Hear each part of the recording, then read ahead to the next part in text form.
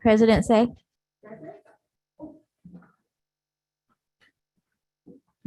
Vice President Yu? Here. Clerk Nishi? Here. Board Member Dr. Apodaca? Board Member Mr. Beach? Here. Board Member Dr. Eugenio? Here. Board Member Dr. Rios? Thank you. This evening, for closed section, we will be discussing the following item in closed section: conference with labor negotiator, update on negotiations with ABCFT, AFSCME, and CSEA, and one matter. And second one is existing litigation, special education settlement agreement on student matter, special education settlement agreement on OAH number 202-104-0575, OAH number 2020-10068, and anticipated litigation one matter. Do we have any public comment for closed section items? We have two hands raised, Madam President, and I would ask if they have their hands raised for a closed session. If they do, we'll call upon them. If not, if they could lower their hands. Okay, thank you, sir. Their hands are still raised. Again, these are for closed session items. The first one I'll call is Yushma. I guess we have to read it out. Go ahead and unmute. Yushma. Hold on a second. I have to have a clerk to read the, because it's closed section, they still need to know. Hi, can you hear me? Oh, hold on 1 second. Sorry. Just one moment. Sorry. So we know we'll comment for this, during the section, which is limited to 1 hour and 2/3 to 1 presentation, 5 minutes, 4 weeks time limit. So we'll turn our first person.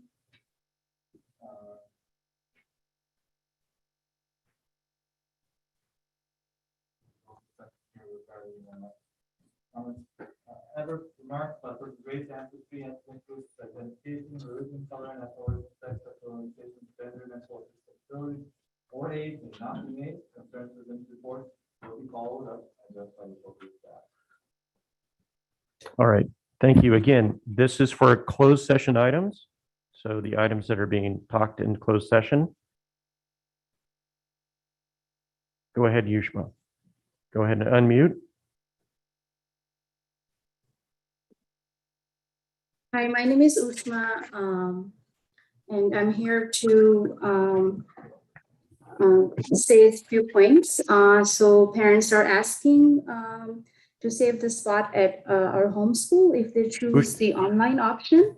Ushma, I'm going to ask that this is for closed session items. We will have open session beginning at 7 p.m. So we can call you at that open session time for public comments. And I would ask that the two other people. Okay. Thank you. Thank you. So if the two other folks that have their hands raised, if you are, there we go. Thank you. We're done with public comment. Yep, thank you, sir. Now I would like to move to the closed section. I have a motion and second. So moved. Thank you. And all in favor, please say aye. Aye. Thank you. Now close the section. Let's turn the microphone.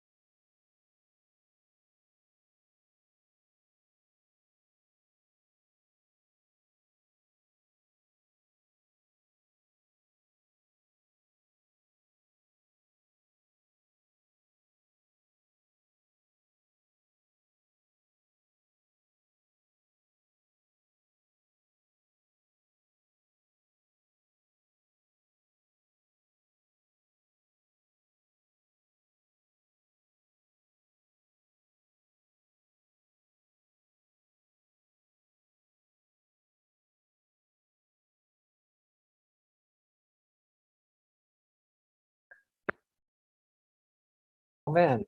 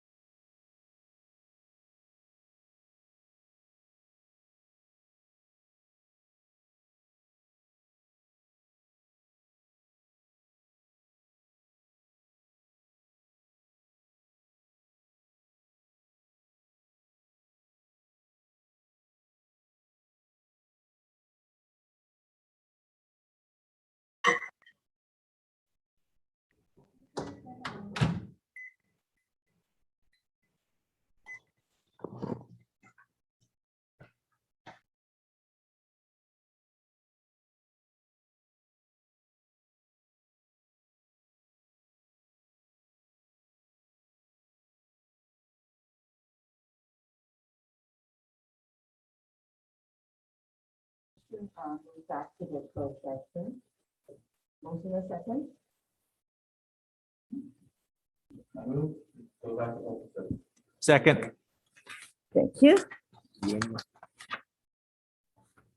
Oh, no. For open session, that's what I said, right? Open session. Okay. We welcome public comments. Comments submitted will be presented during the public comments section, which is limited to 1 hour, and each speaker to one presentation of 5 minutes unless the board wishes to waive the time limit. Those who have a group of concern are encouraged to select a spokesperson to address the board. Comments submitted regarding a specific agenda item will be presented following the staff comments and prior to the board's discussion and take action. I am aware that we have 50 speakers out there. Am I correct, Mr. Smith? Okay, so we have 5 minutes. Does the board want to go down to 3 minutes per person? Because usually 1 hour, but this is going to be, if everyone spent 3 minutes, there will be almost 150 minutes in there. May I ask the board to change from 5 minutes to 3 minutes for presentation today with a speaker? Madam President, if I could recommend doing the presentations like we normally would first, right? Because a lot of questions might be answered on the independent Yes. study model, Yes, and then we'll see how it goes. Yeah. actually, that will be right after the presentation from Sahas, then there'll be right away go to the, I believe that's what the audience was asking for, independent study program for our ABC School District 2021 to 2022. I think that's what the most parents are looking forward to hear that. I think that definitely will release a lot of pressures from the audience here. So, but let me look at that. Okay, we have. I will do the closed section report out, and then we'll do pledge allegiance. And the next one's the presentation, because we do have special guests being waiting out there ready. And after that, we'll go directly to the presentation. Would that be okay for the board? Yes. Okay, but still, we need to set up the time limit stuff since we have 50 people out there. In general speaking, that we usually, when you have so many audience there, we cut down the minutes and the, yes, go ahead. Madam President, if I may, if after the presentation, there are Satisfied? significant amount of people that might be warranted at that time, but Mhm. it's not kind of frequent yet. That's a good point. Okay. That's a good point. Okay, we'll do that. Very good suggestion. We agree with that? Yes. So we'll proceed our agenda. Then we'll base on after the staff presentation, we'll decide it, want to go for 5 minutes or 3 minutes for the audience. Chris, are you okay, Chris? Are we able to move up? We are. We're Because of moving up. the public comments, we're able to move up the Yeah. public comments instead of cutting down the 3 minutes. That's what we decided right Okay. now. Yeah, we're gonna do right away, the spotlights after this, introducing the guests. Thank you, Madam President. Okay, sure. Mhm. Okay. Tonight in closed section, the board discussed conference with labor negotiator, update on negotiations with ABCFT, AFSCME, and CSEA N1 matter. In closed section, the board discussed and approved a special education settlement agreement in the amount of $88,578.54. Total include 17,467.22 cents reimbursed to parent for non-public school frosting for ESA, transportation, and August tuition for the 2021 to 2022 school year. And total settlement is $24,422.22. Non-public school frosting, $27,450. Transportation reimbursement to parent, and $8,689.10 related services, and $3,050 assessment and $7,500 attorney's fee for one student matter by the vote of 7-0. In closed session, the board discussed and approved a special education settlement agreement in the amount of $145,999.5 attorney's fee for $69.75, placement in Portview MPS, related services, transportation, 100 hours comp, and one-to-one para-educator for OAH number 202104055 by the vote of 720. In the closed section, the board discussed and approved a special education settlement agreement in the amount of $50,000 for attorney's fee for OAH number 20201000678 by a vote of a 720. We also in closed section, the board discussed anticipated litigation one matter. Now I'd like to ask Dr. Rios to be our pledge of allegiance. Would you please? Thank you, Dr. Rios. Thank you, Madam President. Put your right hand over your heart. Ready, begin. I pledge allegiance to the flag of the United States of America and to the republic for which it stands, one nation, under God, indivisible, with liberty and justice for all. Thank you. Thank you, Dr. Rios. We're going to have a presentation, then following that will be a staff presentation on spotlight on teaching and learning. So our recognition today is from Sahas for Cause and Parasani Executive Director Rajesh Satish, Chief Operating Officer and Coach Gohel, Community Health Worker, and Shita Ayat, Volunteer Case Manager, Anshu Biswas, Volunteer Outreach Manager. Please forgive me my pronunciation, and if I ever say, if I spell wrong, or please forgive me. And I'd like to have Dr. Su to present our certificate. Dr. Su and I both will, and want to sincerely appreciate it. Our local community really involved with us and help us during this COVID time crisis and provided such great service for our children over 12 years old. And that was a great help to our district. And hopefully, like I call you already today, say, I want to continue helping us. We sincerely appreciate it. And please, once again, forgive me calling, if I'm misspelling your name. I want to apologize for that, seriously. Okay, and Dr. Su, go ahead. Thank you so much, President Say. Tonight we have Payal Sawhney, Executive Director, Raji Satish, Chief Operating Officer, Kan Chan Gohale, Community Health Worker, Shito Ayathan, Volunteer Case Manager, as well as Anshu Biswas, who is a Volunteer Outreach Manager. Did you want to say a few words before we start? Yeah, sure. I can take a lead and represent our entire SAHAS team. So first of all, I want to say thank you to ABC School District and the board members for giving us this honor, inviting us and recognizing our efforts. We are very thankful. This is what our fuel is, and this is what our energy is. So we definitely are committed to serving our community and especially our school district, because all our children go there, and we are so grateful for everything that ABC School District has done. So anytime we are here in service. We also have a very robust youth program that we run, and lot of school district students are part of SAHAS Youth. So just wanted to put some light on that. We also are capable of presenting presidential award to our students if they are able to collect certain amount of community hours. We have a research program that we run in collaboration with California State University. We have a technology project. We have mental health, community health project that our youth are actively involved in.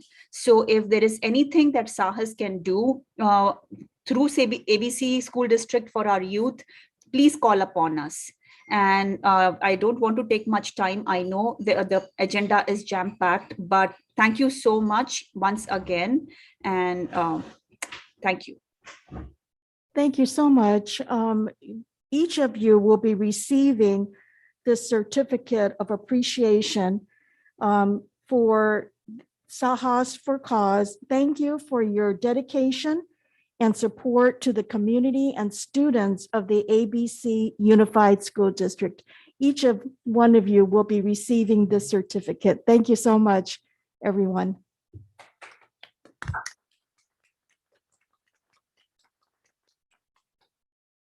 Thank you very much. Now we go on to the item 11 presentation will be continued on Spotlight on Teaching Learning. And this, we're going to talk about ABC Online Independent Study for the 2021 to 2022 school year.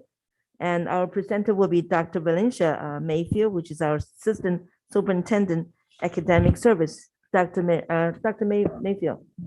Thank you. Good evening, Board President Say, members of the board, and to our community. As President Say indicated, the purpose of tonight's presentation is to speak about our ABC Online Independent Study Program that will be offered for the 2021-22 school year. If you're in need of Spanish translation, please contact the number at 228-1156 extension 49999, and someone is available to assist you during this presentation. So let me begin by talking about some very important dates. We are excited that we are within 4 days of opening school. The first day for our online independent study program is August the 23rd, 2021, which is also the same day that we will open for our in-person school. And so we are excited that in-person schooling will begin also on Monday, and that we have worked hard to ensure that our schools are safe for students who are choosing to come in person. Students who have enrolled in our online independent study program will have 5 days in which their seats at their in-person school will be held. And so, for example, if I am a student and my in-person school is Elliott Elementary School, I will start school on August the 23rd in my independent study school, and my seat at Elliott will be held for 5 days. We are asking that parents and guardians notify the Independent Study Administration by Thursday, August the 27th, if they're choosing to return back to in-person school. The purpose for that is because we don't want to further delay students from missing instruction from what's happening in person. And we want to get the students back in school in person by Monday, August the 30th, 2021. The school principal, Mr. Ricardo Brown, his assistant principals, Valentin Shibata and Oliver Wang, will be holding orientation virtual meetings for our families who are enrolled, meaning that you've submitted an application expressing an interest and you have been enrolled in the program. The dates for those orientations have been sent to parents who are enrolled. Those are scheduled for Wednesday, August the 18th, secondary orientation meeting at 9 a.m., elementary at 10 a.m. And then we're repeating those sessions on Thursday for elementary at 5 p.m. and secondary at 6 p.m. So we do strongly recommend that you attend the orientation meetings in which more specific details will be shared for families who are enrolled. Our independent study agreement by law this year, we have 30 days in which to get the independent study agreement signed. The law is permitting that for this year only, and it's due to the fact that the law was just passed, and for some district school had already started. And so typically that agreement has to be in place before students even start school. But included for this year is a provision in which students will start school on Monday, and the school teams have up to 30 days to develop those agreements, meet with the parents, and to sign off on those agreements. Those meetings will be held virtually, and a parent signature will be accepted electronically. That is all allowable by the law.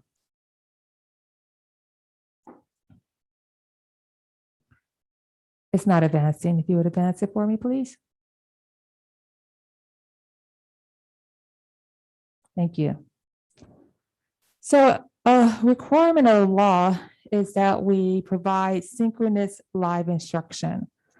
What the law stipulates is the frequency of that synchronous live instruction. The law is silent on the amount of time you have to allocate to that. The amount of time requires negotiation. And so let's first talk about what the law requires in terms of frequency. We're all familiar by now, anyone who had their child in our online program last year, with synchronous instruction. That means live two-way communication between the teacher and student. That's ed code there.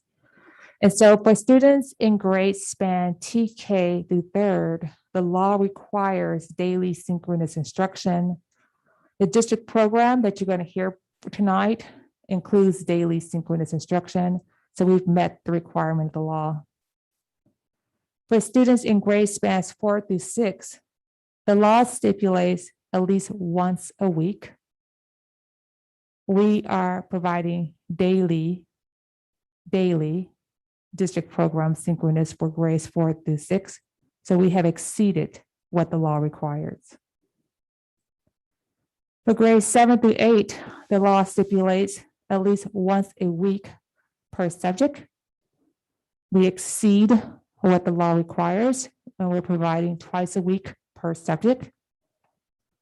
For grades 9 through 12, the law stipulates once a week per subject. Our district program exceeds what is required with a twice a week per subject. Next slide, please. We're going to look at some sample online schedules tonight. But first, let's talk about what will be included in a school schedule. Next slide. For elementary, the school schedule will include a combination of synchronous instruction, that's the live instruction that I just talked about, and I clearly stipulated what the law requires, and also asynchronous instruction. The term used to really talk about asynchronous instruction is timed value assignments. The time value assignments are what auditors use to audit the program and to ensure that students met the required instructional minutes, and so that the district can collect ADA for students who are participating in the program. So students will have both synchronous instruction and asynchronous instruction. In addition, the law requires us to offer similar services that are being provided for students who are in person. So our students who are in our ABC Online Independent Study Program will also have access to tutoring, intervention, mental health services, and our students who have an IEP will have access to their related services. We'll also have an added component of academic enrichment. Our target areas will be STEM, VAPA, but there'll also be academic enrichment and coding and robotics as examples of academic enrichment. Next slide, please. So we're going to take a look at a schedule. This schedule really is a sample. I'm going to say that again, this schedule is a sample, because the whole purpose of an independent study contract is that the teachers will work with their class and work with parents in developing those agreements. And there may be some adjustments to this sample schedule. But the intent of this is to provide an overview of what parents can anticipate. This sample schedule is reflective of instructional minutes for a student that is in grades 4 through 6. These instructional minutes that you see listed here would change based on the law for students who are in TK to K and first through third. So let's walk through this schedule for opening of a school. And also another important note is that to remind our families that our online independent study program is housed at Carver Elementary School. And so we're using Carver Elementary School's bell start time and end time. So Carver Elementary's in-person school program starts at 8:40 and ends at 2:27. And so we're aligning our instructional day to Carver Elementary. So students will start with attendance in the morning for 15 minutes. Then they can anticipate about a 60-minute English language arts block before they are then working asynchronously 20 minutes for PE. PE is a requirement of the law that students have up to 200 minutes every 10 days. Then students will have 60 minutes for math, and then they'll take a lunch break. Then students will have 30 minutes if they're an English learner of designated ELD time or reading support for our non-English learners, and then there's a screen break time. And then students will have the equivalent of 60 minutes of asynchronous time valued assignments for science and or history, 20 minutes of time valued assignments for independent reading, and then about 35 minutes of time valued assignments for other subjects like band or art or health or social emotional learning. During the periods of 12:45 to 2:27, students will have access to a variety of student supports because part of independent study is to allow for flexibility for parents. And so we want to make sure that we are providing both a structured program and flexibility for our families. And we want to make sure that we are offering other support services during the school day. And so some of these support services are optional. Families can opt in, or if they choose not to, they can just have their child work on their asynchronous assignments. If there's a student that is not meeting, performing academically, they may have required intervention time during this block or required tutoring. If a student's receiving mental health services, those mental health services may be scheduled during this time. If a student has an IEP, those related services may be provided during this time. So how we envision this block of time from 12:45 to 2:27 is that there'll be a series of tutoring sessions available for students to come in to get help with their assignments.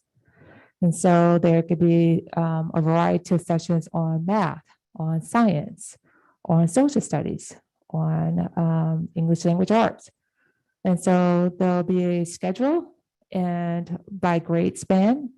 And during the 12:45 to 2:27 block, families can decide whether or not their child needs help with their assignments.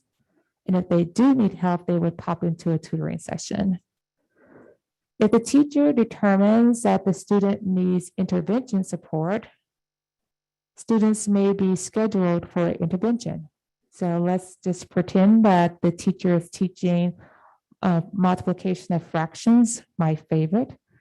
And there's a group of students who are not making progress with the multiplication of fractions, then those students may be assigned to an intervention block during this period of time to get help with the multiplication of fractions, to understand the content, not so much their assignments.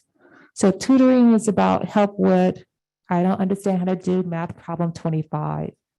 Intervention is really more about, you don't understand a standard and we need to give you more time and practice with an adult to help you with that. This is also a window in which we'll be scheduling some academic enrichment. And what I mean by that is, so you notice I talked about STEM because science is asynchronous. We want to make sure that students get to do some STEM labs and science labs. And so we want to complement our asynchronous courses with academic enrichment type programs that we will be scheduling with vendors. And again, those will be scheduled at different times during that period of time. So students will have more than one opportunity to attend. And so across the bottom there, you'll see what those variations in schedules are based on grade spans. So the law states the required number of instructional minutes. We don't get to make that up. That is established by the law. And so when we look at our TK through kinder, you'll notice that they have a total of 35 minutes of asynchronous time. 20 minutes of that 35 is in PE. So basically, a student in TK to kinder has about 20 minus 35, 15 minutes of time in which some of the other lower activities would happen in social studies and science. And keep in mind, this is a sample schedule because in TK to kindergarten, a teacher really uses a more thematic approach. And so science and social studies, all that's more or less integrated into their ELD block. For students in first grade, they have a total of 115 minutes of asynchronous time, but you have to again subtract off the PE time, which is 20 minutes. So that leaves about 95 minutes in which they will engage in independent work on science and history and other subjects. And then this schedule is the schedule that's reflective of students to 4th to 6th grade.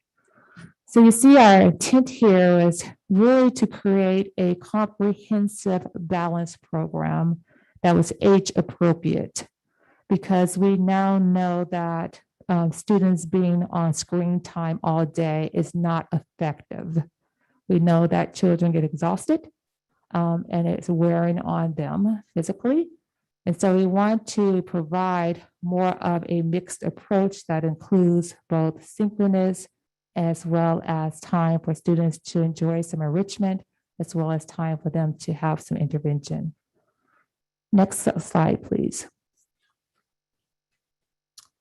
The secondary school schedule looks very similar in the sense of the opportunities that are being made available for students. There's a combination of synchronous instruction, asynchronous instruction with the same definition, time-valued assignments, with students assigned work equivalent to the required amount of instructional time.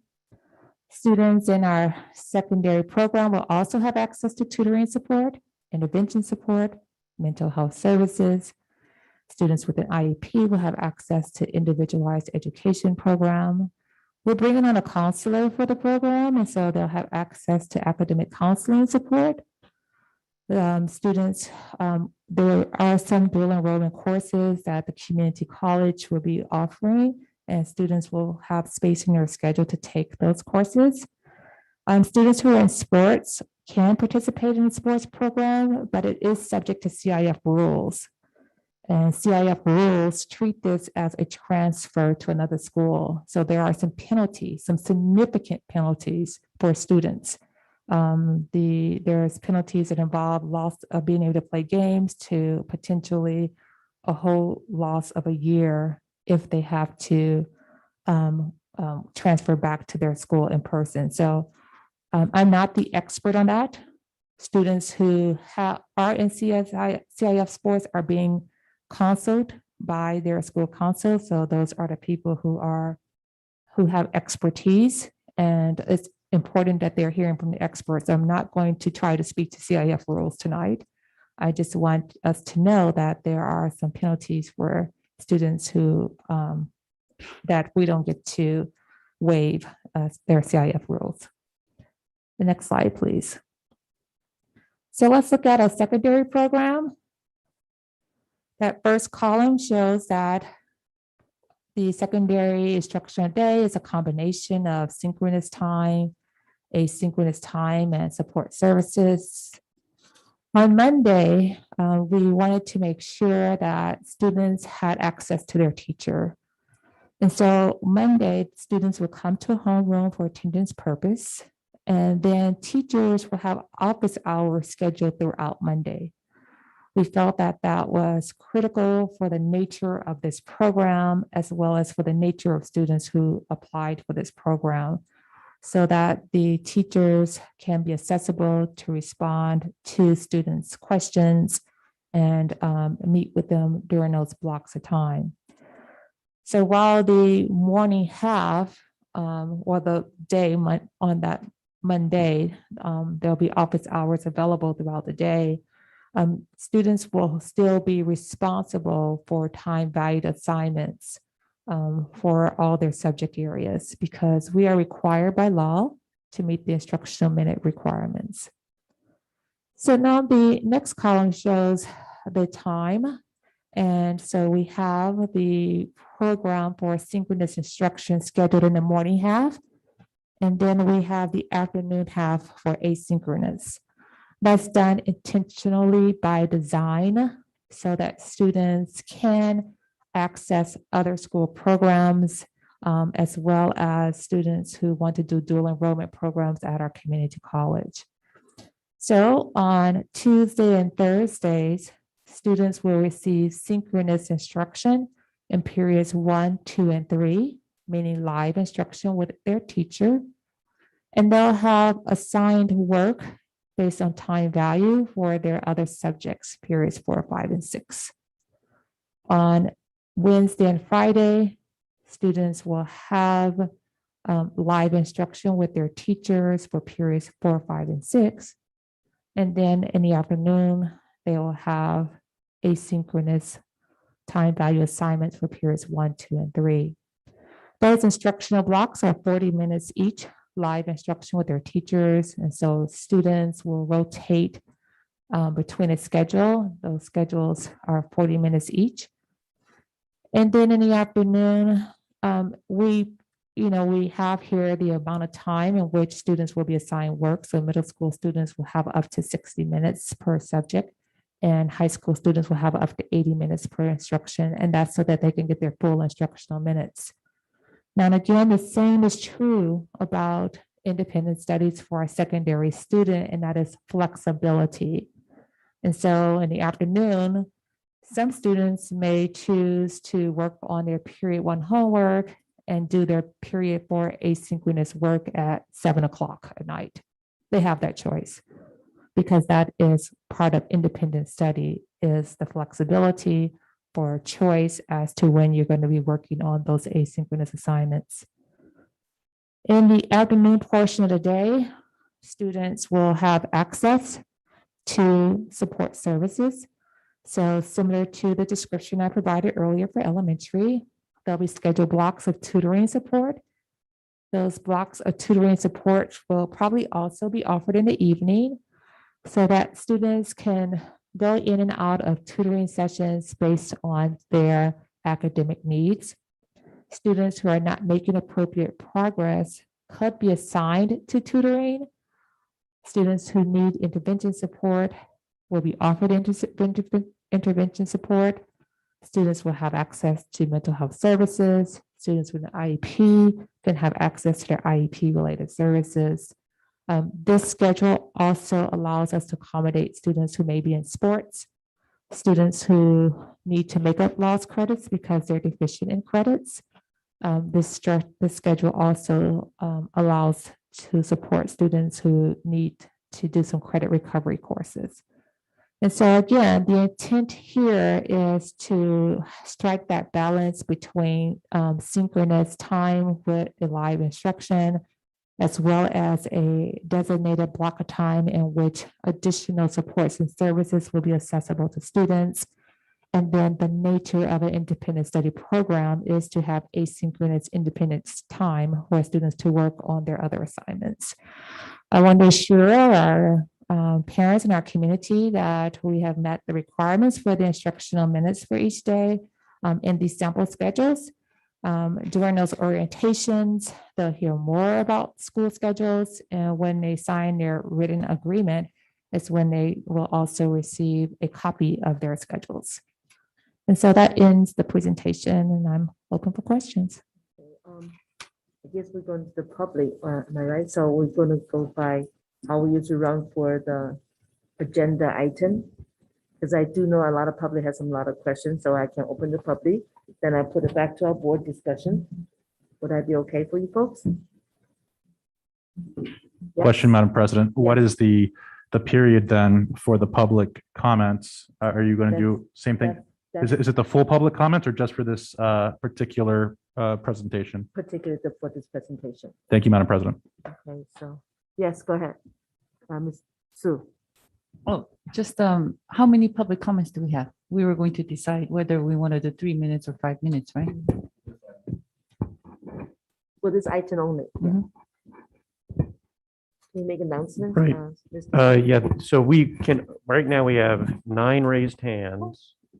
And again, if you're, well, more than that, So- it's going up quite significantly. If this is for this presentation, this agenda item, these will be public comments for the online independent study. So if you're waiting for the general public comment section, lower your hand now and we'll get to you then. But for now, this would be for the online independent study program. We have 8 hands So raised. we have 8 hands in that case. We'll give 5 minutes. You guys okay for that?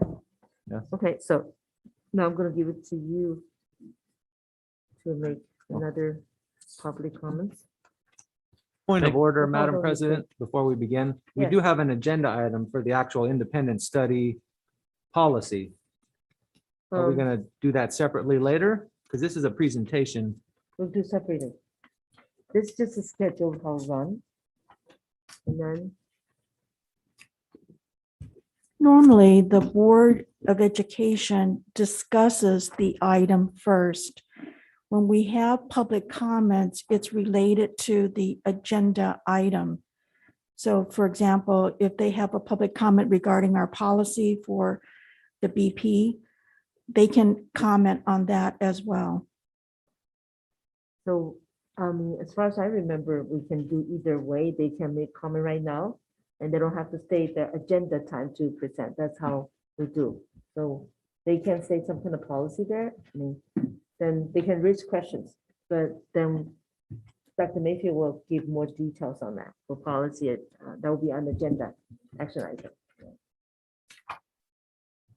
So, Madam Am I clear? President, does the board go first and ask questions, or should we have the public go first? We use, for this matter, I know some parents are really concerned about in-person education, so that's why I said we're gonna open to the public first. I give 5 minutes for each. We have 8 people, 8 audience there. And I give 5 minutes of each, and then we'll put it back into the board discussion and ask questions if you have any concern. Okay, you want me to read the disclaimer? Yes, please, sir. Thank you. Person wishing to address the board should provide public comments to the public comment section via the following method: myabcusd.org, board meeting, and use the following link or phone number to participate in the Zoom meeting. If using Zoom, please use the raise your right hand feature during the public comments portion of the agenda or during the public comments time after an agenda item. Using a phone, please use *9 to raise your hand during the public comments portion of the agenda or during the public comments time after agenda item. Then use *6 to unmute yourself when you're called on to speak.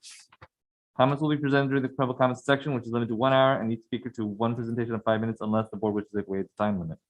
Those of a group concern are encouraged to select a spokesperson to address the board. Comments submitted regarding a specific agenda item will be presented following the staff comments and prior to the board's discussion on taking action. Adverse remarks regarding a person's race, ancestry, ethnic group identification, religion, color, national origin, sex, sexual orientation, gender, mental, physical disability, or age may not be made. Concerns presented to the board will be followed up by addressed by the appropriate staff. We're ready for number 1. Thank you, clerk.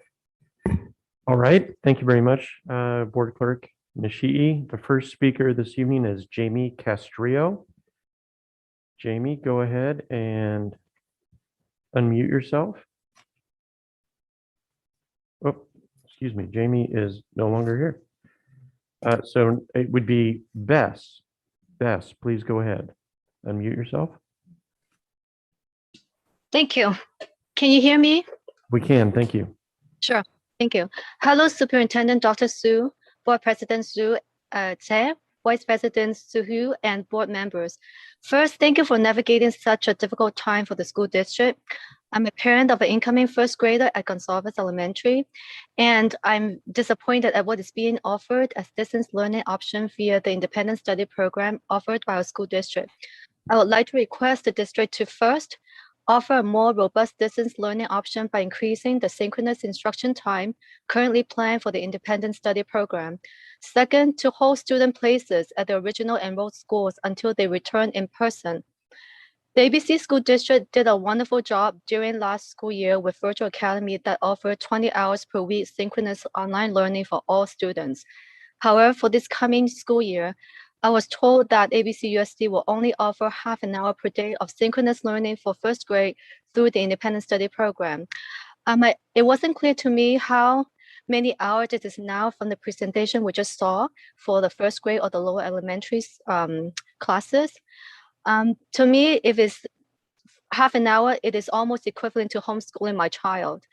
Even if the SB 98 authorized distance learning, which we call ABC Virtual Academy, became inoperative on June 30th, 2021, as quoted in the ABCUSD's Independent Study Information Presentation, there are ways to provide a more robust learning program as evidenced by what our neighboring school districts are providing, such as more synchronous instruction time or a separate virtual academy. For example, Alhambra Independent Study is offering a minimum of 4 hours daily synchronous instruction for K-8. LAUSD Independent Study is offering 3 hours a day of live instruction for K-6 and at least 2 hours a day for 7 to 12 grade. Fullerton, Irvine, and San Bernardino City, USD have both virtual academy as well as independent study program. So I would like to request that synchronous instruction hours be increased to at least 4 hours a day for K-6 students. Also, some school districts some school districts are retaining student spots in the in-person schools and allow them to rejoin at any time. For example, San Bernardino City USD have made provisions for students to retain their spots so that they're able to rejoin the in-person school they were scheduled to attend this school year anytime during the 2021-2022 school year or at the beginning of the 2022 to 2023 school year. ABCUSD has long been known as a top-notch school district that puts students first with a reciprocal relationship with the community, and we now have to look at other school districts for best practices in delivering distance learning options. Our school district should not only be meeting the bare minimum or requirements or slightly exceeding as required by state law for providing distance learning option, but strive to exceed and even set the gold standard for other school districts to follow. So for me, from the presentation, I know that we are adding more frequency during the week compared to what is required, but it also have to deal with the amount of time that is being offered for each meeting. So the current distance learning option being offered is putting parents in a very difficult situation.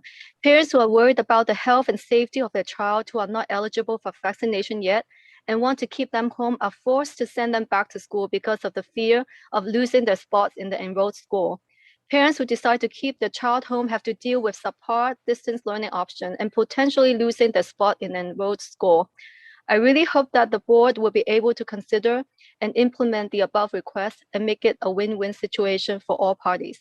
Thank you very much for your time. Thank you very much. The next speaker is Karina Saucedo.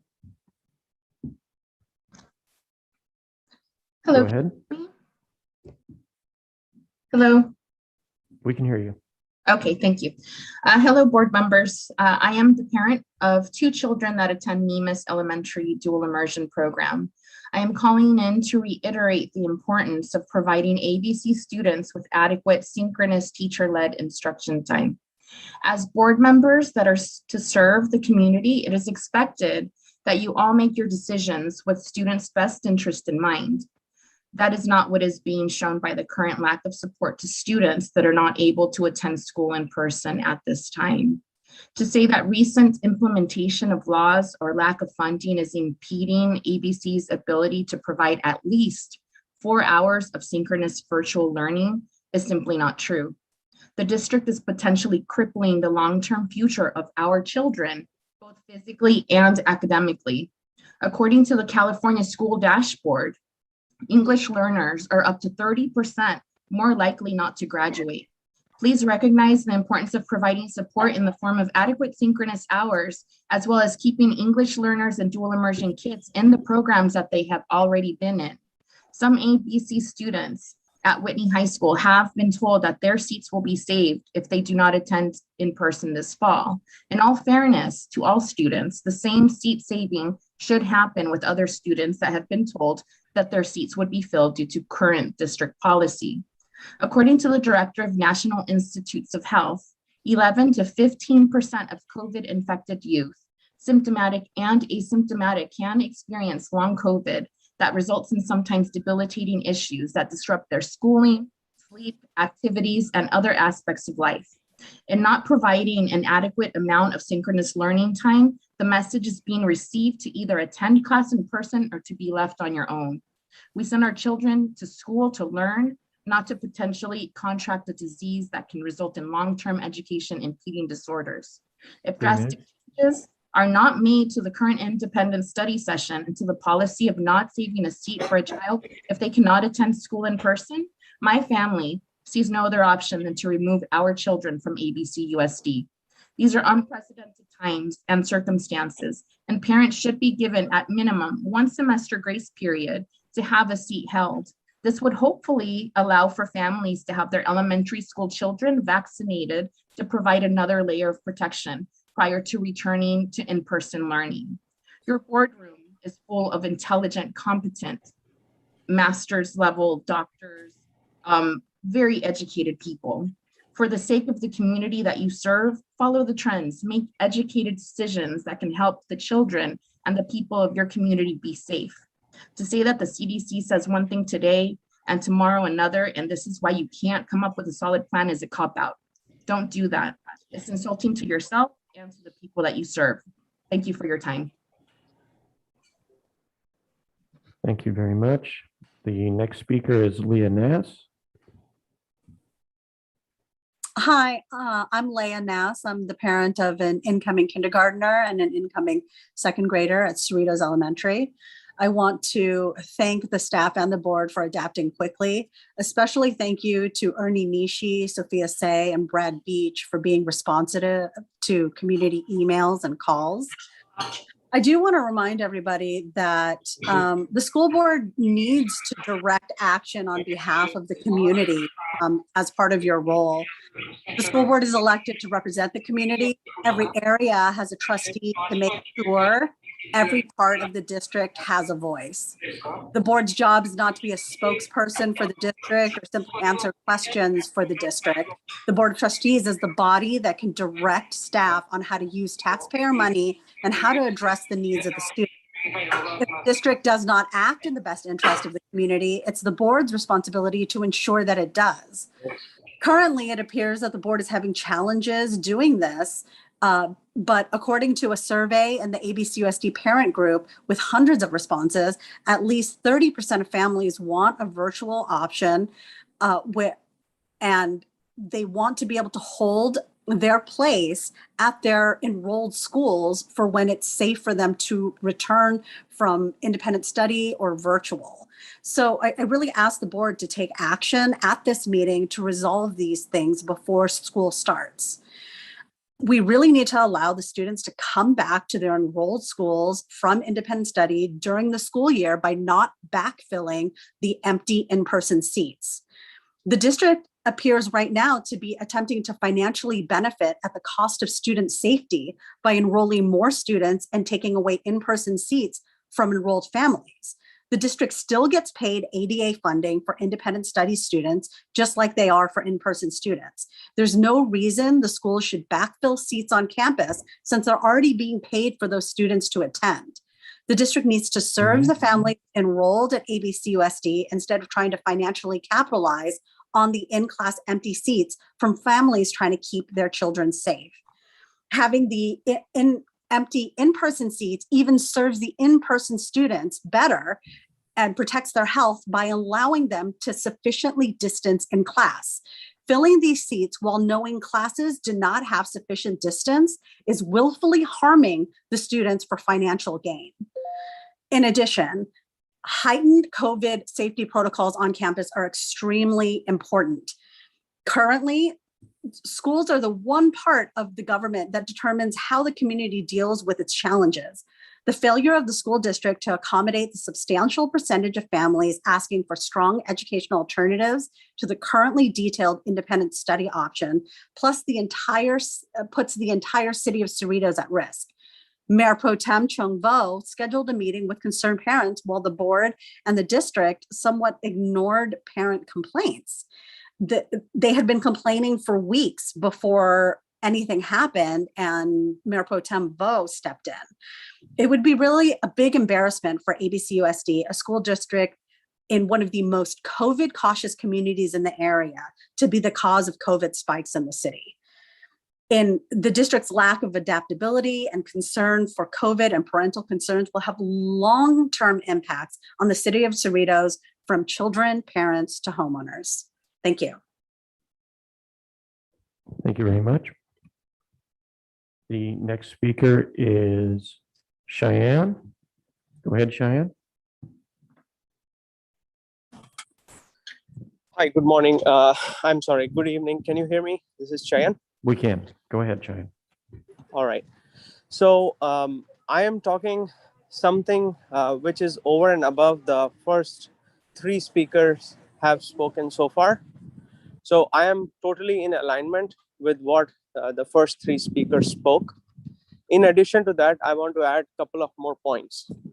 First of all, I want to thank everyone in the board members who are sitting right around the table, and they have made some nice decisions.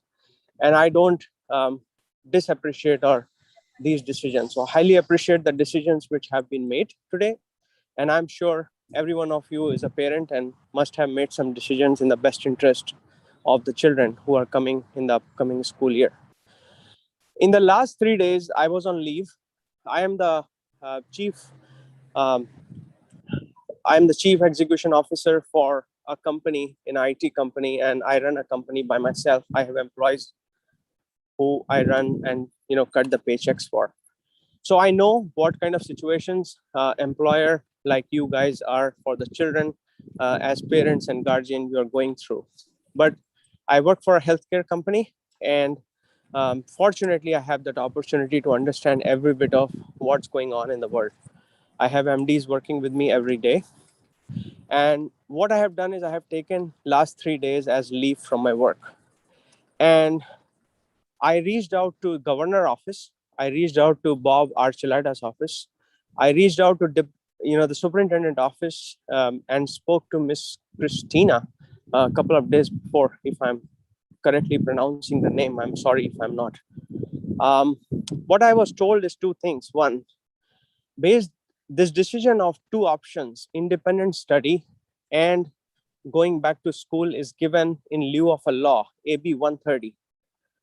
This is a 292-page law, which I and my attorney have read line by line in the last 3 days. None of the line in that law says that you are expected to stop the virtual synchronous hybrid model of study. And none of the line says that you're supposed to end it by June 30th, 2021. 3 minutes.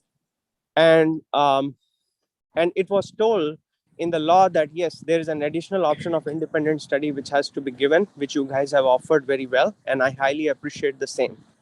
I, as a parent, and what I'm hearing from other parents too, are absolutely uncomfortable going with these two options. I don't want to leave my child unattended by a teacher, as well as I don't want to send my child, given the Delta variant, which is rising 115,000 to 140,000 cases every day.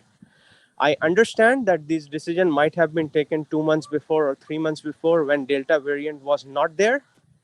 But given that I deal with the patients and MDs every day, I seriously appeal as a healthcare worker to ABC Unified School Board District member to rethink of this option, because this is absolutely not a safe condition where children especially should go back to school, given that we are seeing that schools which have opened in August 17 and August 11 in Florida, there are 5,000 plus cases where children are getting admitted to ICUs.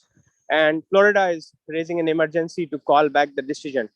We as parents, and you being teacher, must give it a second, third, fourth thought. We still have 4 days left, and I'm ready to support and fund if any kind of support is needed from the general public, if you guys are not able to afford it in the best interest of the public. This is very much important and must be reconsidered. Otherwise, I would be forced to take the help of law. I'm absolutely not comfortable sending my own child to the school at this given time. And I appeal all the parents who are affiliated with ABC School District that this is not the right time to send the children back to school. It must stop right now for everyone, and all the parents should join my hands and request a plea to ABC School Board members who are all designated members sitting here around the table to rethink this option, go back to 2020 virtual online option, which is the best thing to do in the lieu of what Delta variant is prevailing in the market and how it is expanding and grabbing everyone in their, grab. So my request is to rethink this. We still have 4 days, and I want to think that if I decide not to send a child until this decision is made, what happens to my child education? So I would seriously request everyone to think over one more time, 2 more time, 3 more time, go back to do whatever you can. This is the time when you can save the life of children who are the future of this country. So please help us. I respectfully request everyone. Thank you. Thank you very much. The next speaker is Roshan and Suchitra. Hi, good evening, board members. Can you hear me? We can, thank you. Oh. I think we lost him. Roshan, if you could go ahead and raise your hand again. There we go. Go right ahead. Thank you. I'm the parent of 2 Lille elementary students and share the same opinion of the parents before me in this session with regards to the inadequate nature of the distance learning program proposed by the school board. Along with the demands being set forth by the parents before me, I would like to request that the board consider a program similar to the virtual school program previously offered last school year and utilize the assigned in-person school teachers to provide that online instruction. We have already gone through so many changes in the past 1.5 years, and our kids have gone through even more. Last year, your program was superb. The entire community was very impressed by how you made sure our kids were engaged, and the same quality of education that you provide in person was provided online. Our kids did fairly well compared to other school districts. Now, with this independent study program, the kids are going to feel alienated being associated with another school, Carver, which of course most of them don't have it as their home school. New teachers who they have never seen before. They won't hear from their principal who they fondly like and they feel reassured hearing him every now and then, especially at the bell time when he speaks up for them. They won't hear from other people they know. They would not be associated with the classrooms that they know of, and they're going to feel alienated, and then they will feel more depressed. And this is a time where kids are going to be exposed to mental illnesses. So just putting the families in a bind where you're telling us that, oh, if you want everything normal, go back to school. And then if you want to make your kids feel alienated, stick to independent study program, but then your kids' lives will be saved. It's a very tough decision for us. It's mental illness versus physical and long-standing illnesses. So 3 minutes. Help us. We really request you. We know you are parents too. I'm sure you guys have made this decision for a reason, but we really applaud your education so far. Don't make us leave the school district. We really want to stay here. Thank you. Thank you very much. Again, I'd like to remind those with hands raised that we are having public comments for the spotlight on teaching and learning, the update on the ABC Online Independent Study Program. If you're not commenting on that, please lower your hand. The next person to speak is Jamie Castrillo. Hello. Yes, I we can hear you. apologize. Great. I apologize earlier. My phone dropped off, but thanks for taking my comments. First, I'd like to reiterate Leah's NASA's point earlier in that I'd like to request that the board does take action today, and if not today, as soon as possible, before our kids go back to school.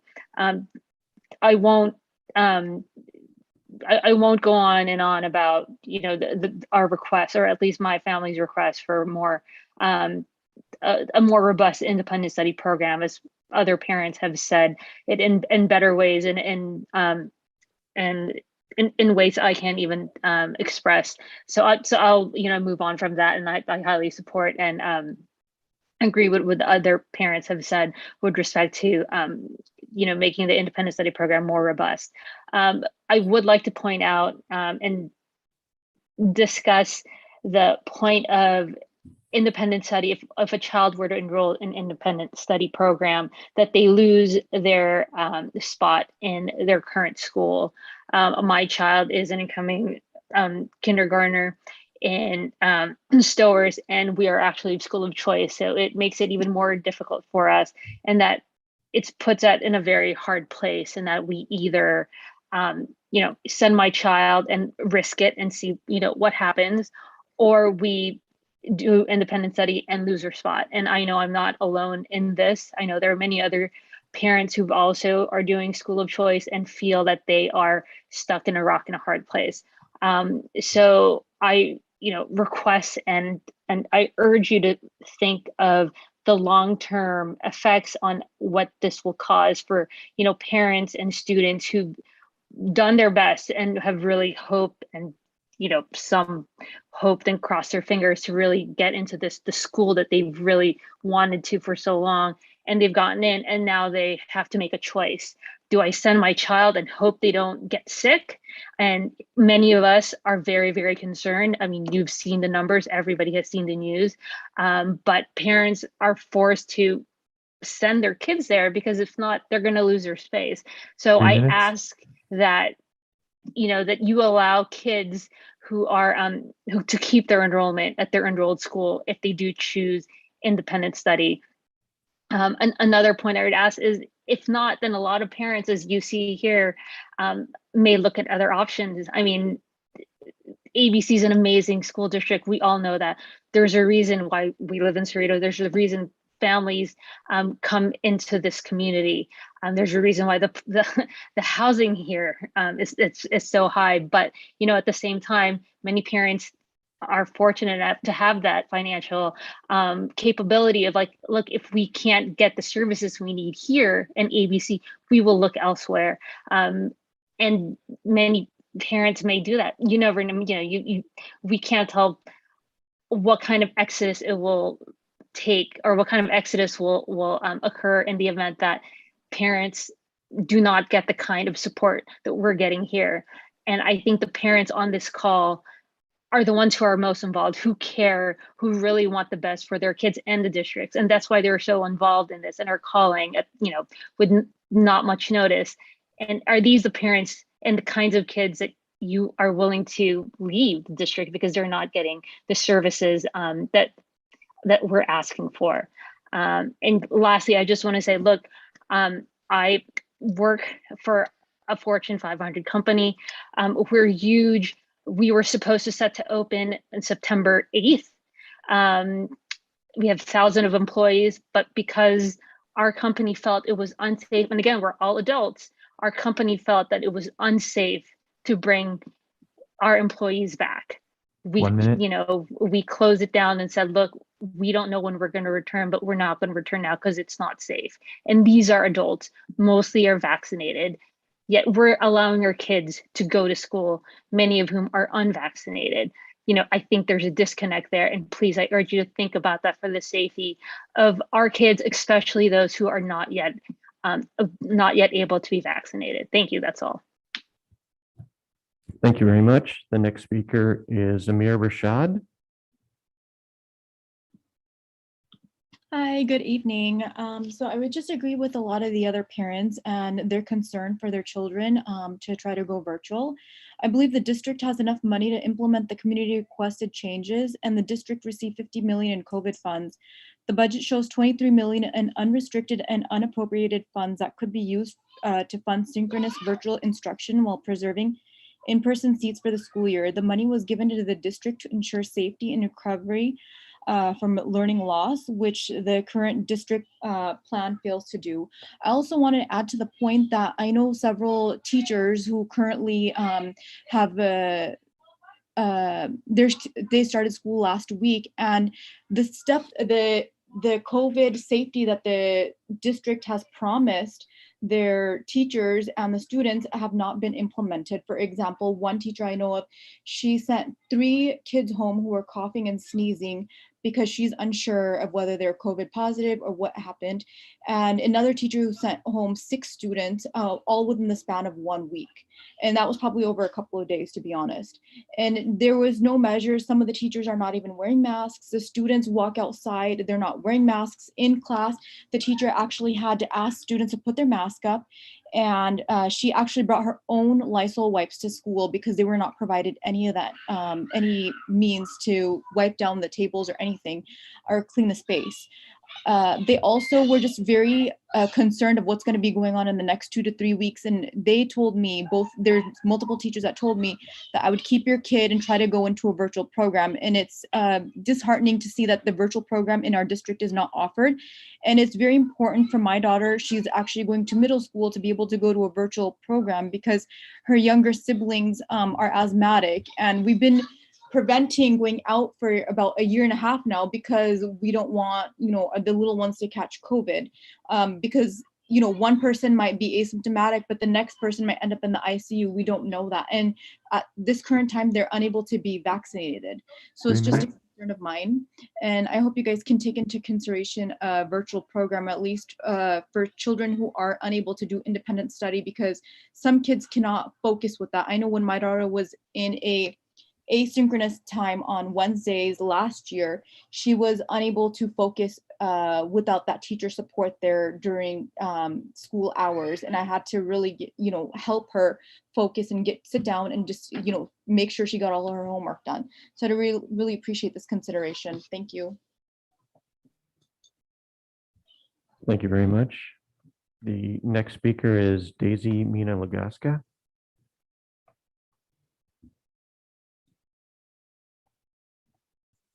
Go ahead and unmute, Daisy.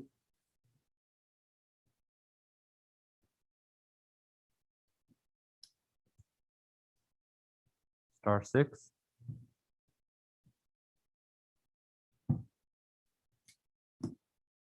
All right, we'll come back to Daisy. The next speaker is Mrs. Fernandez.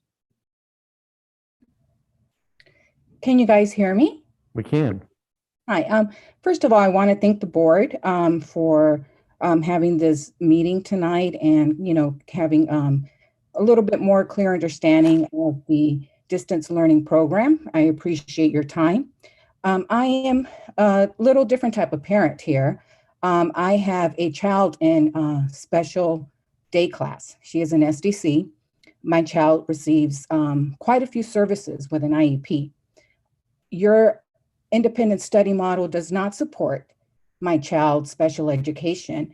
There is nothing that's being offered for children in a special day class. Given her circumstances, she's on a behavioral intervention plan. She gets speech therapy, she gets OT therapy, she also gets counseling.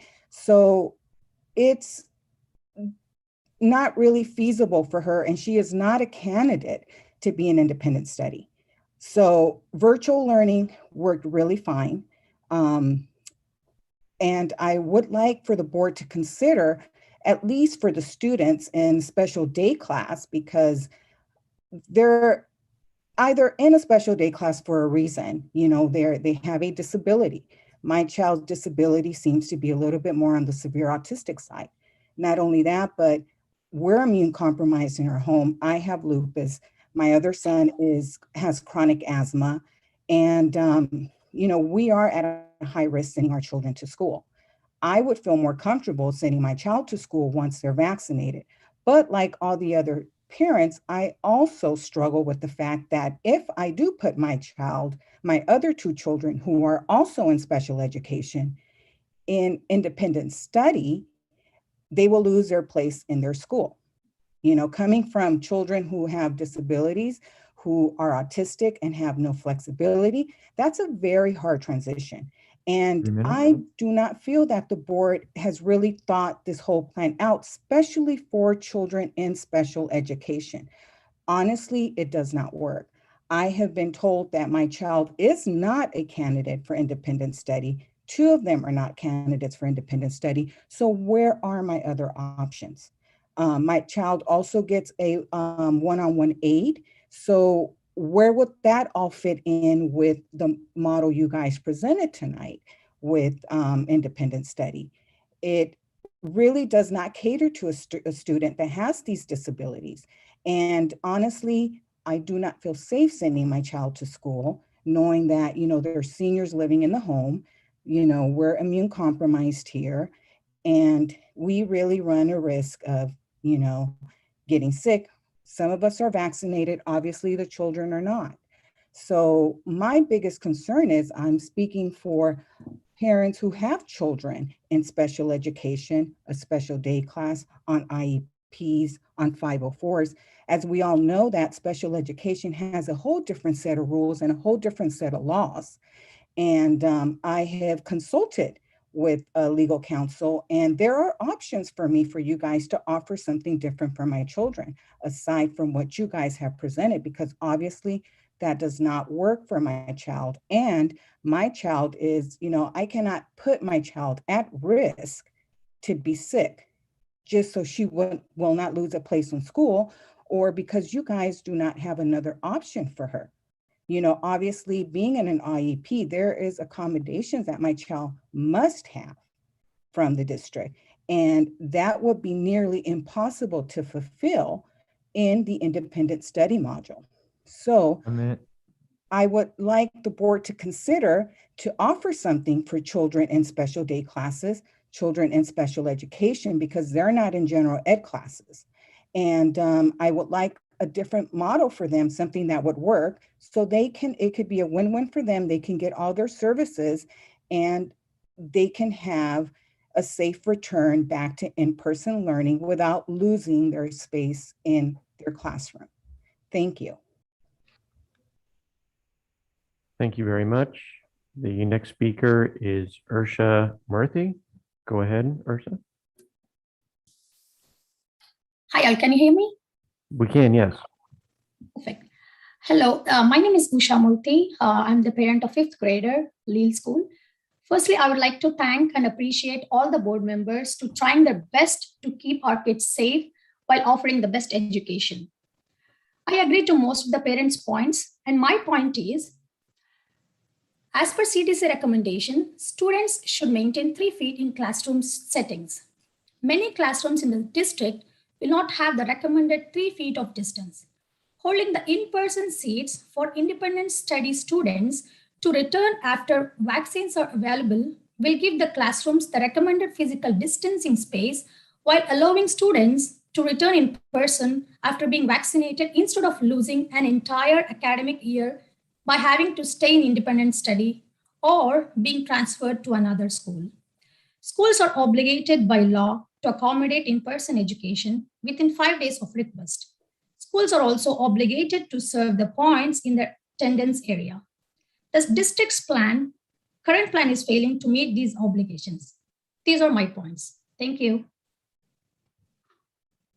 Thank you very much. The next speaker has a screen name of Dimple. We're out of time. We've been an hour. Hello, can you hear me? Yes, one moment, please. Ms. Dimple, can you hold on 1 second? I have a question right now. We were told 8 audience speakers. There, Now we are more jumped in. So more jumping in now. Yep. Yeah, we have an hour tap for the audience. Usually it's 1 hour for the public. And we still have. So now I need to ask the board, what would you suggest? Go ahead, Chris. Thank you, Madam President.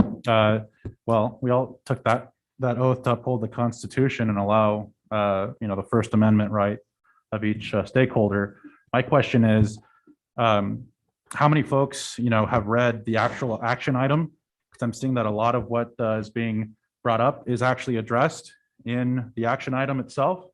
And I would ask that, if, since this is a recurring item, because this is just a spotlight on teaching, this isn't even the action item itself. So how many minutes do we have left? Scott or Mr. Clerk? I believe I counted about 40 minutes, so we'd have 20 minutes left if we went to the hour. However, on this particular item, there's no particular limit because this The is not spotlight even on teaching. We're not actually in public comments. We're actually just in the special item. So there's not Special item. normally a. And there's another thing I'd like to mention to folks here again now. One is we're talking about the schedule, which is independent how the calendar is going to be during the school time. Then we also have on page, I'm sorry, it's on the action item, and probably you all see that we revised board policy on the independent study, has been brought up the current one. So in that policy also covers some of the question the parent has today. And what I heard today is really talking about independent hours. The people concerned. It seems like people feel like we only have a 0.5 hours in there. It seems like it mostly comes the same questions. So from Madam independent President, hours. Yes. I think that since we've started this, it would not be fair to cut the So other let ones them off. finish. So unfortunately, I think we need to enable How them many to are there? finish. Two. We have two left. Oh, Two? finish them up. Yeah. Okay, then we'll finish Yeah. up. Go ahead, Scott. Let's finish. All right. Go ahead, Dimple. Can you hear me, guys? Yes, yes. Okay. Thank you so much for giving me this opportunity to present myself in this forum. And, I'll start with two statements here. One is that, and before that, I would like to really thank the district and the school and, every member of this board who are doing their best to protect our kids.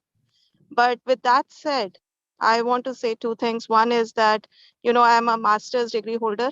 And if I opt for taking my kid at home and teaching her, I can do it very well. And second is that I did not find even a single parent who is aligned to send their kids to school or choose the second option. So my question is, on what basis this decision has been made? So probably I'll get an answer that, there is some law based on which these two decisions were made, to which I heard one of the parents saying that, there is no restraint from the law that, the school or the board cannot go for virtual study, which was given to the kids last year.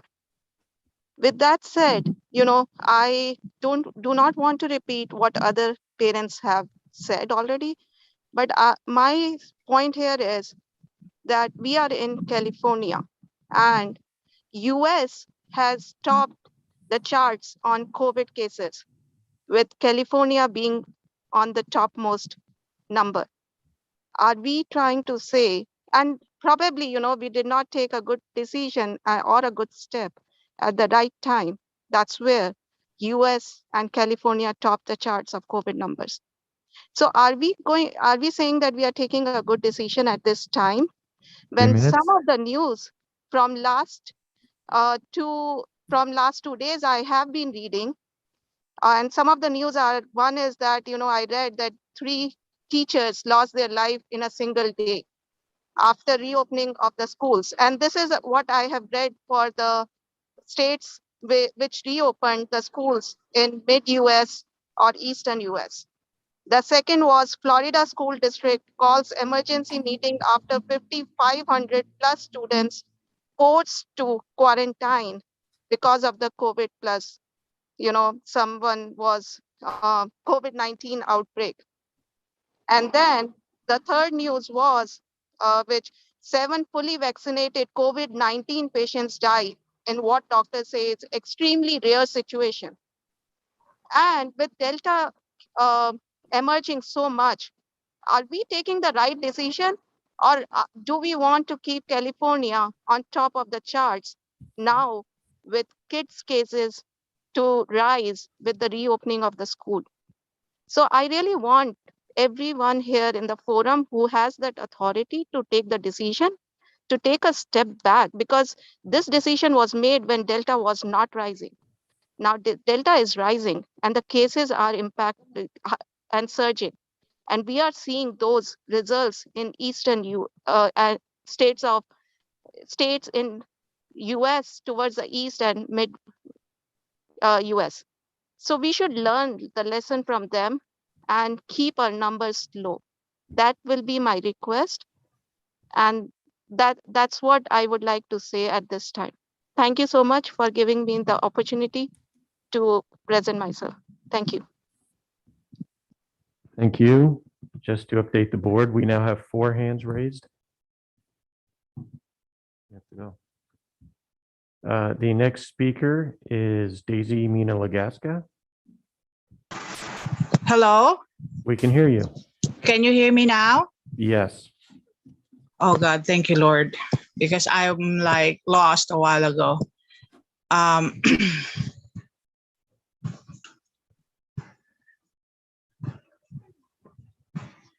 okay. Good evening, ABCUSD, to all the parents, community members, students who are going to speak or listen tonight. I haven't joined this meeting for a while because of busy work. My name is Daisy Lagaska, a mom of 2 high schooler. One is a special ed and a college freshman. I am also a frontliner. COVID-19 cases have been on the rise again for the last few months.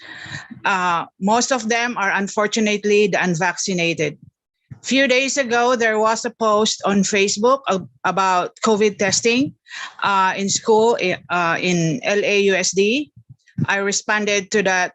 I responded to them that during the surge last year, I was tested only once. But then from there, LAUSD is testing kids and staff once a week. Why? Because they found a few positive among those asymptomatic tested cases. I was surprised, and my opinion about testing changed after that. What if asymptomatic positive mixed with the general class? Why am I saying this? This is because our kids in this district from TK to grade 12, as we all know, many of them are still unvaccinated. When unvaccinated get the virus, sometimes it's not good, or mostly it's not good. They may end up in ER or worse in ICU, which I can say it's bad. Our COVID cases sometimes affected also the entire family. It is a sad truth. How can these kids be monitored washing their hands or Kleenex when they cough? We have to remember this is the first time to see their classmates. And so can you imagine how their excitement would be? What if they have immunocompromised family members? It takes only one asymptomatic kid or staff for possible to get what will going to happen. What's the point? Give the parents the option, online or in school. Let's take an example for this school board meeting. It's still on Zoom despite everything is open. I assume that all the board members and superintendent and staff are vaccinated already. Kids are going to school every day. Why can't we not have this Zoom meeting in person? Give the parents the choice. Hire extra teachers. There is no budget problem. Correct me if I'm wrong, but I read somewhere that ABC received $50 million or even more for this pandemic. Last meeting, the board approved a bonus for the superintendent and chosen few. By the way, thank you to Dr. Michael Eugenio for voting no. You just don't know how we appreciate for you to be standing for us for voting the no. We wish that you will be the next school board president. ABCUSD is not about kids. I'm sorry. ABCUSD is about kids as the priority, not the bonuses. how much does the superintendent paycheck is? Some minute. said more than the governor, more than 300,000. That's more than $250,000. And yet we have kids talking about their bad experiences, about bullying, about drugs in school. And how can I forget that mom who cried in that board meeting years ago? And thanks to Dr. Chris Apodaca and Brad Beach for comforting that mom. I can never forget that. What is wrong? Don't we have the best superintendent? I guess not. Then it must be about time to cut that contract with the superintendent and get a new one, a fresh blood, as they can say. Thank you. All right, Daisy, thank you. The next speaker is Denise Legleva. Sorry about that, Denise. Please go ahead. Hi, thank you very much. I'm going to keep it simple. I just want to reiterate the point that we want to keep our slots if we do independent study. I do appreciate that you have increased the hours in synchronous time. However, would it be possible to hold the in-person seats empty until vaccines are available for their ages, especially for elementary age school students, and then transfer those students back to their original schools once it's available? My kids are going through, my kids are school of choice students, so I just want to make sure that we wouldn't have to go through the school of choice again once they're available and once they're ready to go back to in-person. Thank you. Thank you very much. The next speaker is Gabby. Hi, can you hear me? Yes. Okay. Well, hi, my name is Gabriela Dominguez, and I had 4 kids at ABC. I have 2 at Cerritos High, 1 with an IEP, and I have a 6th grader at Gonzalez, what is it, Dr. Souza, where she sent her child. So this is to all the board members and to the parents.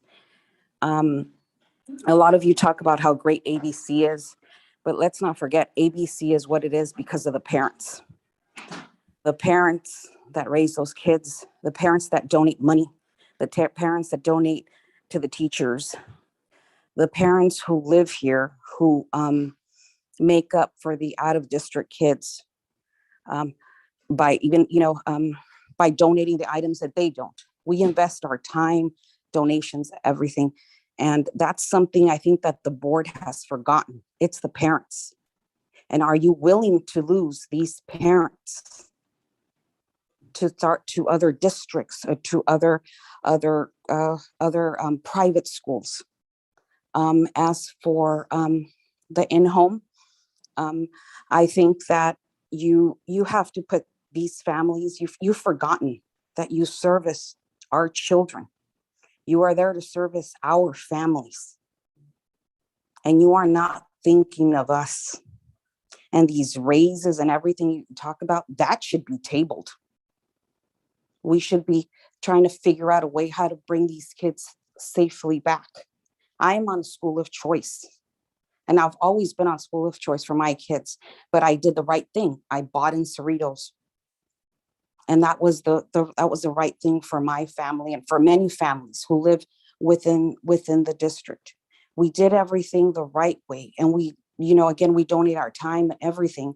And it is unfair for us to lose our spots. 3 minutes. For all those, for all your employees that worked from home or whatever, they don't lose their spots. So I think the board needs to really think, and these parents, remember, the schools are good because of you, because of your children.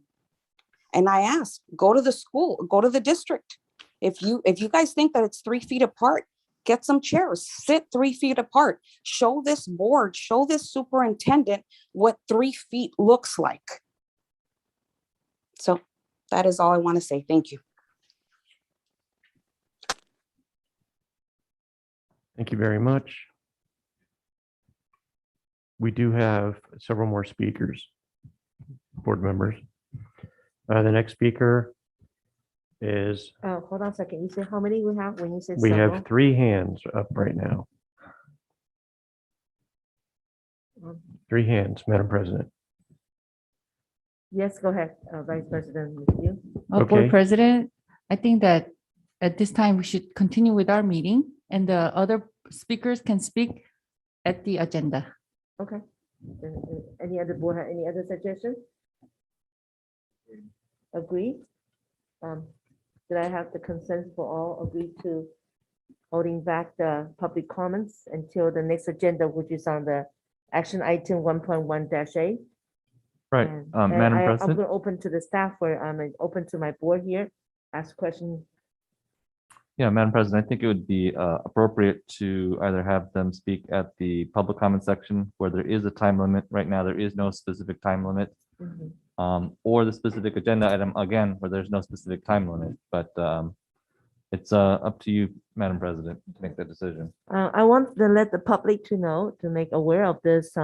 We are actually is, in general speaking, it's information item. Very seldom we open to the public comment at this moment. However, we do respect, we know a lot of parents, which is I already have beforehand information that I'll have a lot of parents, lots of questions on independent study. So we move out the information item earlier for you to listen, our schedule and calendar. But due to time consumed, it's went over more than 1 hour already. We're starting at 7 o'clock. Now it's 8:30 and we do have a lot of things need to be discussed. I'm asking public to be patient. Let me have our colleague, which is my board member, have a chance to ask our staff some questions. Then Board Okay. President, can we just Yes. go with the agenda, approve the agenda and all that's questions and the public can ask more questions Okay. during the action item agenda. Okay, you Thank have you. one comment, another comment. Madam President, it sounds like I'm in the minority, but I think this is such an important topic for our parents. We should allow these last 3 speakers to speak, and then we can move on. Second that. Okay, it seems that we keep having your hands popping in. That's why. we Yeah, have to that's the control our problem. time. Unless we say, we set the limit here, the 3 folks be waiting there, we'll let them to talk after the 3, and we'll go on to our agenda. I'm okay with that. Am I, get That's fine, okay Madam too from my, okay from my The colleague? last, Dr. Rios, yes, yes? the last 3 speakers, that's it? Cutting it off, everything else moving forward? 3? Ms. Three, Yu, you Scott? agree with that? I'm okay with that. There are 3 left, yes. 3, okay, I mean, and, Madam President, there's still a full hour that we have for public comments in the actual public comment section, just FYI. yeah, I do think parents are very important. Their concern is also our concern in here. And we respect their concerns. So we definitely will give you a chance to present yourself to the board and board here to listen to you and we do the best we can. So now I'm going to continue because we're going to one of the action items will be related tonight's information item. And I would ask Dr. Mayhew, I want to thank you so much for staying and more detail later on. Okay, so let's go on to, let me see. Anything So else, are we gonna Dr. hear Su? the other 3 or no? No, I'm sorry, we're gonna finish the 3 people, Okay. 3 public comment first. Would you please call, Scott? Thank you. I will. Thank you, Madam President. The next speaker is Manasa Kakar.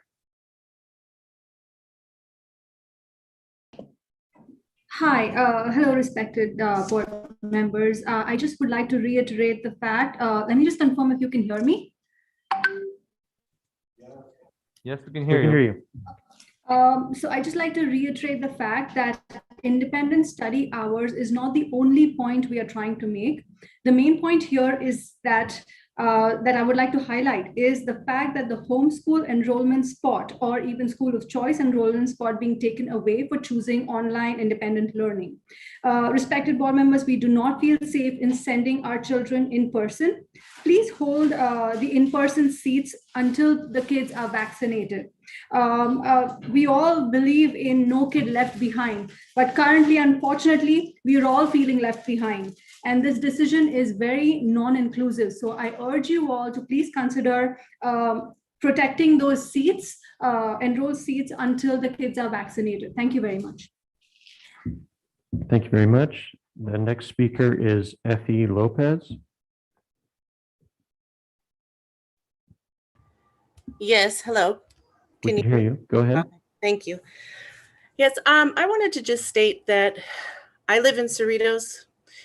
I pay taxes here. Therefore, my money goes to you guys, the district. But my daughter, who lives in Cerritos and goes to ABC Unified, doesn't have a seat. That's the most ridiculous thing. And anyone with a mind can see this. I'm very disappointed in the way that things have turned out. And I understand this is something that was not planned for or that we could plan for. However, you had the whole entire summer to come up with a better plan. And I've already pulled out one student of my children that's a student with an IEP to do homeschooling. I will do that for my other child if I need to. Therefore, you don't get my money. That's all. Thank you. Thank you very much. The next speaker is Caspi.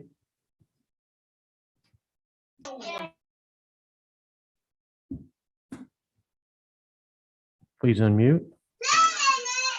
Hello, good evening, everybody. One big concern would be, I know two people already, a friend of mine, their kids have COVID, okay? In a week from now, the class will start and they don't hesitate to send their kids to school. So how are we gonna filter that? How are we gonna say, oh, it's fine to send our kids to school? With us leaving no choice for distant learning, or take the risk to send your kids to school, not knowing who has the COVID or not. I think we need to rethink of having a virtual study, continuing, give the kids have a better education. And it's not easy to see kids dying. I know two people who lost their kids already. And I know you guys are not wanting to hear most of us, but just think of it. If it's you're related to, or something you know, or somebody you know, it will affect you a lot, especially if they have something that is going through in their life. So please consider of evaluating having a good place of virtual study for the students. Thank you. Thank you.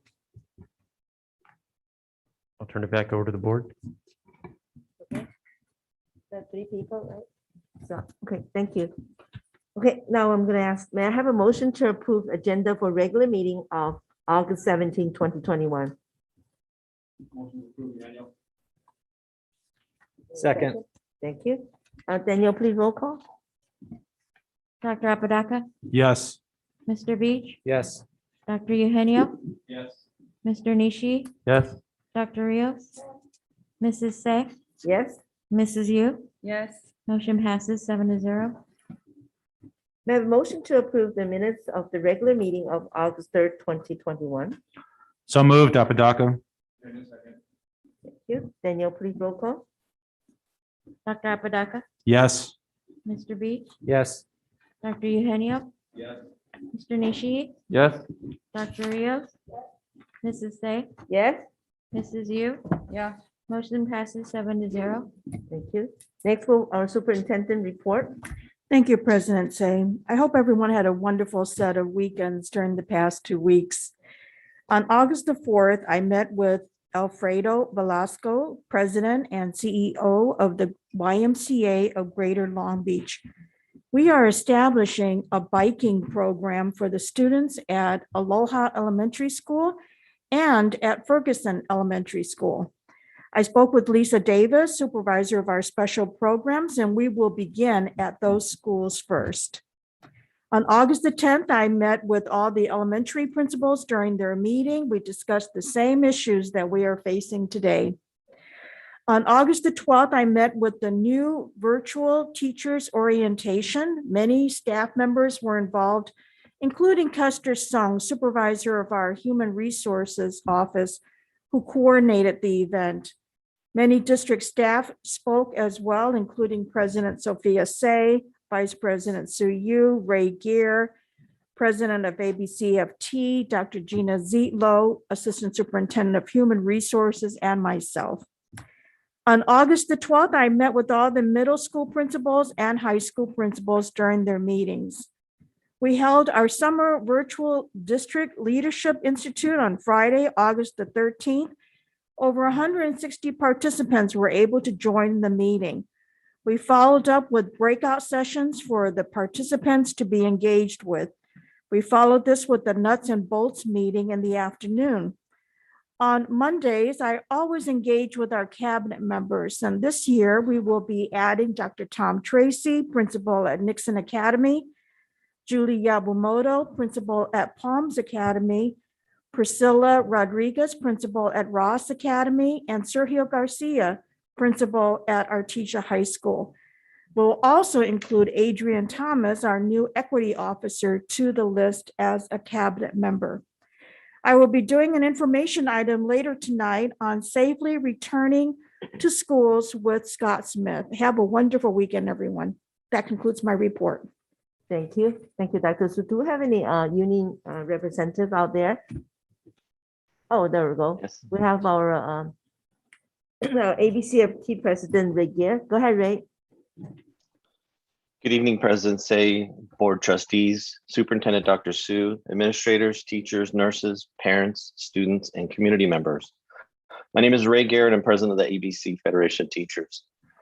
First, I'd like to welcome students and parents and educators back for the 2021-2022 school year.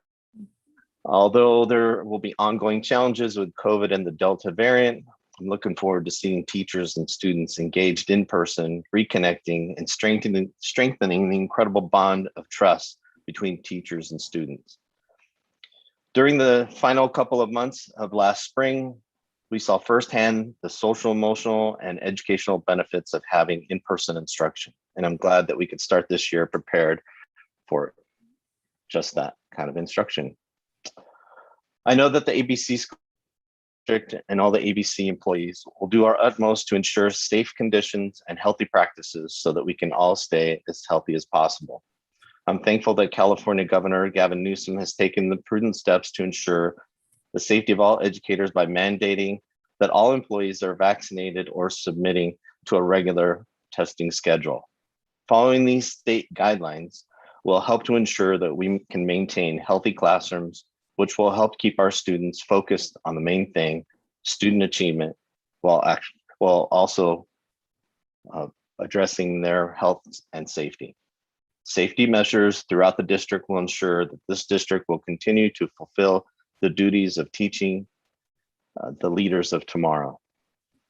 On behalf of the ABCFT membership, I'd like to personally thank the school board for supporting the installation of hand sanitizer dispensers in every classroom, and for the insistence of providing air purifiers in our classroom to maintain circulation in increased measures to keep our classroom environments as healthy as possible.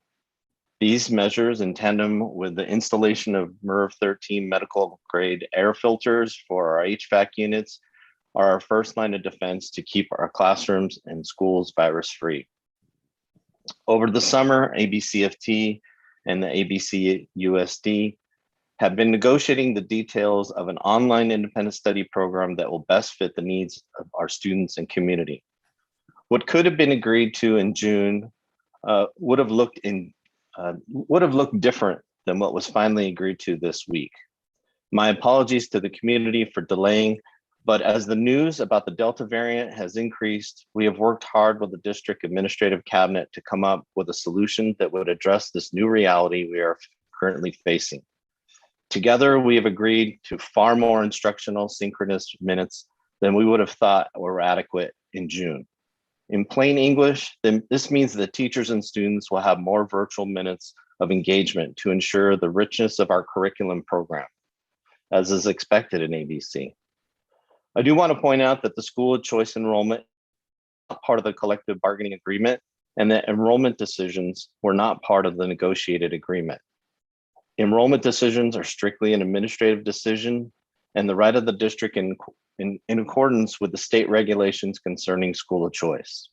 That being said, ABCFT hopes that the online student program, independent study program agreement will meet the needs of the students, but will also send a reassuring message to our parent population that we are doing everything we can within the legal bounds that we can to keep your daughters and sons on track in their academic development.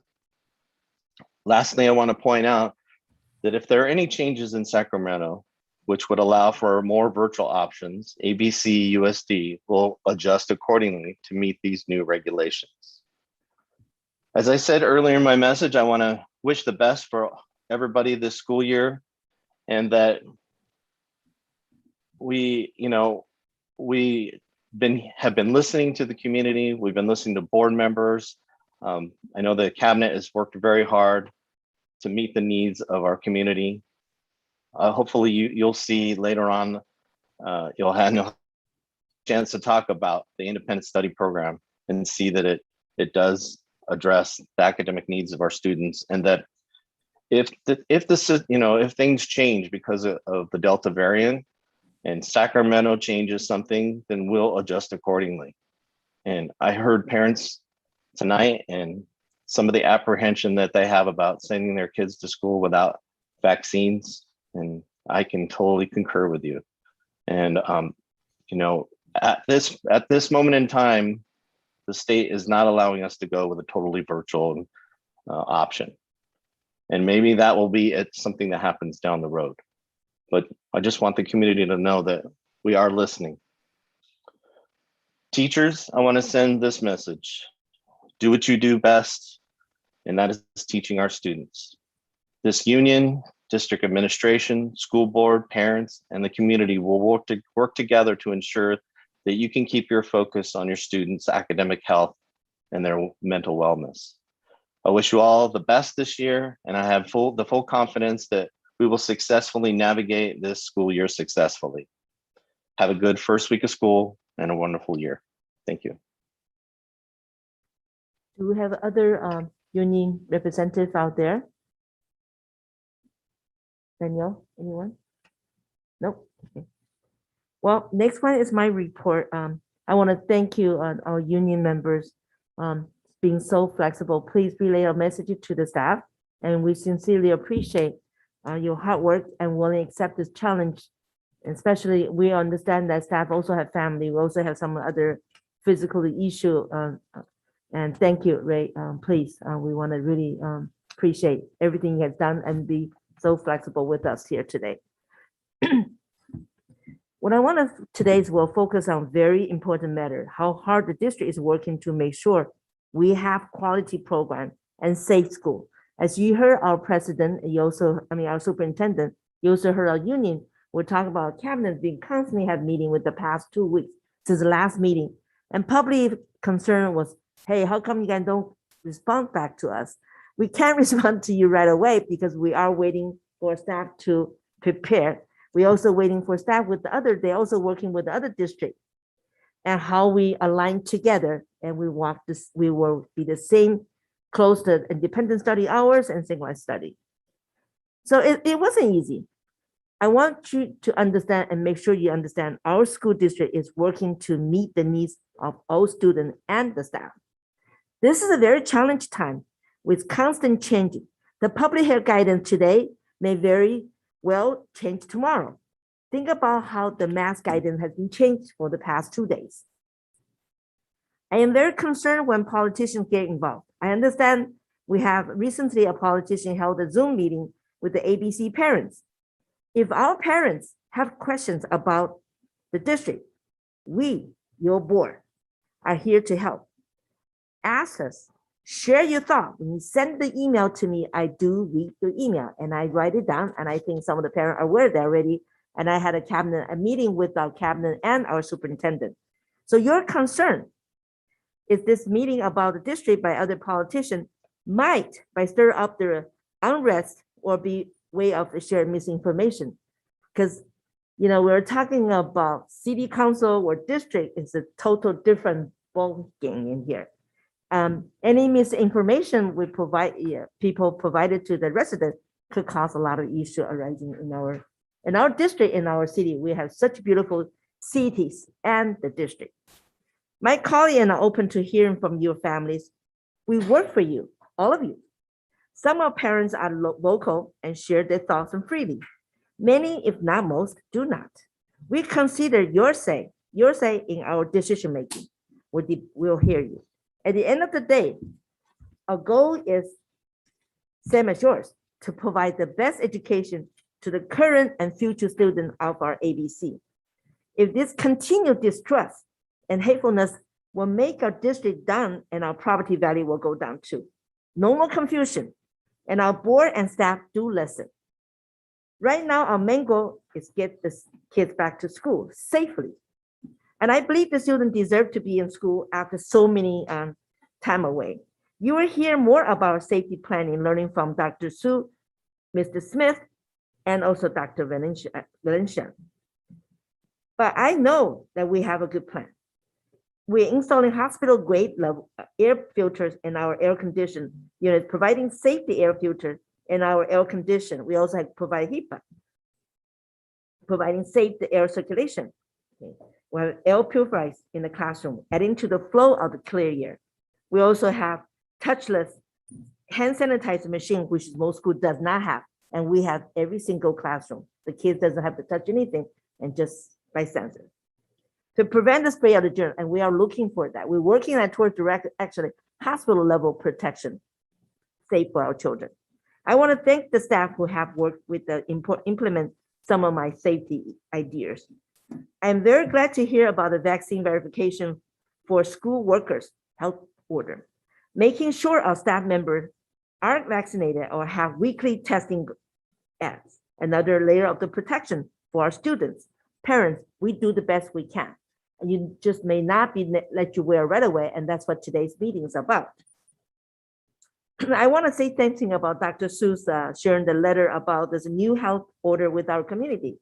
I have heard from other districts, which is far away, not in our Southern California. I went to North California, Cupertino, San Jose, and the local Sun district too. They love your letter that you presented to the district. We are ABC with A+ school.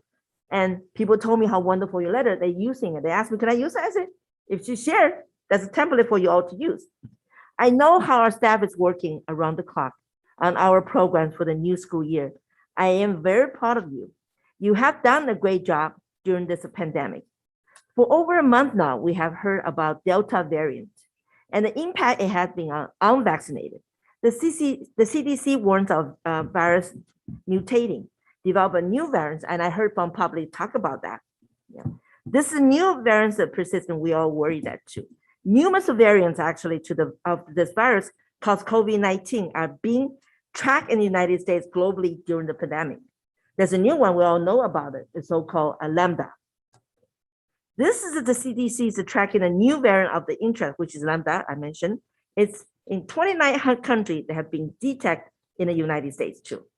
So we will see how impact our nation, state, and country. Vaccination remains the best way to stop the spread of the virus and variant. The district has held the vaccination site for students 12 years and older with the age of group. We just recognized Sahas for cause. I hope to do more. ABC staff, I ask you to continue to provide this COVID education on our staff, students, and community. We need to spread the word about washing hands, physical distance, and of course, masking. Many parents have reached out to me with a recommendation. Let me tell you what I appreciate your input, and we are doing our best to meet all the regulations to keep your child safe. I also hope that we can have enough staff in place that minimizing any potential issue about students not being able to go back to their school after leaving the online independent study program. Finally, I want to thank to the board for working together to meet many challenges that we are facing. Working together is the key to the success of our district. Again, thank you to our staff labor partners for working so hard to get us through today. Thanks again for listening. I would like to open later on to our staff, give you more detail on independent study and the hours that we're about to announce. Without further ado, we had the public comment. Now it's public comment. I think we're going to go to, I think what we're talking about, we go on to the agenda. No, we Action can't skip agenda? public comments. So we're Unfortunately. going to continue public comment? Is that what you said? No, we have to start public Okay, comments. By the way, so- Madam President, it's almost 9 o'clock. Just Okay. FYI. Now, since we're going to start the public comments and how many people out there waiting for public comment? Mr. Smith? Well, we have 4 or 5 hands up. We've had some people that have already provided public comment. So we now have 7 hands. Dr. Just- Apodaca? Thank you, Madam President. Just as a point of order, it's as if public comments never happened because that was not an agendized item. So now we have public comments, which I believe are limited to 1 hour. So they can speak about anything they want to speak about. I would ask members of the public, if you're speaking about a specific item, specifically the independent study, use the public comment portion of the agenda item for independent study so that other members of the public that want to talk about or comment on something else can have their voice heard as well and exercise their First Amendment right to be heard by this governing body. And that's all I would ask, but we do have that full hour again, or I think that's what Ernie's trying to point out. So just for clear that we are open to public comment, that 1 hour.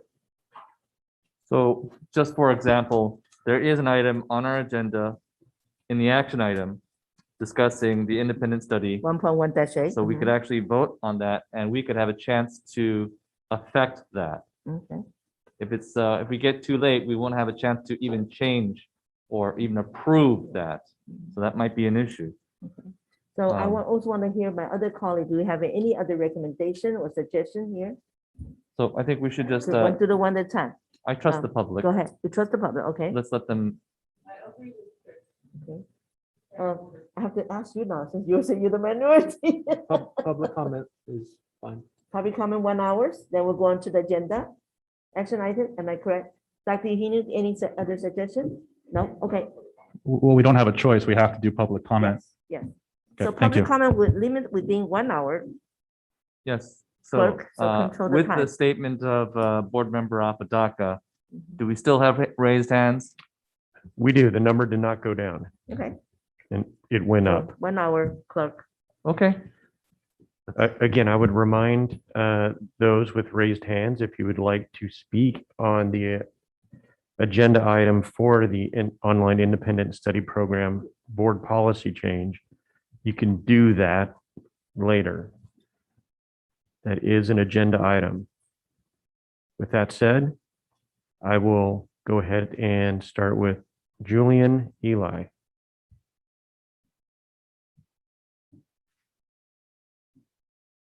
Please unmute.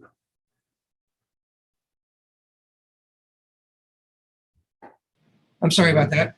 Go right ahead. Okay, yes, I'm Julian Ely, President Say, and board members, Superintendent Sue, staff, and also parents and others listening. I'm Julian Ely, Cerritos High School class of 1982. Also Cerritos Elementary, Stowers Elementary, Carmelita Junior High at the time we called it. So I've gotten a lot of benefit from ABC Unified School District, and my first comment is to say thank you for keeping up the good quality of the schools. I'm also a resident of Cerritos still. I own a house here, thank God. And I have, let me just finish introducing myself. I went off to UCI. Thanks to 4 years of French at Cerritos High School, I spent a year in France. I then studied Japanese and went to Japan for a year and a half, thanks to local Rotary Artesia Club, Cerritos Artesia Rotary Club and the Rotary Foundation.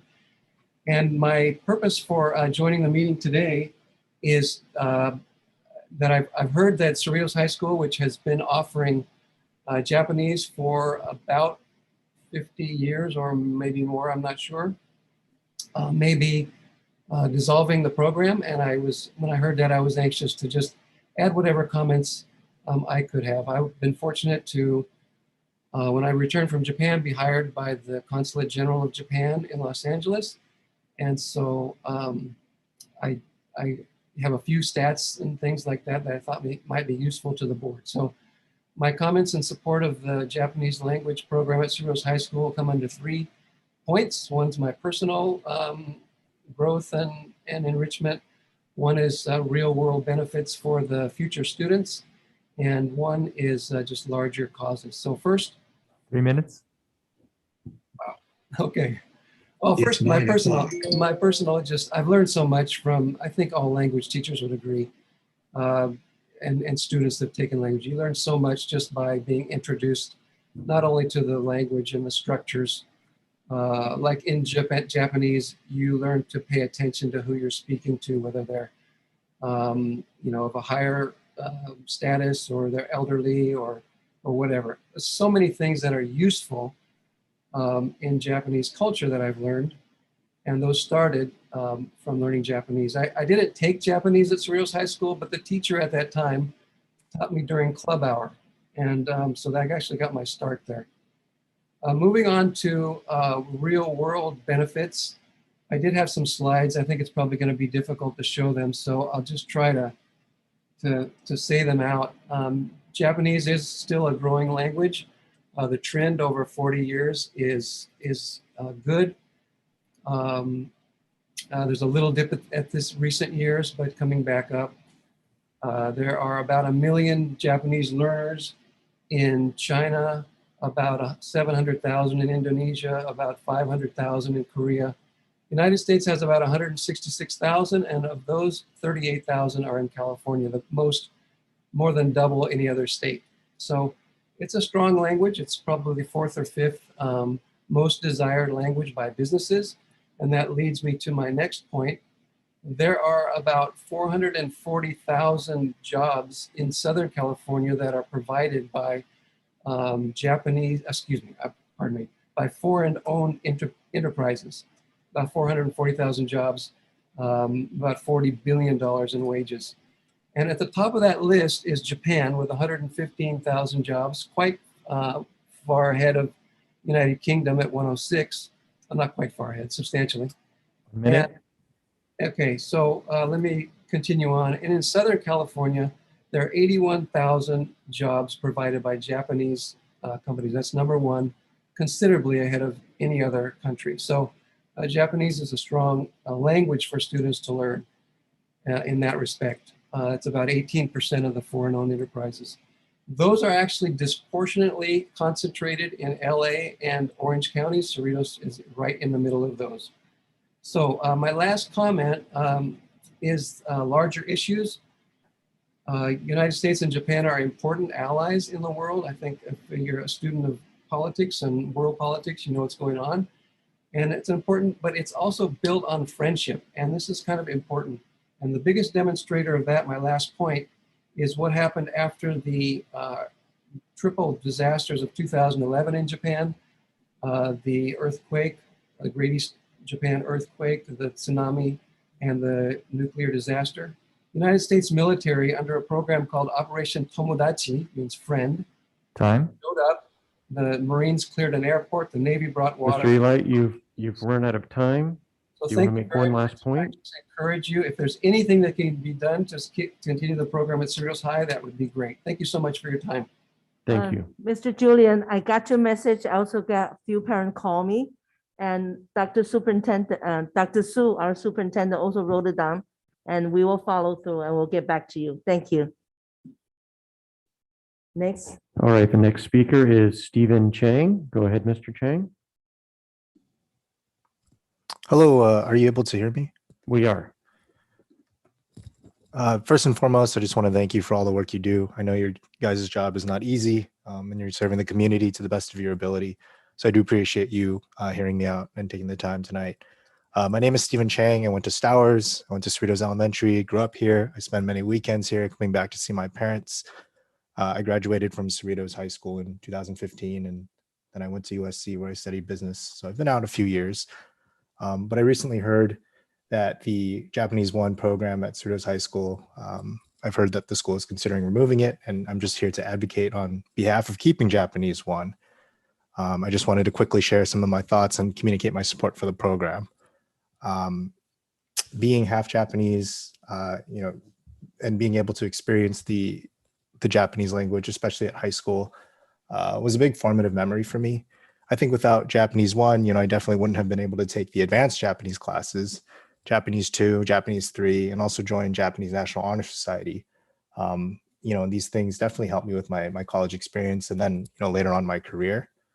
In Japanese 1, I learned valuable mannerisms and formalities, a little bit how to conduct business. It gave me a really good introduction to my culture, especially being fourth generation. I'm not around a lot of Japanese culture necessarily.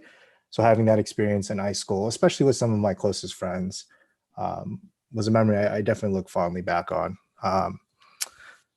When I got into college, I did some international programs where I didn't even realize that knowing a little bit of Japanese and even just knowing some of the basics would come in handy. And then more importantly, when I graduated from college, I worked in an accounting firm on some Japanese clients out in Irvine. And while I didn't necessarily do a ton of business in Japanese, a lot of those skills and just basic business skills that I learned in Japanese 1, Japanese 2 came back to help me and kind of gave me a leg up in a sense. 3 minutes. And then at my current job in an entirely different field, yet again, these skills learned in Japanese 1 have come in handy. Where one of my biggest clients actually turned out to be Japanese. So now I'm again calling on those skills learned during the Japanese program all the way back, several years ago during my time at Cerritos High School. So in conclusion, I do encourage you to keep or reconsider and keep the Japanese 1 program at Cerritos High School. Thank you for your time. I appreciate it. Thank you. The next speaker is Lana Francesca Cruz. Go ahead and unmute. Hi, good evening. Oop. We'll do that again. Sorry. Sorry. Hi, good evening. Can you hear me? We can. Thank you. All right, perfect. The time limit is 3 minutes, yes? 5 minutes. 5 minutes. Okay, perfect. All right, so good evening, everybody. Thank you to the current board for giving us your time today. My name is Alana Francesca Cruz. I am a current alumni who recently graduated this class of 2021 from Cerritos High School. I've heard about the recent discussions of starving the Japanese program there, and I'd like to share my thoughts on the matter. For clarification, I never actually studied Japanese. However, I joined the Chikata Japanese Culture Club in my sophomore year. It was essentially run by Mrs. Shiozaki Kawamoto, who was the same teacher who taught the language courses. What immediately caught my attention was how they tied those cultural values into community service. In Japan, students are assigned to clean the school after hours and are generally raised from a young age to give back to their community in other ways. This was reflected in the club's campus beautifications, where we picked up leftover trash from whatever students had for lunch that day. Their partnership with Orange County Food Bank, where we'd pack boxes for seniors and low-income families for 3 hours per session. It's easy to lose sight of the original goal and start thinking of volunteering as just a means of getting points to keep a club in order to get a scholarship. But every time I've worked with Chikata in particular, that selfish desire was not at all present. I can tell just how much they cared about their service and how much they cared about what they did. Outside of Chikata, one of the biggest aspects of the language class was their exchange program. It was always really fun to see Japanese students flood onto campus and interact with our teachers. There was that time of year where you'd see the buses and go, oh yeah, the exchange students are here. And it was not only normal, but expected. From what I know, Japanese was the only class at Cerritos that actually partnered up with schools outside of the United States. We'd even have Japanese performing art groups from said schools, or even others, show up at our rallies. If you combine the impact of both the exchange program and the community service club, you have an entity with such a huge presence on campus. Everyone knew that they existed, even if they did not take the language course, and they had reason to show for it. 3 minutes. So how do we know that people are interested in the class? I've known so many people taking this language that aren't ethnically Japanese, and here's why. Anime. Some of us have been watching for years, but consumption of animation culture has skyrocketed over the past year and a half. In 2020, Avatar: The Last Airbender was announced to be rerun on Netflix. Most of us remember this show from our childhoods, but the resurgence of popularity among our generation was so astounding that it ended up on Netflix's top 10 for a considerable amount of time.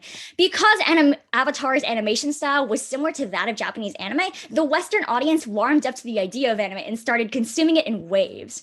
Demon Slayer Mugen Train, a movie derived from what such anime franchise, garnered up to $19.5 million in box office sales from the United States alone. That is groundbreaking for not just anime films, but foreign films in general. And that's why a lot of interest is garnering in Japanese culture. This would be the perfect opportunity for the Japanese course to expand. People want to learn the language, even if it starts off as simple as trying to understand their anime without subtitles.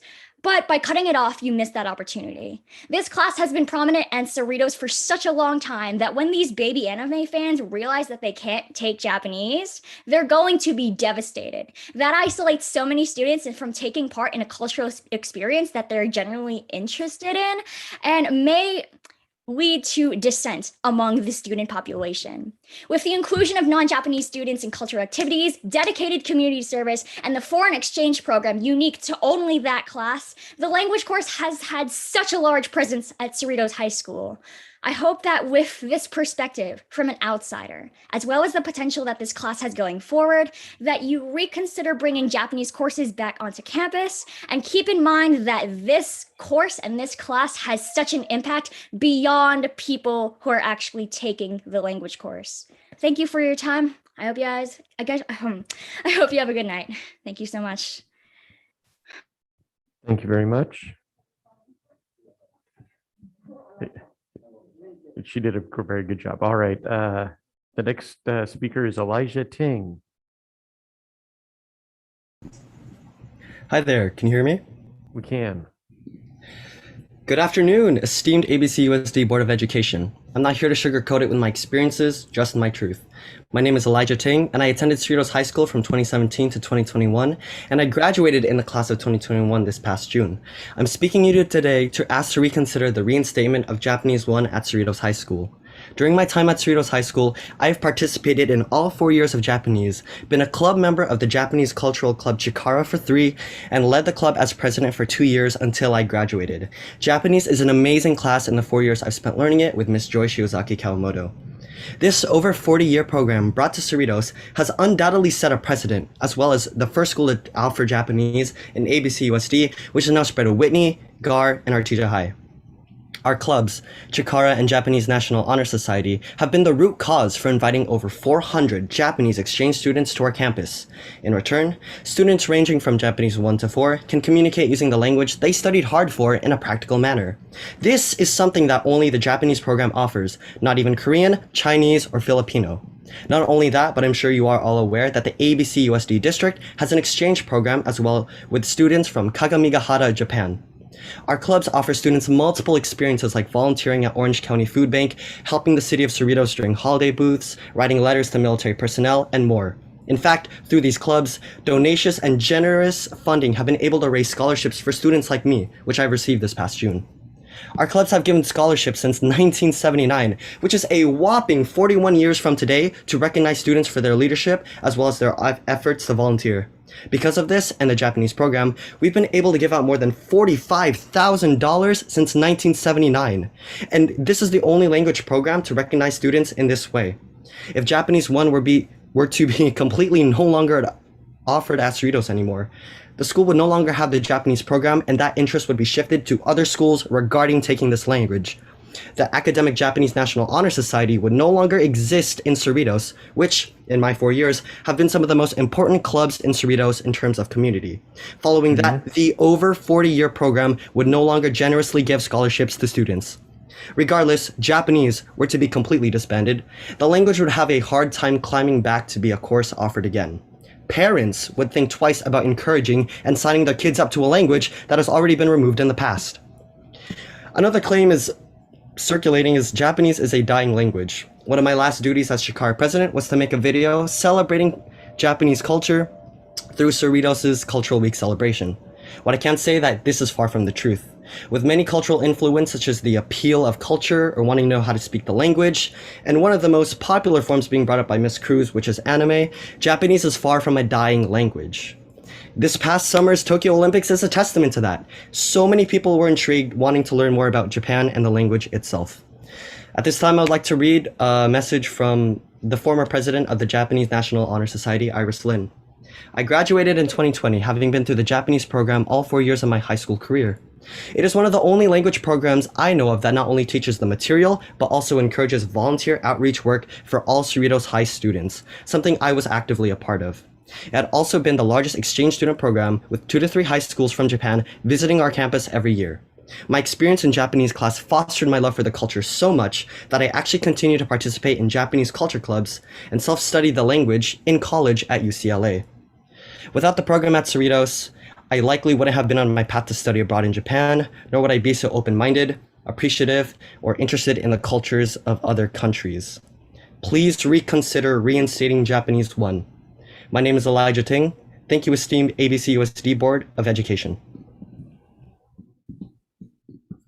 Thank you very much. The next speaker is Allison Chang. Allison, go ahead. You have 5 minutes.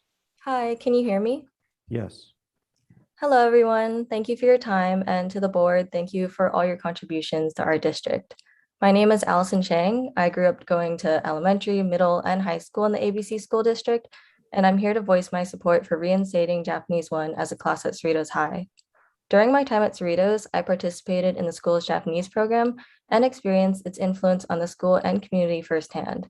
As a fourth-generation Japanese American, I also recognize the importance of the Japanese 1 class, as it's the only place for third, fourth, and fifth-generation Japanese American students to gain a basic understanding of the language, since our parents and grandparents don't really speak it at home like many other cultures at our school. If you get rid of J1 as a class, it'll be extremely difficult for the program to survive due to the fact that very few, if any, students will be able to jump directly into Japanese 2. The program as a whole will also begin to decline if there's no continuous flow of freshmen and younger students in its clubs. As a 4-year ASB member who also served as ASB president during the class of 2020, I can vouch for the importance of the survival of the Japanese program's Chikata Club and Japanese National Honor Society, as they were usually some of the biggest and most consistent contributors to the school's canned food drive, toy drive, and other events. The Japanese clubs were some of the most active in school activities, and Ms. Kawamoto did a fantastic job of not only encouraging her students to attend sports games, but led by example and would be there herself. The Japanese program is especially unique due to its student exchange and volunteer service opportunities. The Japanese clubs expose students to great volunteer opportunities, such as the OC Food Bank, Operation Gratitude, and the other services that Lana Cruz previously mentioned. I also never saw other language classes with student exchange students like we did, and they were once-in-a-lifetime opportunities, as we were able to actually practice our speaking and cultural skills in real-world situations. And lastly, I'd like to say that I met some of my best friends in the Japanese program at Cerritos High, and it has provided a home for countless students on campus. I really appreciate you allowing us to have this time to share our experiences, and thank you for your consideration. Thank you very much. The next speaker is Janice Folk. Hi, I have a question, first of all, just to clarify if it's my turn to speak or not. It's pertaining to school safety. You can go ahead and speak, I believe. All right. Good evening, board members and the community at large. And I am a mother of two children who attend ABC schools, and my youngest is in going to be 6th grade. So he's not old enough to be vaccinated yet. So he's currently 11 years old. So and then I have a older child that's a senior, so he is vaccinated. So regarding school safety, we didn't choose the independent study at this time. So we were prepared to go back to school.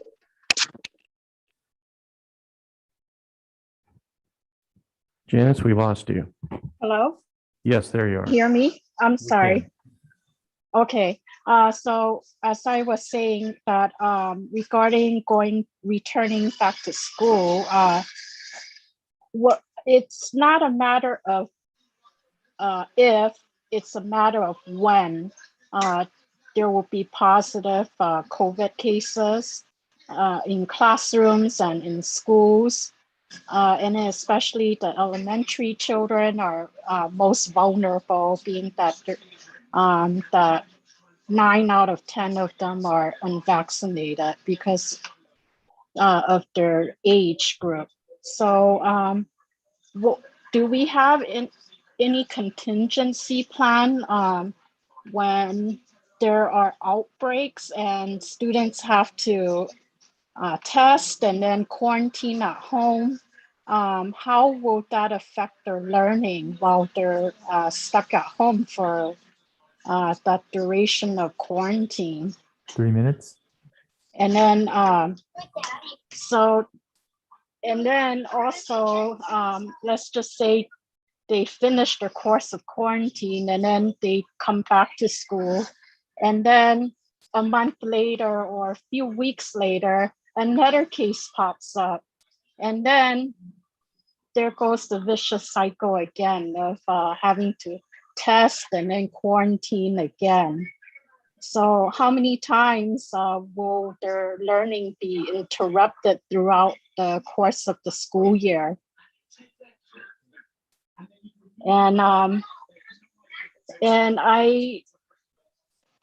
nervous and excited about my kids going back to school, merely for the fact I feel for all the elementary families, because we're all stuck in the same boat, that we care about our kids and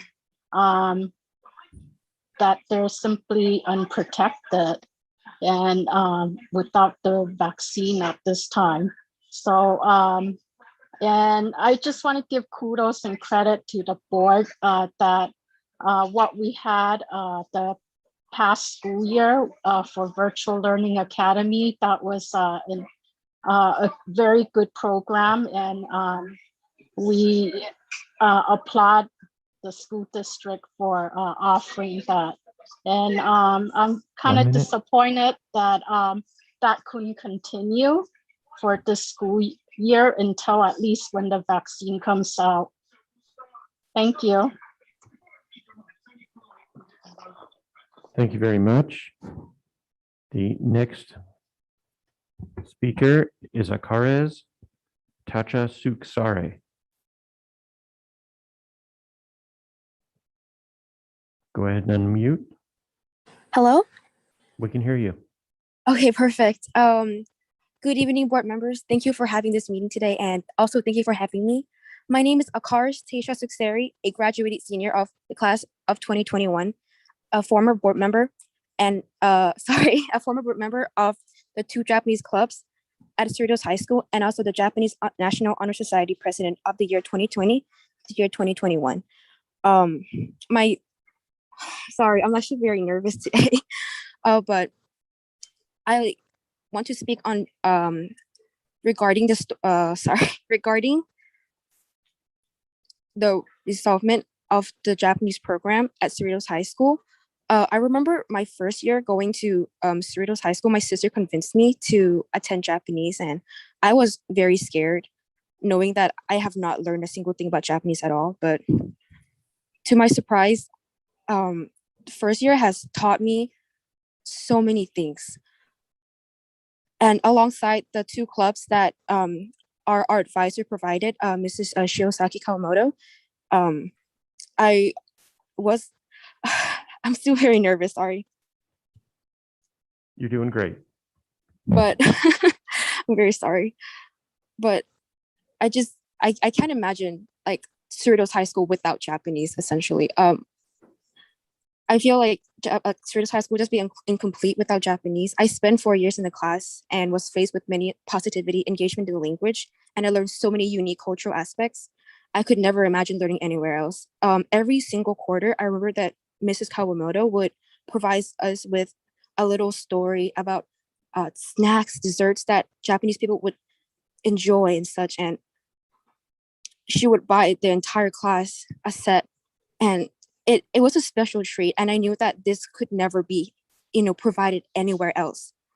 And I remember she telling us about Japanese student exchange programs. And to this day, I still keep in contact with so many students that I've met over the past 4 years. And I really want everybody to understand and experience the same thing that I went through, knowing how memorable and fun it has been for me. And Japanese is much more than, just a class. It's a group of friends of various connections. And I want everybody to be able to share this interest and keep this interest going. I don't have much to say, but I hope that is all. That's all I have for tonight, but thank you. Thank you. The next speaker is Ida Barcelos.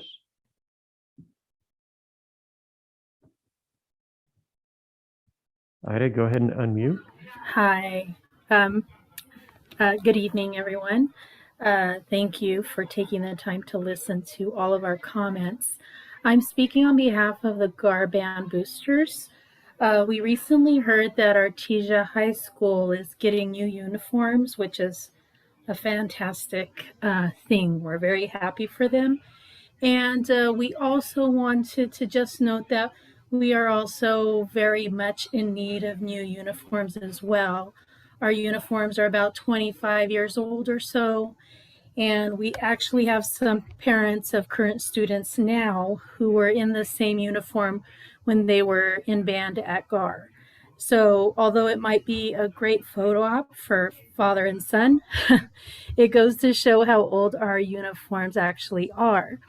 Our GAR marching gladiators have performed in various tournaments and are highly visible in the community.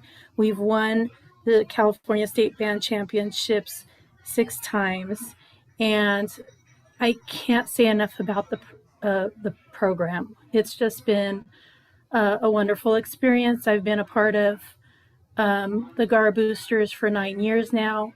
I have a senior graduating next year, and after she graduates, I have a freshman coming in. I'm a big believer in this program.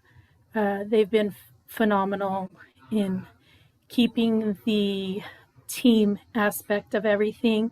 These kids learn how to play music, but also how to work together, how to deal with each other. And with the way the world is now, I think we need to heal, and healing through music is so important, and trying to continue a new normal.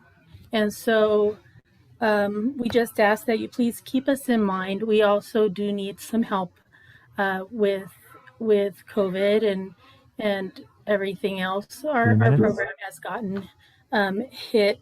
So we would appreciate any support that we can get.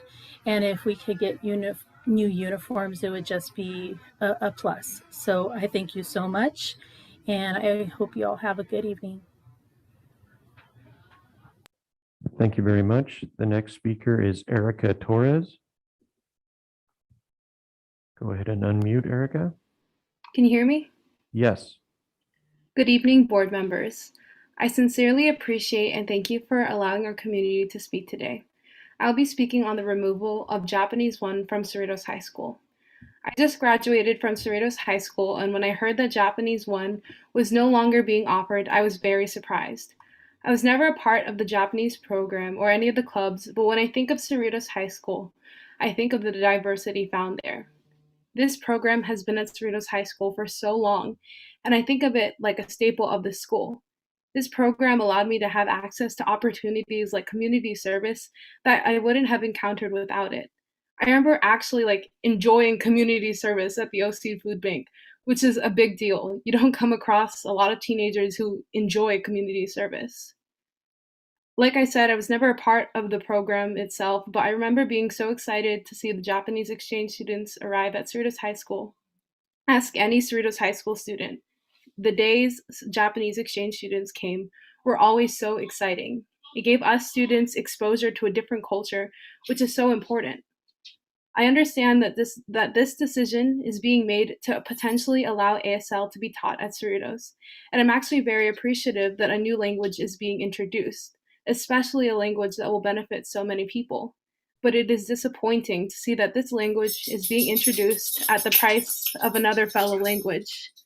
I fear that in the future, Cerritos High School will cut other important languages and other extracurriculars that make this school one of a kind.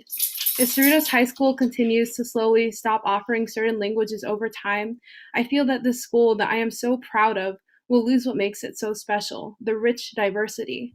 All I ask is that you will recognize the importance of this program and reconsider the reinstatement of the Japanese program. Thank you so much.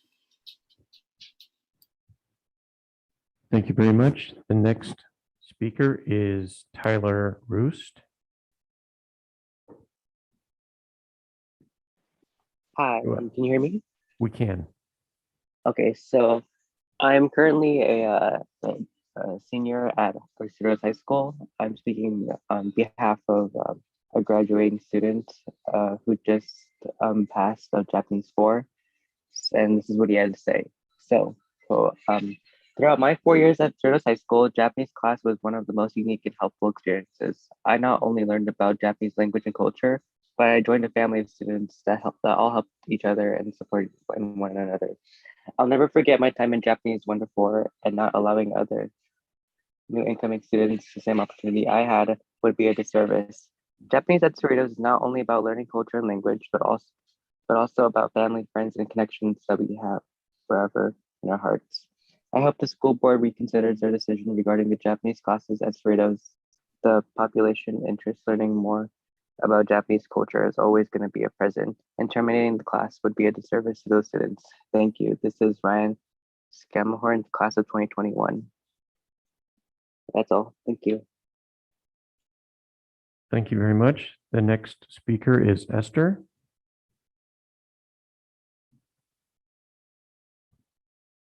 Go ahead and unmute, please, Esther. Hello. Yes. We can hear you. Hi. I'm a mother of 3 children that attend elementary schools in this district. And today I just wanted to address the safely returning to school plan that was emailed to the community this week. Just to summarize what was stated in this plan on what the school and the district will do. Schools will have signage posted throughout the campus reminding students and staff about their need to wear a face mask, physically distance, wash their hands, along with other mitigation actions. The district has installed hospital-grade filters in all the ventilation systems for the classrooms and workplaces. In addition, the district has secured additional safety equipment, including mobile hand washing stations, masks, hand sanitizer, and other items to keep students and staff healthy and safety. That was an excerpt from this plan that basically summarizes what the district and the schools will have in place when our children return to school. This, I feel like, I'm sorry just to say, is kind of a joke, especially when I'm sure the board is well aware what other school districts are doing and have in place. We already know what LAUSD is doing. They are testing every week. All students, including staff as well, employees as well, but all their students. We know that other districts close by, near and far, much bigger than our district, are placing, they have they're checking temperatures on campus. They're also placing the desk shields, which I feel like would be a huge improvement to what we have right now. Our own neighbor, Norwalk La Mirada School District, is also 3 minutes. Has the desk shields provided for their students as well. In the message to the community, Dr. Sue has stated that our goal is to make our schools as safe as possible. I really question whether the statement is true. I ask if you do mean the statement, to stand by it, stand behind it, make it true. Really do everything that that the board can possibly do, that the district can possibly do to make the schools as safe as possible for the children. I hate to point out that right now we're looking at a boardroom full, what we can see of 11 grown adults who most likely are vaccinated, but yet you guys have taken the precautions to distance, wear masks, and have the partitions between you. It looks like at least 3 feet of distance between each person in a very large room. Why is that care not provided to our most vulnerable members of the community, which are our unvaccinated children in the elementary schools? You have been very vague as to say what social distancing will look like in the schools. You have not addressed the fact that our elementary school children cannot be vaccinated. There's no option to vaccinate them. They are the most vulnerable members of the community. What are you doing to protect them? What are you doing on behalf of them? How are you being their champion right now? You also state that you will mitigate in what way the transmission of this virus. You basically in this plan have your first point in this plan you said is for families to health screen at home. You've put it on you shifted the responsibility onto the families. Yet when we drop our children off at school, they're not in our custody, they're in yours. What are you doing when they're in your custody? How are you mitigating the transmission of this virus that has taken millions of lives already in this country? Our hospitals, our children's hospitals are growing past capacity. Over 100,000 children are getting hospitalized with this disease weekly. LAUSD alone in their baseline testing they started school this week. In their baseline testing, they have over 3,600 cases of children who on the first day of school could not attend school because they were positive with COVID. So how are you preventing children in our school district with COVID from entering the schools? You're not testing them. How will we know? How many families will not know that their children are sick and send their kids unknowingly? There's no way you're not doing anything to mitigate it. LAUSD, who's much bigger than our school district, can do that much. We can do it for our kids as well. Our Diamond Bar Walnut School District has the partitions. Norwalk has partitions. Glendale Esther. Unified School District has partitions. Esther, You can do finish it your- as well. If you'd please finish your thought, you've run out of time. That really is all I ask. Do you have children and grandchildren in our elementary schools? If you did, are you happy with this plan? If you don't, imagine that they are in elementary school. Would you still be okay with this plan? Thank you for your time. Thank you. The next speaker is Lee Kadudi. Hello, can you hear me? Yes. Hello, I'm Lee Kadudi. I am an alumni of Cerritos High School. Thank you to the board for allowing me the time to speak. I am an alumni of Cerritos High School, the class of 1977. The first day of my freshman year was the first day the campus opened. So I am an old timer. I was heavily involved in student leadership for my 4 years on the campus, and I am happy to say that I was there for the development of the Japanese program, who I am advocating for its reinstatement tonight to a full program. So I have a little bit of a vested interest. I was there with Mrs. Kawamoto when she started the program. I was also commissioner of clubs in 1976 and 1977 and helped her to create support groups, support clubs, which made the program extremely successful. And she did outreach, she did Japanese, and she grew that program from nothing and turned it into an extremely successful program for over 45 years, a well-established program. You've heard many testimonies, which I'm not going to reiterate, from several people about all the benefits that this program has provided Cerritos High School for 45 years. I had the pleasure to speak to some of those Japanese classes after my travels to Japan. I was invited to come and speak, and it was a vibrant program. The students were very interested. They were very knowledgeable about the Japanese culture. Japanese is a living language. And after 45 years as a successful program, unless you have a good reason, I do not think it should be dissolved because the teacher happens to retire. CHS has an incredible history in foreign language study. I know I worked in the foreign language department for at least 2 or 3 years when I was in high school as the student worker in it, and was there for many of the wonderful things which it accomplished during its time. 3 minutes.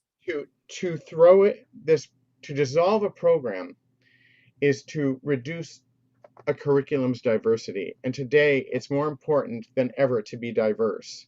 And to take away the Japanese language program would mean that you are removing some diversity from the curriculum of the school, which I think is not a positive thing at this time. As I said, I'm not going to reiterate all the wonderful things that people have stated, but I really believe that this is an important program that should not be dissolved under any means. It serves a great purpose, and it is just something that's close to my heart because I was there from the day it started. Thank you so much for your time. That's all I have to say. Thank you. The next speaker is Maria Neri Poblete. Hello, good evening. Thank you for allowing me to speak and listening to our concerns. My concern is that nothing has changed with the plan for in-person learning, considering the fact that COVID numbers have increased in the pediatric population and that our kids are unvaccinated. This surge is being coined as a pandemic of the unvaccinated, and we currently don't have the choice to get many of our kids vaccinated. The options given to us to safely keep our kids at home are unfair and don't give the quality education that they deserve. My kids have attended Stowers for many years. My daughter currently has an IEP there and feels comfortable there. I don't want to have to pull her home from school to home, just from her homeschool, just to keep her safe. My only choice would be independent study, which is basically homeschooling, so less teacher help. Also, she has a history of epilepsy and her grandma lives with us, so she's immunocompromised already. This truly is a safety concern for us.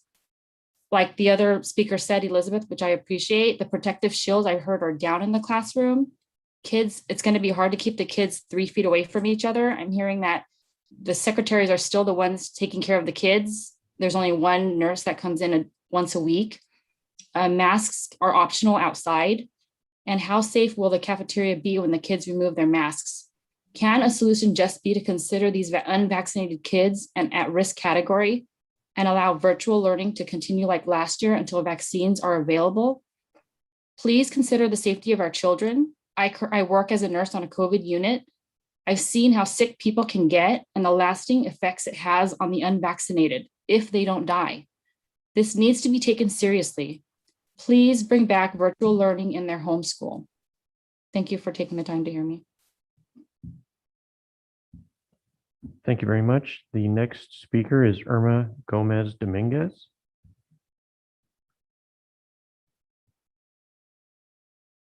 Go ahead and unmute, Irma. Oh, hi, can you hear me? We can, yes. Okay, hi, Irma, thank you for the time to the board members for listening to us today. Also part of the, on behalf of the GAR band boosters. And yes, we learned that we had, our teacher had received uniforms, and, you know, my petition today is to ask you guys for support. You know, I was a little shocked when I learned that they were 25 years old. And, you know, GAR being so visible in the community, I feel that, you know, it would be a great addition to have new uniforms. My son chose to go to GAR because of being such a highly rated and disciplined musical program. And, you know, knowing that they were champions for 6 years and so highly rated, you know, he's found his, I guess you could say, his family there. Many of his friends continue on from Tesla. So him being a GAR is a great experience for him. And especially during this time, he was actually able to stay very connected throughout the virtual year that we passed last year. And I think music was the only thing that kind of kept him sane. And, you know, again, we just want to see, you know, ask you for your support. You know, first of all, thank you for all the support we get, but also, you know, hopefully we can have future support, especially for, you know, these uniforms. 3 minutes. Thank you again for everything that you guys do. And that's it. Thank you very much. Thank you. The next speaker is Parag Gahar. Hi, can you hear me? Yes. Hi, hello everybody. Good evening. Thank you, board, for providing me an opportunity to speak.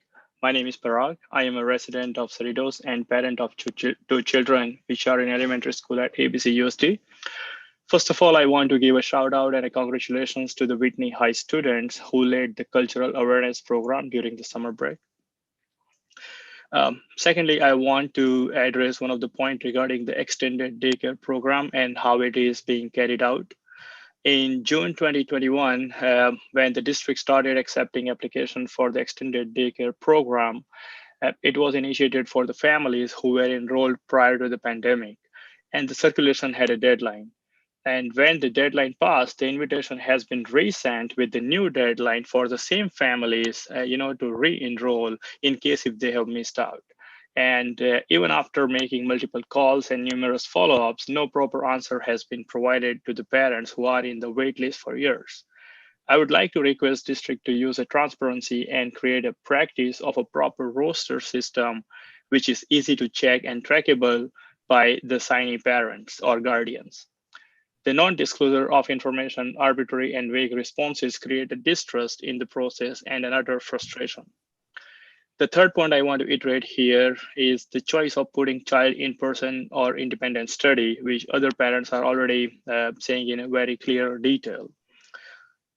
As stated in my previous point, you're practicing a kind of a policy to re-invite the same families who were enrolled in the extended daycare program prior to the pandemic time. And now in this school choice situation, you are providing them a different kind of choice. This appears to be like a double standard or contradictory policy. They are not the same practices.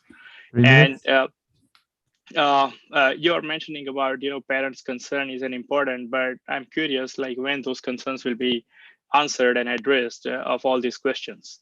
You are emphasizing about the filters in air conditioners, but soon there will be fall and then the winter season, there won't be any AC in operation. If the air circulation is improper, then what is the use of those medical grade filters? And how are you going to enforce the guidelines of mask mandate and distance in elementary school with those little children? And how are you going to make sure that the very first day, the children and the parents accompanying them and also the staff are not asymptomatic COVID positive patients, which might be spreading the virus knowingly or unknowingly. The virus doesn't obey any regulation. The regulations are as good as the person think about, and human mind is prone to errors. You have infrastructure and resources, which is tested throughout the 2020 year and the first half of 2021. Isn't it better to be safer than sorry? So I urge you to consider the shielded approach, which is to keep providing the same options as we had during 2020 and 2021 with assigned class and teacher at the enrolled school. Thank you very much for your time.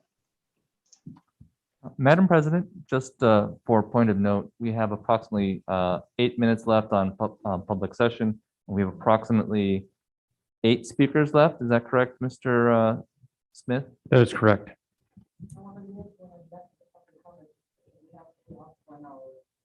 So we would, if we want to hear all of them, we would give them 1 minute each, or you can extend public comments. It's up to you. You're on.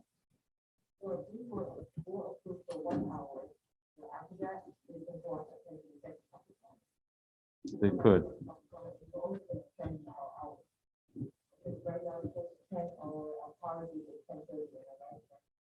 Okay, so, Madam President, in our public comments, we encourage our speakers that if they have a group concern, they're elected. I know it's hard virtually, but maybe we can acknowledge that we've heard about the Japanese program and the interest in the community. And so I would ask that they yield to people who have a new concern that they like the board to hear before we do run out of time. Actually, this is the one, I'm thinking that too. I just wanted the public to know, make aware of you. If you are here present about the Japanese class at Cerritos High School, as I mentioned to you, and Dr. Su is taking the notes already, we will get back to you folks regarding this class at Cerritos High School. So, because I heard from the parents and I talked to Dr. Su about this matter. So if you're here for that, I'm asking you say, I don't want to take you a minute to talk in public, but it's the same comment as we agree in our policy, and we will ask you to hold it and then be patient with us. We'll let you know about this class. So Anyone Madam else? President, with Yes. that, we still have, we should still probably give back those 3 So minutes. we need to screen it out, those people who's not. And I then don't think we screen them out. I think we go to the last 8 minutes and then. we have 8 minutes left, right? Is that right? Correct. For the And then you meeting? have the next agenda item, Mhm. unlimited time to speak then, and then also the next agenda, unlimited time to speak then as well. So I think we'll just go to the end of public comments, if I may suggest, and then go to our next agenda items. Are we okay with all my other colleagues here? Madam President, point of order. So Yes, yes, I don't think it's fair Dr. to, Alaka? thank you, Madam President. I don't think it's fair to abrogate, folks speaking. So I think that's fine. I would just ask again, obviously we're listening. Most of this meeting so far has been public comments. And so for the public, the very next agenda item is going to be the independent study. Let somebody who has not spoken or shared or that has a different item, allow them to share whatever their concern is, because they only get this public comments time. They don't have agenda items. That's why we have general public comments. And that's all I have, Madam President. Thank you. Any other suggestion? So I think we finished the 5 minutes and then we go to the next item. I also going to ask the board to extending our tonight's meeting. And Dr. Su, we can extend to 1 hour, right? Is that the maximum? So I need a board to approve first. Huh? To 11:30. Actually, there's no maximum. We only have one extension that we're allowed, Yeah. Mhm. but there is no maximum. I think we should extend it as long as we can, because the action item is very important. And I think Exactly, the too. board and the staff who have sufficient amount of time. Microphone, can you turn microphone on, please? Thank you. I think the action item is very important. We need sufficient amount of time. And then there's another public comment section. I think we should extend it indefinitely because this is very important. Don't limit it to 1 hour. So, okay, our board end up at 10:30, that's our policy. Because we Yes, go spend ahead. most of the time with Got public you. comments. Yeah, I know. Yes.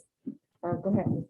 Madam Please. President, I recommend we wait till closer to 10:30 so we see where we're at and then we can pick an appropriate Sounds time. pretty good. Sounds pretty good idea. Okay, so let's hear the last public comment.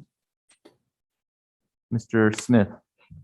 Yes, the next public comment is Hirde Kansara.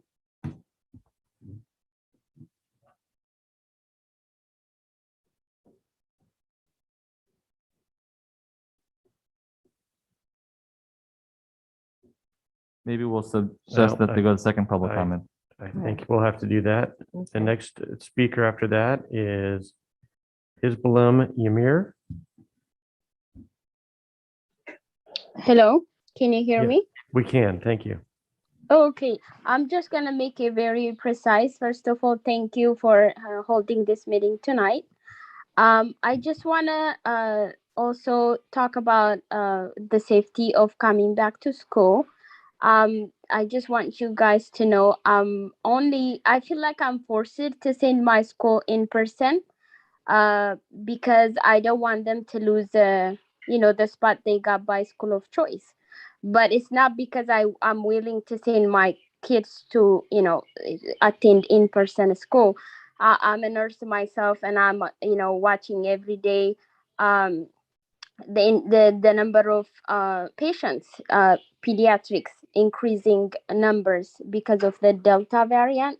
So my precise suggestion is if you guys please consider bringing back that virtual academy, at least until the elementary age group students get vaccinated.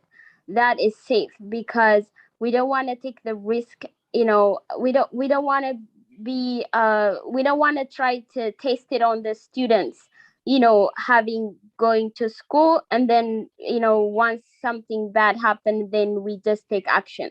Let's not do that. Let's take the safe route by having possibly bring back the virtual classes. Thank you so much. Good. Okay, thank you. Agenda now. Okay. Now we're moving to the consent calendar. May I have a motion to approve the consent calendar? So moved. Nishi? Second, Apodaca. Is anyone wish to remove any item to be considered separately? If not, Dr. Su, please. Roll call. Any roll call for me, please? Dr. Apodaca, Yes. Mr. Beach, Yes. Dr. Eugenio, Yes. Mr. Nishi, Yes. Dr. Rios, Mrs. Say, Yes, Mrs. Yu. Motion passes 7-0. thank you. Next one, introduction. Dr. Su, please. Thank you so much, President Say. I believe Dr. Soko Verduzco is in the audience tonight. There she is.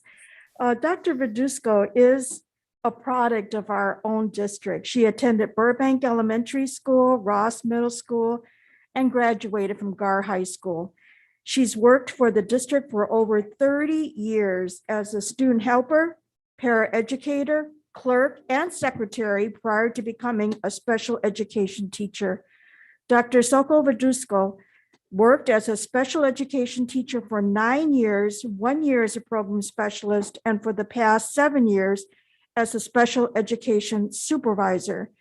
Dr. Verduzco has a Bachelor of Science in Occupational Studies, a Master of Science in Special Education from Cal State University, Long Beach, a Master of Arts in Education with administrative credential from Concordia University, and a doctorate degree in educational leadership from Cal State University, Fullerton.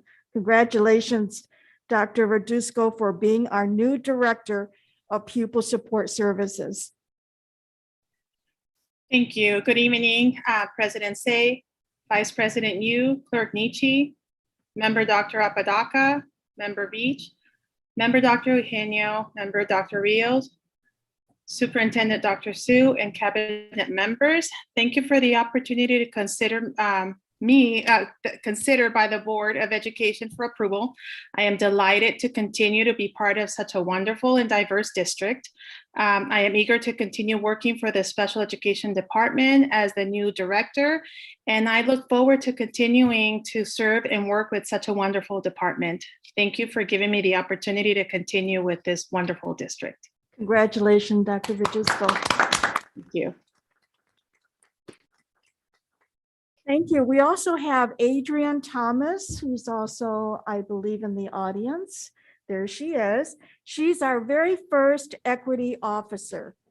She has been an assistant principal with curriculum and instruction in Brea Olinda Unified School District for the past several years. She's been a dean of students at Gar High School in our district. And she's also been a UCLA Extension education instructor as well. She's been an instructional support administrator in Compton Unified School District, as well as a district curriculum specialist as well in Compton. She's been a lead English teacher for 7th and 8th graders, as well as an English teacher for 6th, 7th, 8th, and 9th grade and 10th grade. She's earning her doctorate degree at University of Southern California. She's been a graduate of at UCLA with a Master of Arts in Education. She received her Master's of Arts in Child and Adolescent Literacy from Loyola Marymount University, as well as a Bachelor of Arts degree in Mass Communications. Congratulations, Adrienne, for being our first equity officer. Well, thank you. Good evening, President Say, Vice President Yu, Clerk Nishi, members of the board, members of cabinet, Dr. Su, ABC Unified students and families, and all that are present watching. It is sincerely a pleasure, one of the most fortuitous opportunities of my career, to be chosen for the role of equity officer. This will be challenging work, but I do not foresee it being isolative work. In honoring the district resolution, learning and understanding what equitable outcomes and inclusionary practices and how it can be best manifested within our diversity of our student population will continue to be a collaborative effort. One in which my hope is that it will have willing hearts, open minds, as well as creating spaces for courageous conversations, which will dismantle any academic and school climate disproportionality among our identified underserved student groups. I'm excited for my meetings with the Diversity, Unity, and Equity Advisory Board Committee to streamline our efforts to increase student connectedness within the school culture through working with established and developing equity school-based student groups.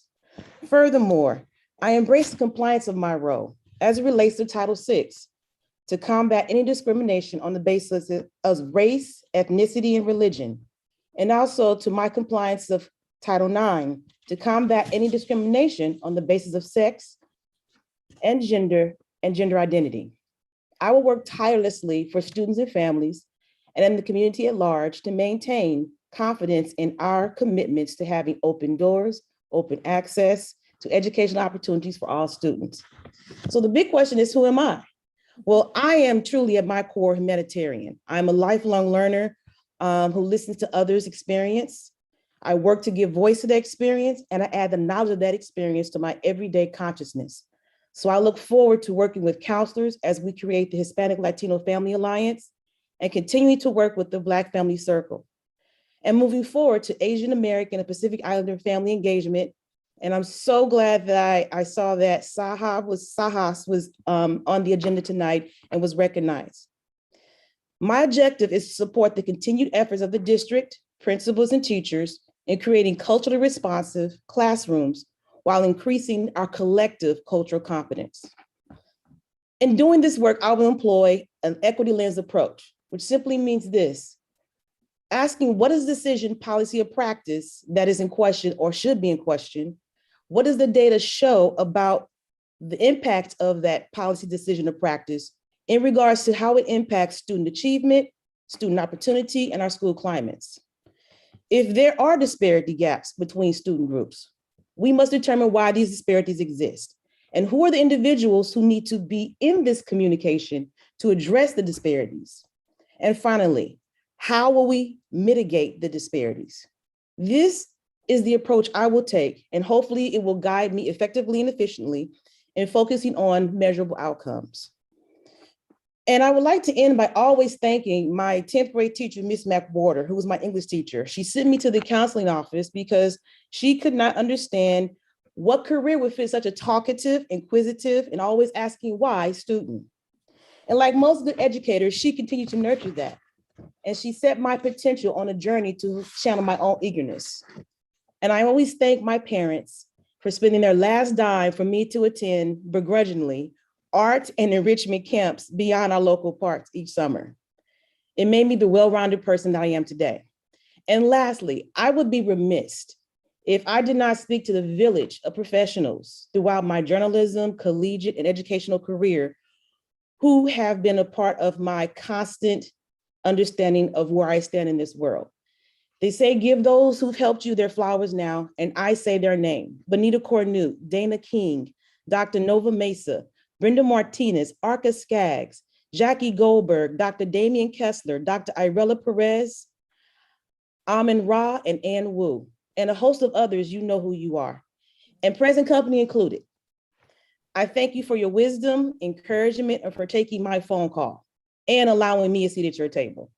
You all make me better. And Dr. Sue, as I put my hand on my heart, I thank you for your confidence and allowing me to make this difference. And once again, I'm honored for this opportunity, and I'm glad to be home.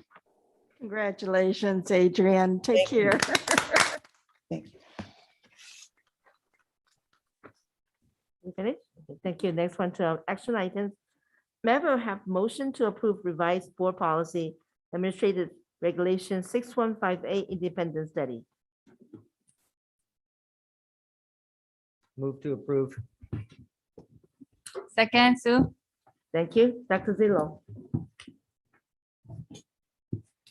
So this evening, we are bringing to you an updated version of the board policy and administrative regulation that sets up the independent study program for this coming year and the future.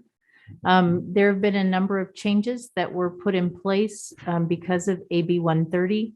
And so with that, you will see the changes in this board policy that have been just completely revised.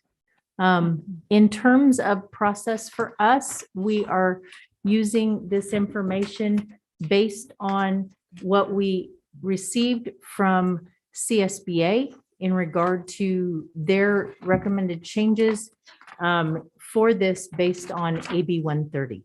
So this policy goes through that process. Joining me this evening in a review of this with you will be Dr. Mayfield as well. Thank you, Dr. Zitlo. As Dr. Zitlo indicated, we rely on the California School Board Association for guidance when we are writing new board policies as well as revising existing policies. In relying on them as a template, we are sure that our items are ed code aligned and will meet the letter of the law. The board policy is structured in 3 parts. First, there's a general information overview of independent study. And then there's 2 types of independent study. There's the traditional and course-based. The traditional independent study is the one that we're most familiar with. It's designed to teach knowledge and skills in the core curriculum area. The course-based individualized independent study type is individualized for particular areas of interest, as well as subjects that are not currently being offered in ABC. And so as we're looking at these, you'll notice some areas in the traditional and course-based, they overlap. And so it may seem a little bit redundant, but again, we're required to speak to both programs because there are some elements that are different. The original board policy was lined out. And so basically we're looking at a new board policy based on AB 130. So I'm going to walk us through because I know that this is an area of interest for our audience and our community, and some may not have copies of this in front of them. It is available at our district website under board policy for today's board agenda. So on page 76 is just a general opening regarding the governing board authorization to offer an independent study program. The bottom of page 77, I want to just share that independent studies can be offered within a comprehensive school as an alternative school or program of choice, a charter school, and an online course, not an online school, but an online course. And so the model that we're proposing, or you heard earlier in the spotlight on teaching and learning, is consistent with offering a program within a comprehensive school. Prior to COVID and prior to the changes to AB 130, our independent study program was offered through our alternative school. On page 78, it indicates that the independent studies program must be under the general supervision of a certificated teacher. It also speaks to the fact that the minimum period of time for a student to be enrolled in independent studies is 3 consecutive days. You'll note that in the general independent study requirements section, it delineates the difference between the 2021-22 school year from that of the 22-23 school year. And this is an important delineation. So for 2021-22, independent study is being offered by, according to AB 130, as an option for all families to choose to meet students' needs. That changes moving forward to 2022-23 and thereafter, meaning that a parent can express interest but must be approved by the staff. And that approval is really in the best interest of students, making sure that students who are choosing this option are more likely to succeed in this type of structure, because the intent of independent study is for students to be able to work independently. And so in 2021-22, the option is available to all students, but according to the law, starting in 22-23 and thereafter, it will be subject to the student being academically a good fit for this program. In the next program, the board is required to stipulate the length of time in which students can go without submitting assignments. And this is really important because the intent here is to not place students in a position where they have so many missing assignments that they're jeopardizing their graduation or jeopardizing completing a course. Also, it's important for the board to understand that independent study is funded, ADA is funded on work completed. And so again, the stipulations are in here to ensure that there is not a loss of ADA, and also to ensure that the student does not become does not jeopardize their academic performance in school. So the recommendations is 1 week from the time in which an assignment has been given. Also, we are required by law to have an evaluation of students' progress if the student is not making progress. And so how that's defined is that if a student fails to make satisfactory educational progress and or misses 3 assignments. And this is defined in the Ed Code. So in the Ed Code, it speaks to not making satisfactory performance, students are not achieving at the level of mastery. They're not completing assignments and assessments or other indicators of evidence that they are working on assignments. Learning required concepts as determined by the supervisor are not being met, and they're not making progress towards successfully completing the course. And so again, the intent here is to make sure that students in this program are academically successful. And because the nature of this program is for students to work independently, if their work habits are reflecting that they are not able to work independently, this is not the best fit program for them. We're required also to assure the public that the students in the independent study program are being provided grade level standards at the level and quality of intellectual challenge and rigor to students who are in person, that students who are at the high school level have access to courses that are required for the district graduation requirement, as well as access to courses that meet the UC, Cal State A to G admission criteria.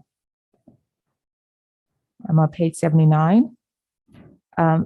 The next section is a requirement for students who are enrolled in the program for 15 school days or more. And here is where the law stipulates how much time has to, the frequency in which synchronous instruction and live interaction must be offered. So for students in grades TK to Kinder and grades 1 to 3, they must have an opportunity for daily synchronous instruction. For students in grades 4 through 8, they must have an opportunity for daily live interaction, which is similar to a homeroom, and at least weekly synchronous instruction. And for students in grades 9 through 12, the opportunity for at least weekly synchronous instruction. This is straight from Ed Code. And so that is what we're required to provide according to the law. We must also have a plan for tiered reengagement for students who are not generating attendance for more than 3 school days or 60% of the instructional week. And again, this is referring to students who are in the program for 15 school days or more. So here we have to verify that we do have the correct contact information for the family. We can send notifications to the family in writing. We can also request to meet with the family and the student. And that meeting may include discussing what other services the student may need, be it intervention services, mental health, or social services. It could also mean to also talk about whether or not this is a good program and a good match for the student and the need for them to return to in-person instruction.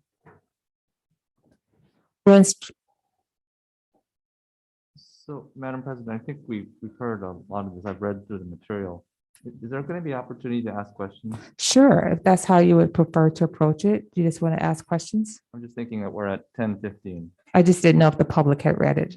No, I don't know. But it Okay, is a it's public up to you. document. It's up to you how you want to approach it. It's the president's. Well, you know what, the staff has experience and I believe the board members will volunteer. Okay. So let's finish it, then what I want to do is after, let's make it for another 5 minutes. If we finish after 5 minutes, and I ask board to go and extend their hours, then we have 5 minutes break and we'll come back. So go ahead. Thank you. So we also have to have a plan for families who want to return to in-person instruction. And we have to be able to help families return to in-person instruction within 5 days. The written agreement is really important because some of the comments that were made will be addressed in the written agreement. And so comments regarding students who are in special education, we're required to hold an IEP meeting. We cannot have a generalized program when we must acknowledge that students with an IEP have an IEP because they have individualized needs. And so therefore, students in special education must be a part of it. There must be an IEP meeting held to review the students' academic needs and to determine what can be met in this program. And so on page 80 to 81, we outline all the specific components of the independent study contract or agreement that parents will receive and be asked to sign, outlining their program in terms of frequency of meetings, when the instructional day, and a lot of the other components. I don't want to belabor if we don't need that information in details.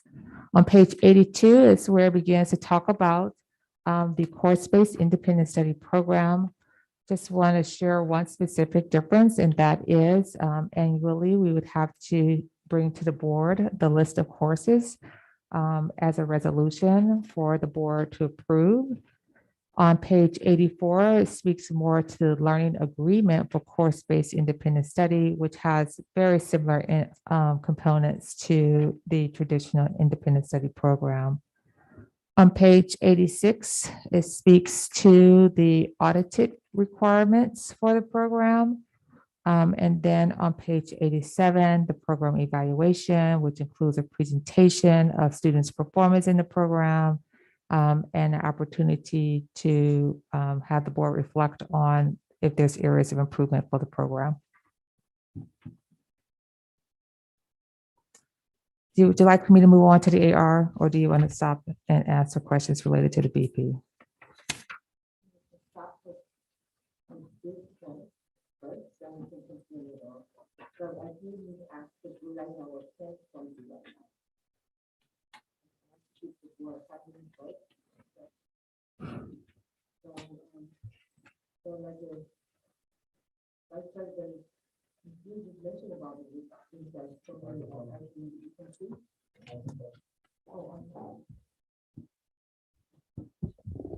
Sorry about that. And I do like to give our board a 5 minutes brief break, stretching up. Then we Okay, well, the next thing we're gonna extend in our time. Then according, Vice President recommend no time limits until we finish meeting. Is that what you said? Okay, so, in the past and board here, actually, we will finish our agenda, but I want to ask Dr. Su from the rest of agenda that we have here.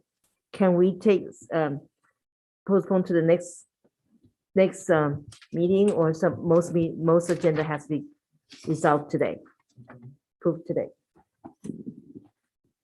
I think it's important to have the safely returning to school item on the presentation tonight. Okay. Dr. Sue, I have some items as So the rest well. of the item? I need tutor zone so that we can provide tutoring support and curriculum for our preschool program so that they can have materials when school begins.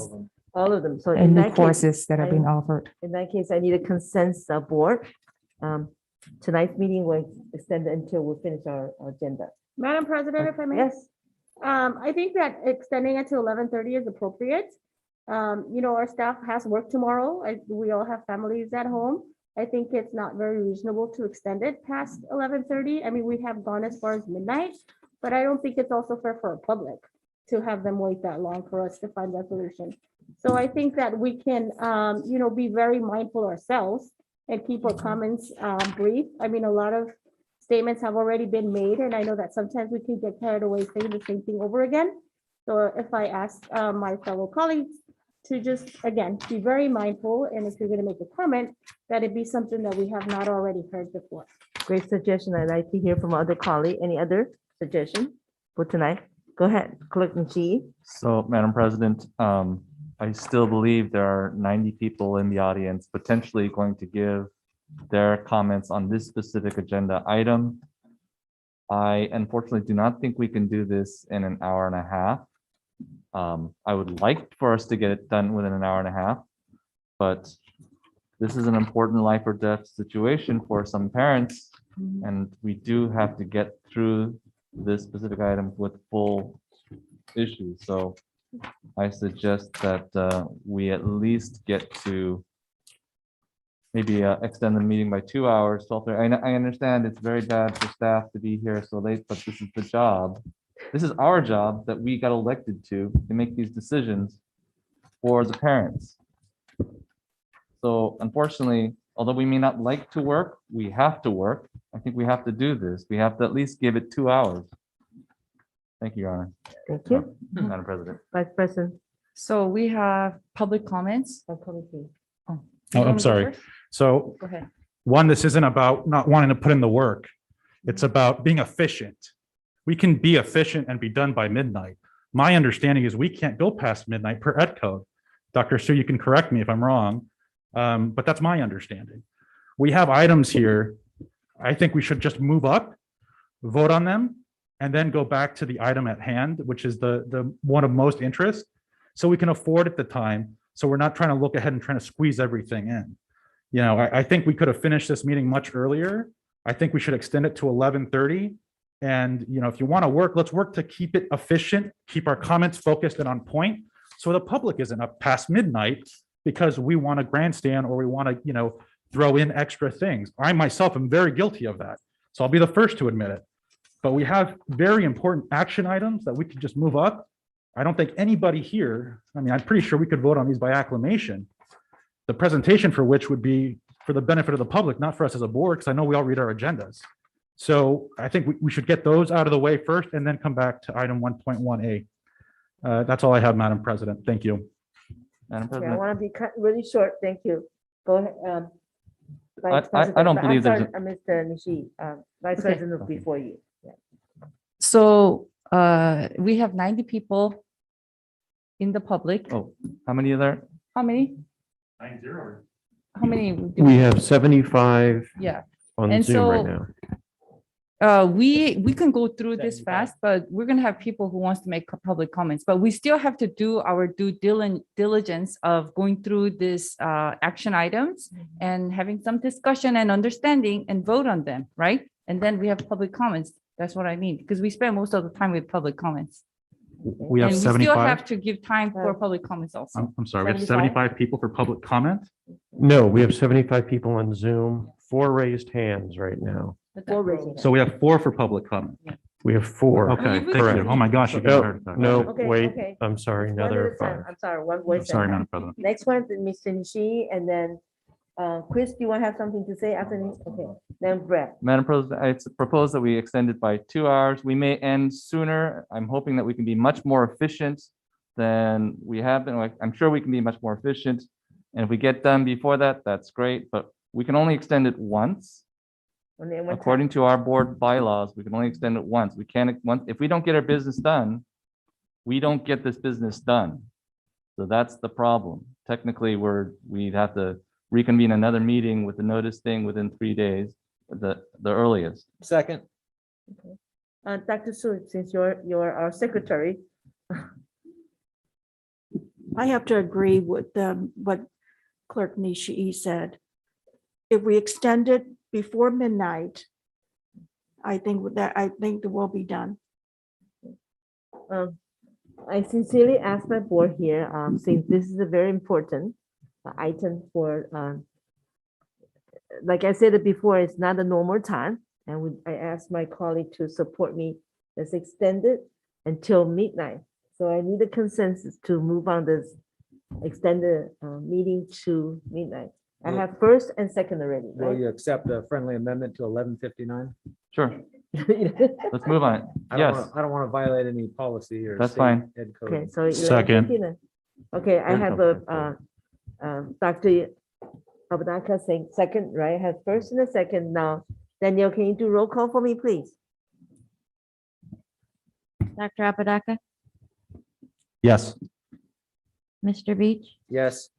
Dr. Eugenio, Yeah. Mr. Nishi, Yes, Dr. Rios, Mrs. Say, Yes? Mrs. Yu. Motion passes 7-0. Oh, okay.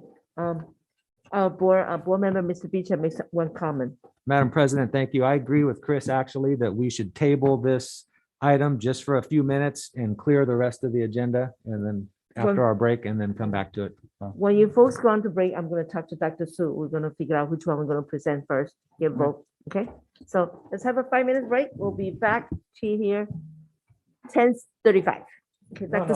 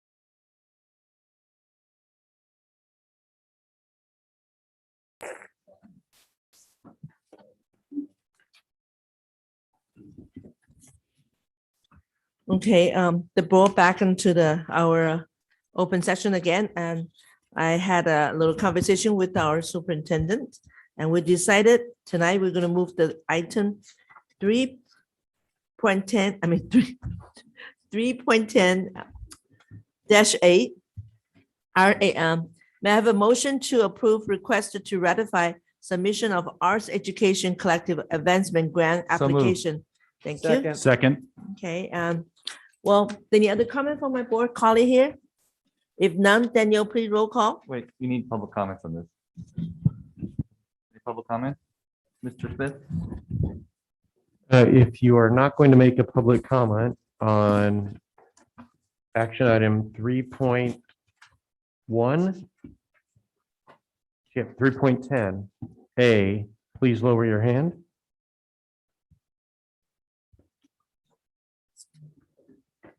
If none, We have 3 hands raised, but I do not believe they're for action item 3.1, 3.10A. do we have it? Coming, huh? They're going down. Okay. So none, right? Okay. No, okay, so, discussion from my colleague here? If I hope you none, get it. if none, Danielle, would you please do roll call for me, please? Dr. Apodaca, Yes. Mr. Beach, Yes. Dr. Eugenio, Yes. Mr. Nishi, Yes. Dr. Rios, Yes. Mrs. Say, Yes, Mrs. Yu, Yes, motion passes 7-0. next one, 3.11-8. May I have a motion to approve 3 new courses titled Academic English 3, Academic English 3 Elective, and Mathematics, Reasoning with the Connections MRWC to begin the fall of 2021 to 2022. May I have a motion? So A moved, second? Apodaca. Thank you. So- Thank you. Okay. Anyone wishing to make public comment on this agenda item, please use the raise your hand feature on Zoom at this time. Do we have any public comment on this matter? We still have 2 hands up. This would be for action item 3.11, which is new courses, Academic English 3, Academic English 3 Elective, Mathematical Reasoning with Connections. If you're not commenting on those, please lower your hand. I do not believe that. There we go. None? Thank you. No. Thank you, Mr. Smith. Any discussion from my colleague here? If none, then your roll call for me, please. Dr. Apodaca, Yes. Mr. Beach, Yes. Dr. Eugenio, Yes. Mr. Nishi, Yes. Dr. Rios, Yes. Mrs. Say, Yes, Mrs. Yu, yes, motion passes 7-0. next one is 3.12-8 new course. May I have a motion to approve new course titled American Sign Language Level 1 to be offered at Cerritos High School in the fall of 2021 to 2022 school year. Thank you. I need a second. Second, Apodaca. Okay, anyone wishing to make public comment on this agenda item, please use the raise hand, your hand features on Zoom at this time. Do we have a public comment, sir? We do not. Thank you. Any discussion from our board? Yes. Go ahead. Go ahead. Hold on one second. Vice President, Ms. Yu, and after that, will Ms. Yi. I just wanted to, I mean, it's good that we're offering American Sign Language, but I hope this is not a replacement to the Japanese because it's not, okay, that's all. Okay, thank you.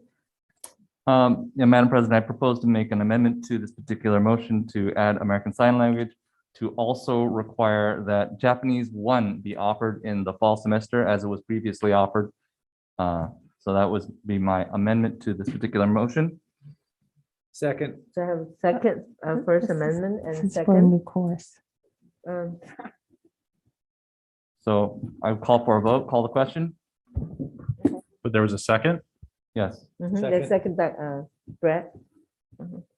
I'd like to hear from the staff, regarding the Japanese class, what happened. I'd like to call the question. We don't have time. We need to talk about Okay, the so other be thing. okay Point of now? order, we're Okay, adding point a of whole order. new course, making it mandatory, piggybacking it onto this item. No, I think we should hear from staff. Sorry, but I understand you now have a sense of urgency. We've extended the meeting, but we're talking about requiring another course That's not related to this one. So for clarification then, I agree with you. the Yes. question was asked, is this replacing Japanese 1? Dr. Sue? This class is not replacing Japanese 1. Thank you. Thank you, Madam President. I'm sorry. Thank you. So I would like to ask the question, is Japanese 1 going to be offered this semester? It is currently, I know that Principal Patrick Walker may not be offering it this semester, but it could be offered in the next semester. So I would like it to be offered this semester because I have heard that there were kids that were actually enrolled in Japanese 1 and they were disenrolled at the last minute. And that's why I got a bunch of calls about this. So therefore, I would like it still to be offered in the fall of 2021 to be added to this motion for American Sign Language. Okay. I do need to ask the staff about the staffing issue. Yeah, it is. Dr. Sue and Dr. Mayfield? And this is also going to be go back to the HR person too. Sorry about that. So in order to staff the class, there has to be candidates. So we have worked to find candidates and we have worked to resolve issues at Cerritos currently with continuing students. But the staff is going to have to look for a Japanese teacher. I was told, I can add- I was told Gar High School teacher, Japanese teacher is willing to teach this class. That is what I've heard as well, Madam Yeah. President. This is according, so many parents approached me for that. But again, I like to hear our staff here. If Let I me can know, add you're the to that, management. this item is regarding a new course, meaning that currently ABC does not offer American Sign Language. Japanese 1 is not a new course. It does not require board action. It's already a board-approved course. So we don't need the board to take action on a course that they've already taken action on. It's still available for students who are interested in the course. If we have students, if we have staff, and Cerritos decide they want to build it into their master schedule, they can. So there's no action needed. It's already available to students. Oh, So, okay. so then I have one question. When did it come Then, then? if that is the case, I want to make sure that Japanese is offered in the fall of 2021 because it will kill this entire course. You can't start a course in the middle of the year and still have a full credit. It's going to be very strange for the whole schedule. And so therefore, I understand that there may be some staffing issues, but I've heard that this has been done in the past. I've gotten numerous calls regarding this. This is going to destroy our program in terms of the exchange program. It's going to destroy a lot of there is a Rotary Club that talks about our specific issues here. If we were voting to, I don't want to add another language if we cannot handle Japanese. If we cannot handle Japanese, I don't want to add another burden. If this was, say, Hindi, which is spoken by, it's like the third largest language in this country, in the world, of course, I would have no objection to that.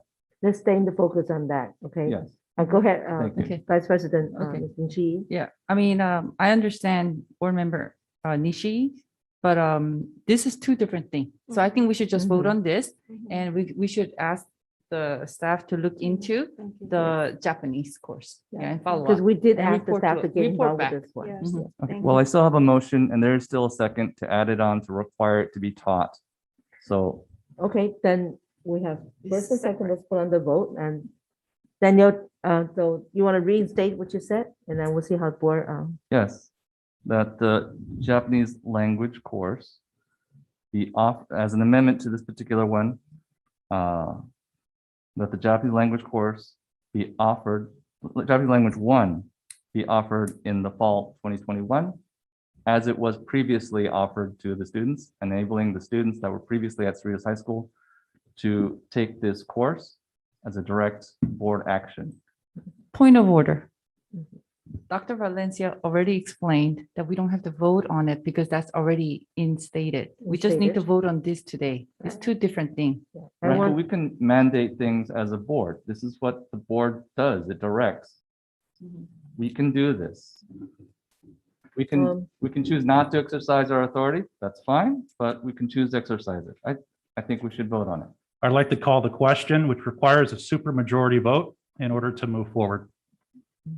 So I'd like to call the question. Okay. So we So have have roll first call. and To end second, debate then I'm or- called On his amendment. on the amendment, yeah. So do I have the second one? Because then we can put on the vote. That definitely needs a super majority votes in here. No, he's asking to call the question. To vote. To To vote. vote, that's what I'm saying, to I can vote. second that. So To end Daniel, discussion. In discussion, that's fine. Daniel, roll call, please. Dr. Apodaca? No. Mr. Beach? Yes. Dr. Eugenio? Yes. Mr. Nishi? Yes? Dr. Rios? Yes. Mrs. Say? You know what? The staff already say yes already there. They would. Okay. So we will have to vote. Exercise your authority. Yes. Yes. Mrs. Yu? Yes. Motion passes 6-1. Okay. So staff gonna work on the class, open it to the public, and start have the kids register their class. Thank you. And then for now, go back to our sign language because we haven't voted for the sign language yet. That was part of that. Part of it. Part of that, I only heard about amendment for that. Okay. That's all. No, huh? There was Because an amendment to the like motion. Olga only vote for access for the, who was the one? The sign, the It was kinda Japanese grouped language, you together. vote for the, It was grouped No. together, so we can just move on. so confusing here. Okay, we have too many. That was idioms just to here. call the question. Okay, the next one, 3.13-8. May I have a motion to approve request to adopt curriculum titled Frog Street for the infant, toddler, and pre-K program and provide professional development on the Frog Street infant and toddler curriculum for staff at Tracy Infant Center on August 18, 2021, and the state's preschool program at Tisha's Children's Center. Sorry, Robertson. point of order. We didn't vote. We called the question, which was a super majority to end discussion. So we ended discussion. We still have to vote on the amendment and the item as a whole. The super majority was simply to end discussion to call the question. That's exactly what I said. Yeah, we still have to vote. Yeah. Sorry to cut you off, Madam No, President. no, you're right, because, this is the, Okay, so now we have to vote. please, we get stay and focus. When you have amendment, total different subject. When you come in here, you gotta vote again for actual item, because that's what is mentioned. Okay, so Chris let's will have her vote for vote. no. Have her So vote. go back to the item 3.12, right? Yes. Okay. So may I have a motion to approve new course title, American Sign Language Level 1, to be offered at Cerritos High School in the fall of 2021 to 2022 school year? With the amendments set forth that I had previously set forth. That you're talking about right now, we had two different, you already done the Japanese class already. Right Wait, now, wait, we're back wait. to He this. called new- the question. I had first made the motion to make an amendment to this particular action item. But right now, we're gonna Then he vote. said, let's close the question on that particular discussion.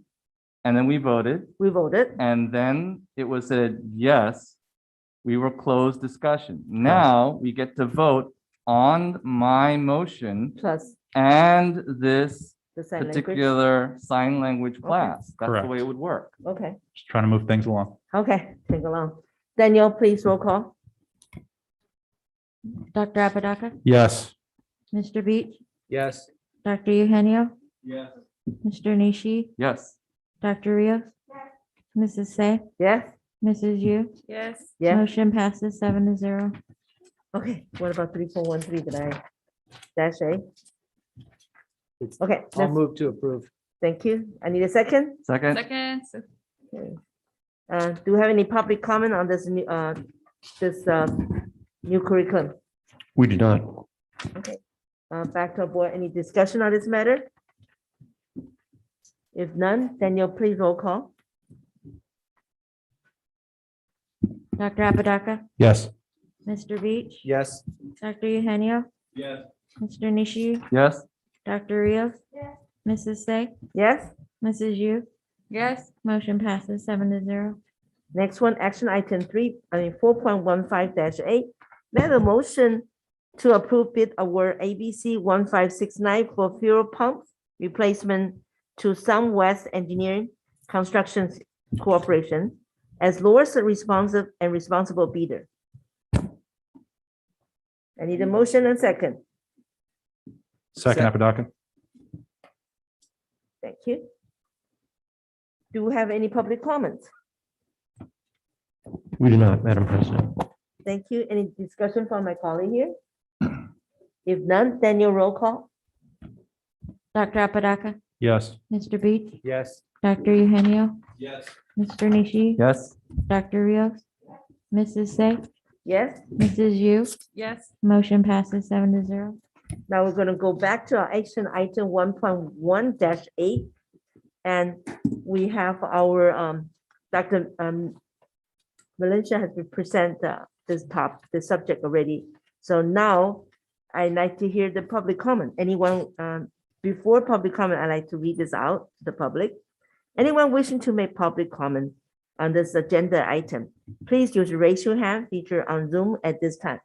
I believe we have some comments. And before we let to the public, because I know that time limits that we have here, so I'm asking my colleague to support me. Instead of 5 minutes, usually we have for audience per person, I like to ask it down to 3 minutes. Yes. Can I count as a census on that? So I need to see you all agree. Extended from 5 minutes to 3 minutes, Chris, I can't see you. In the interest of the First Amendment, I vote no. Okay. And Dr. Eugenio? No. Mr. Beach? How many speakers do we have? We have 3 right now, Mr. Beach. No. Okay. Mr. Nishi? Yes. It's okay. Yes. Okay. Yes. Yes, for what, 5 Three, minutes? to 3 minutes. Yeah, because we might adding a more. Yeah. Dr. Rios? In my time on the board, we have never limited the public comments from 5 to 3 minutes, so I like to stay with the 5 minutes. I mean, we all agreed that this is an important issue, so I would say if it is, then we'll keep the 5 minute limit. Okay, I respect this majority vote here, so that's back to 5 minutes to the audience. Go ahead, we're starting on the public comments now. And I also want to thank you, public, for stay here with us tonight. And now it's the time to voice your opinion. Go ahead. Thank you, Madam President. The first public speaker is just titled Rodriguez. It looks like they need to update their Zoom to be able to make a public comment this evening. I apologize. The next public comment would be for Mr. Kirat Chauhan. Go ahead, Mr. Chauhan. Evening, board members and staff. AB 130, first there's the law and then there's the intent. It's very hard to get legislators to pass laws. In this case, this is a result of parents being outraged and demanding that legislators do something, and the ACLU backing it. So the only thing, the parents have already eloquently stated what their demands are. So I would like an amendment to Board Policy 6158 on page 82, on bullet number 15. I wanted to state that parents or the students have a return right back to their previous schools or the school of choice that they had the option to. It doesn't say that, so you can shove them in any school. No, they need to have the right to return back to their school.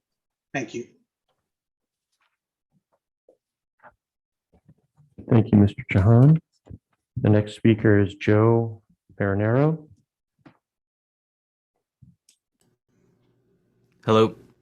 Hi, we just moved to the area, my wife and I just wanted to say that I'm extremely impressed with how this is all conducted, and also the parents. I'm proud to live here because, you know, I understand that maybe this might be a somewhat thankless job sometimes, and I think that everybody needs to just, you know, give themselves a round of applause for a second, especially the parents. I mean, the fact that they're so involved and so concerned, and I'm happy to be here. That's all I really wanted to say. I know you guys have stayed late, so I just wanted to kind of give back and let you guys know that.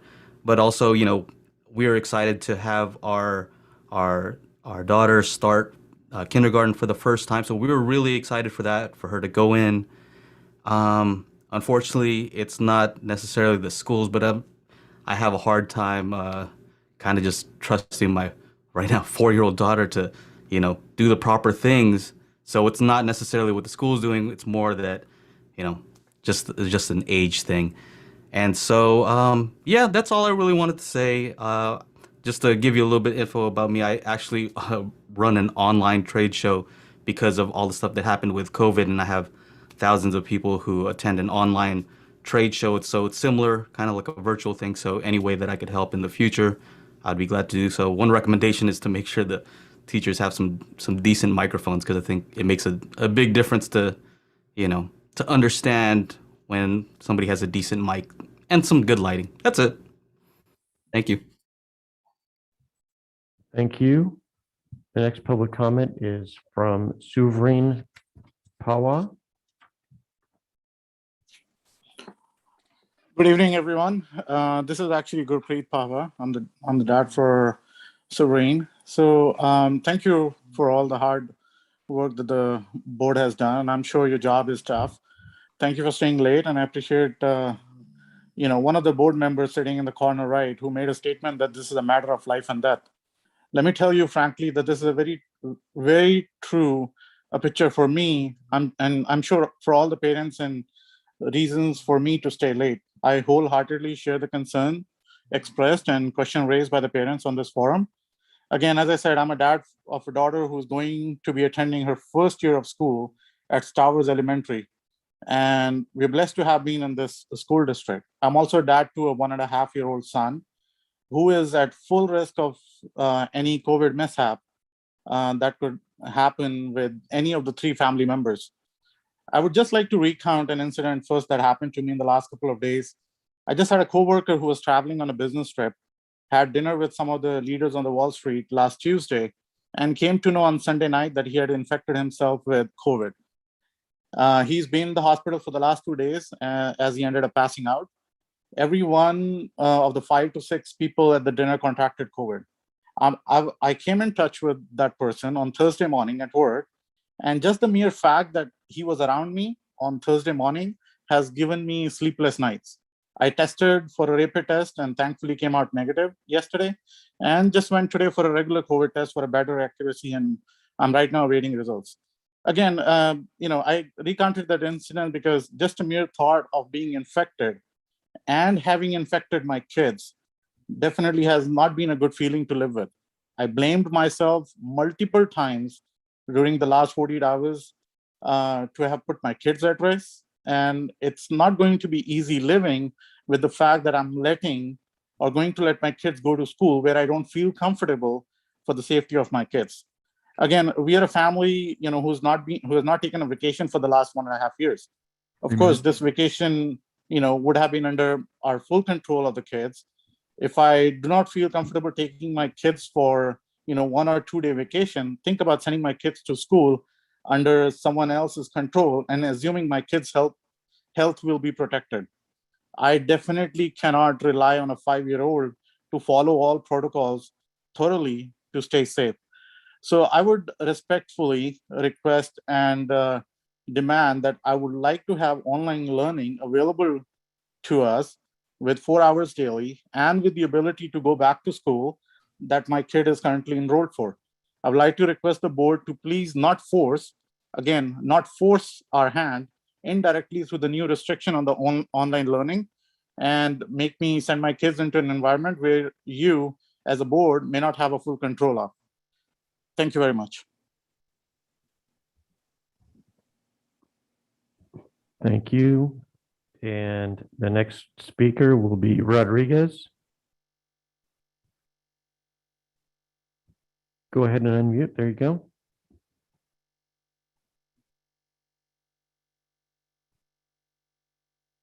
Go ahead, Mr. and Mrs. Rodriguez.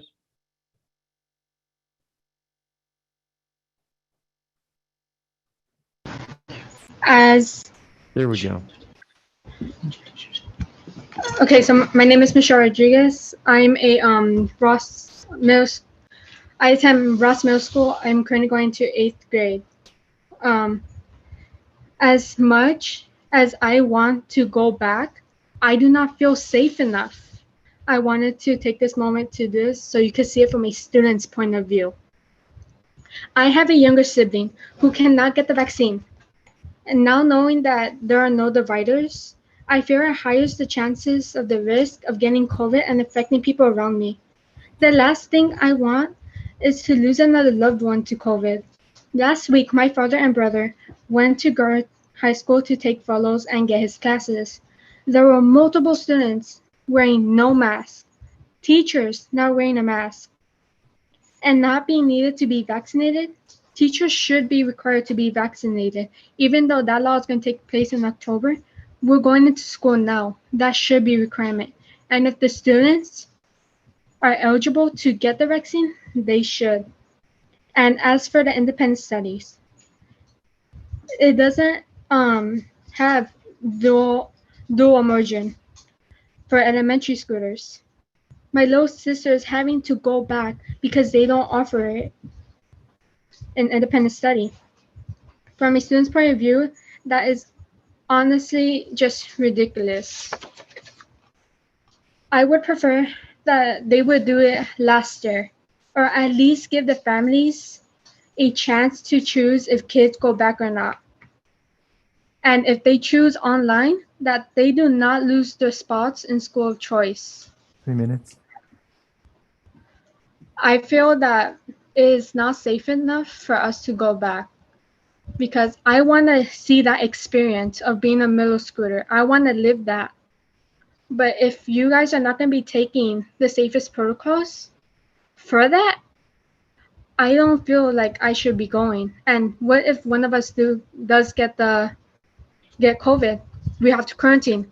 We will miss those days, especially if we can't do online. And if we do it, we get it taken out of the school for it. That's not right. And as every other parent was saying, you guys has the entire summer vacation to sort this out. And for the dividers, they should be placed because that could possibly just even if it's by a tiny bit, lower the chances of us students getting the vaccinations. For my little sister, I love her. And to know that there could be a chance where I get COVID, even though I'm vaccinated, I could still catch it. And if I do, I come home and infect her and she gets terribly sick, what are we going to do then?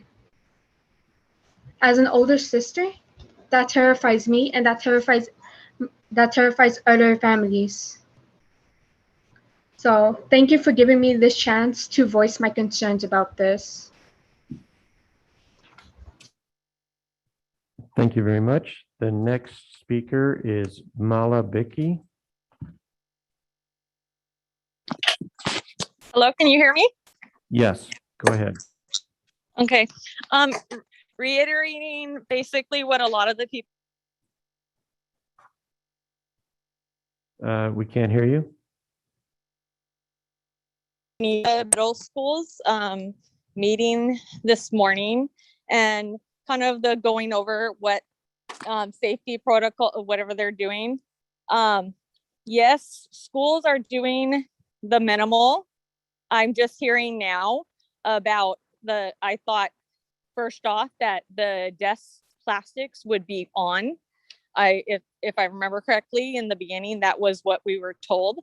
Now I'm hearing it's not. So now kids that I watched why they did in person for the hybrid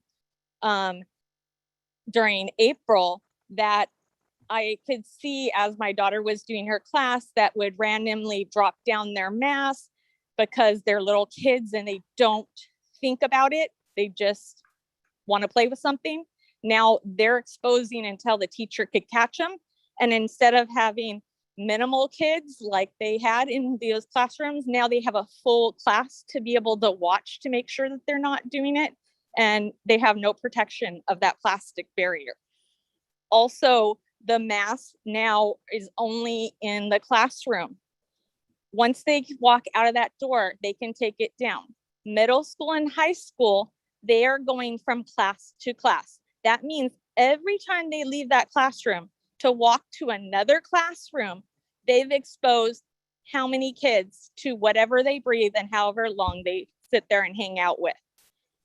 The city, LA County just today put out a thing that as of Thursday, that at any major activities like concerts and sports events, it is mandated for them to have a mask on if they're not eating food.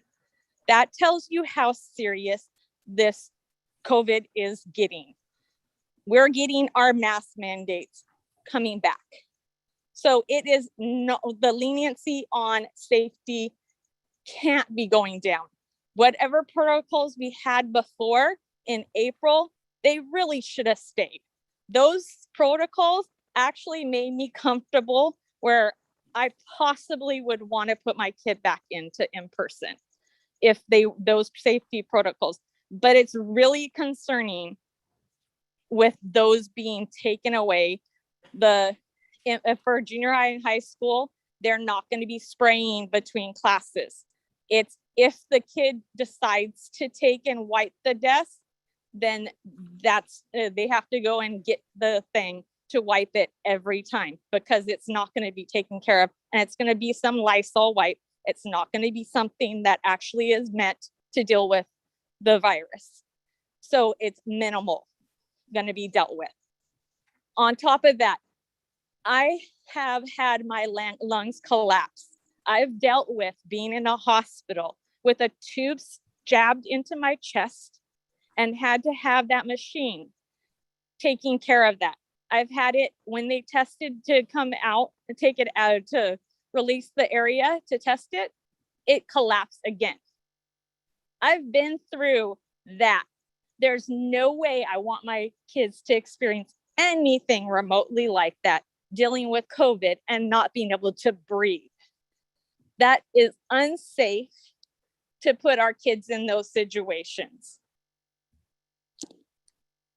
The online learning, I am thankful that it looks like you guys have made some alterations and they're getting more curriculum time. They're getting where they actually have instructional time.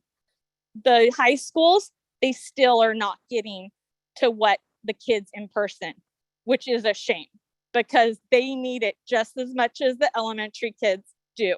Just because their family is trying to be safe and keep our family protected, because we have kids in our household that cannot get the vaccine, that they would have the vaccine if they could. And even then, you still can get COVID. There's still people that with the vaccine are dying. We've had my aunt, my husband's aunt, she had the vaccine and she passed away this past Friday because she had some health concerns, which would be similar to the fact that I have health issues. So if I got the vaccine, which I did, and I have the health concerns, if I get the COVID, you know, I could be one of those people that died. And that is something that my kids don't want to come back home knowing that they could have possibly exposed me or their younger sister, just like the other person to, and put them in that situation. That is something that no kid should ever feel like that's what happens, what they have to risk to be able to go to in-person to school. Thank you for giving us some of your time, but we really need this taken care of. And the kids need to be able to go to the school that they were set up in. My kid is going to Cerritos High School is her school because I worked my butt off to get her into Cerritos, because you know how hard it is. I'm almost done. You know how hard it is to get in with school of choice. My other kid is in Carmenita. That is hard too. My other kid is, I worked my butt off to get her into Whitman. And I do not want my kids going to some other school just because I might put my kid in independent for their safety and mine. Thank you very much. Thank you very much. The next speaker is Janina Lucero. Hi, I'll keep it short. I'm a mom of 3 kids at Cerritos Elementary. I know this has been discussed by other parents over and over, but I wanted to again reiterate the saving of our kids' spot at their home school or school of choice if we choose to do independent study. We are hoping that this can be addressed at this meeting tonight, since we are only a few days away from school reopening, and a lot of parents on this call are anxiously waiting for your response on this. Thank you. Thank you very much. And that concludes public comment on this item.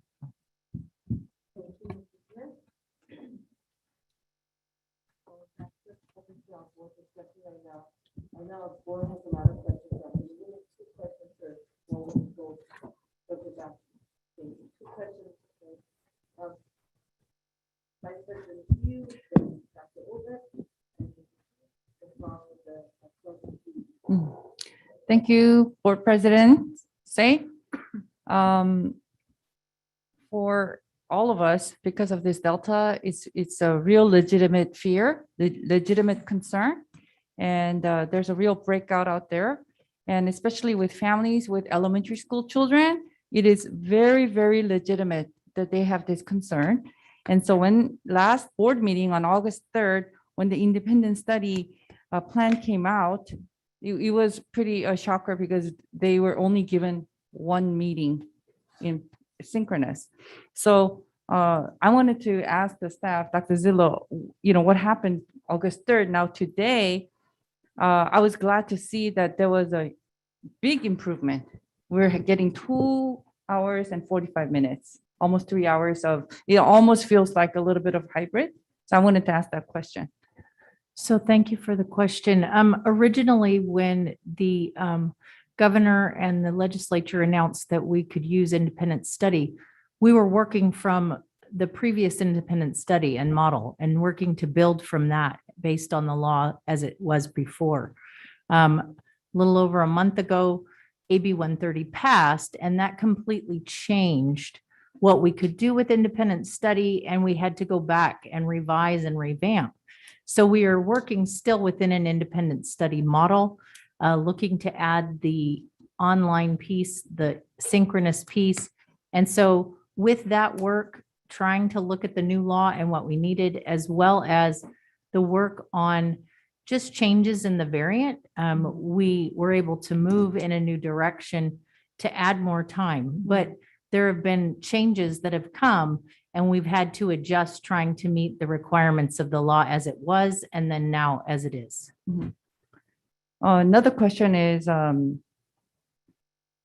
know that for many families, for essential workers, the children already have had COVID.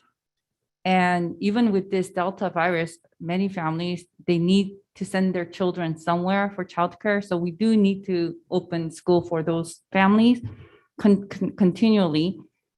Say the school next week, 20% of the families, because of this COVID and Delta, for the younger children in elementary school, the families, over 20%, they want independent study.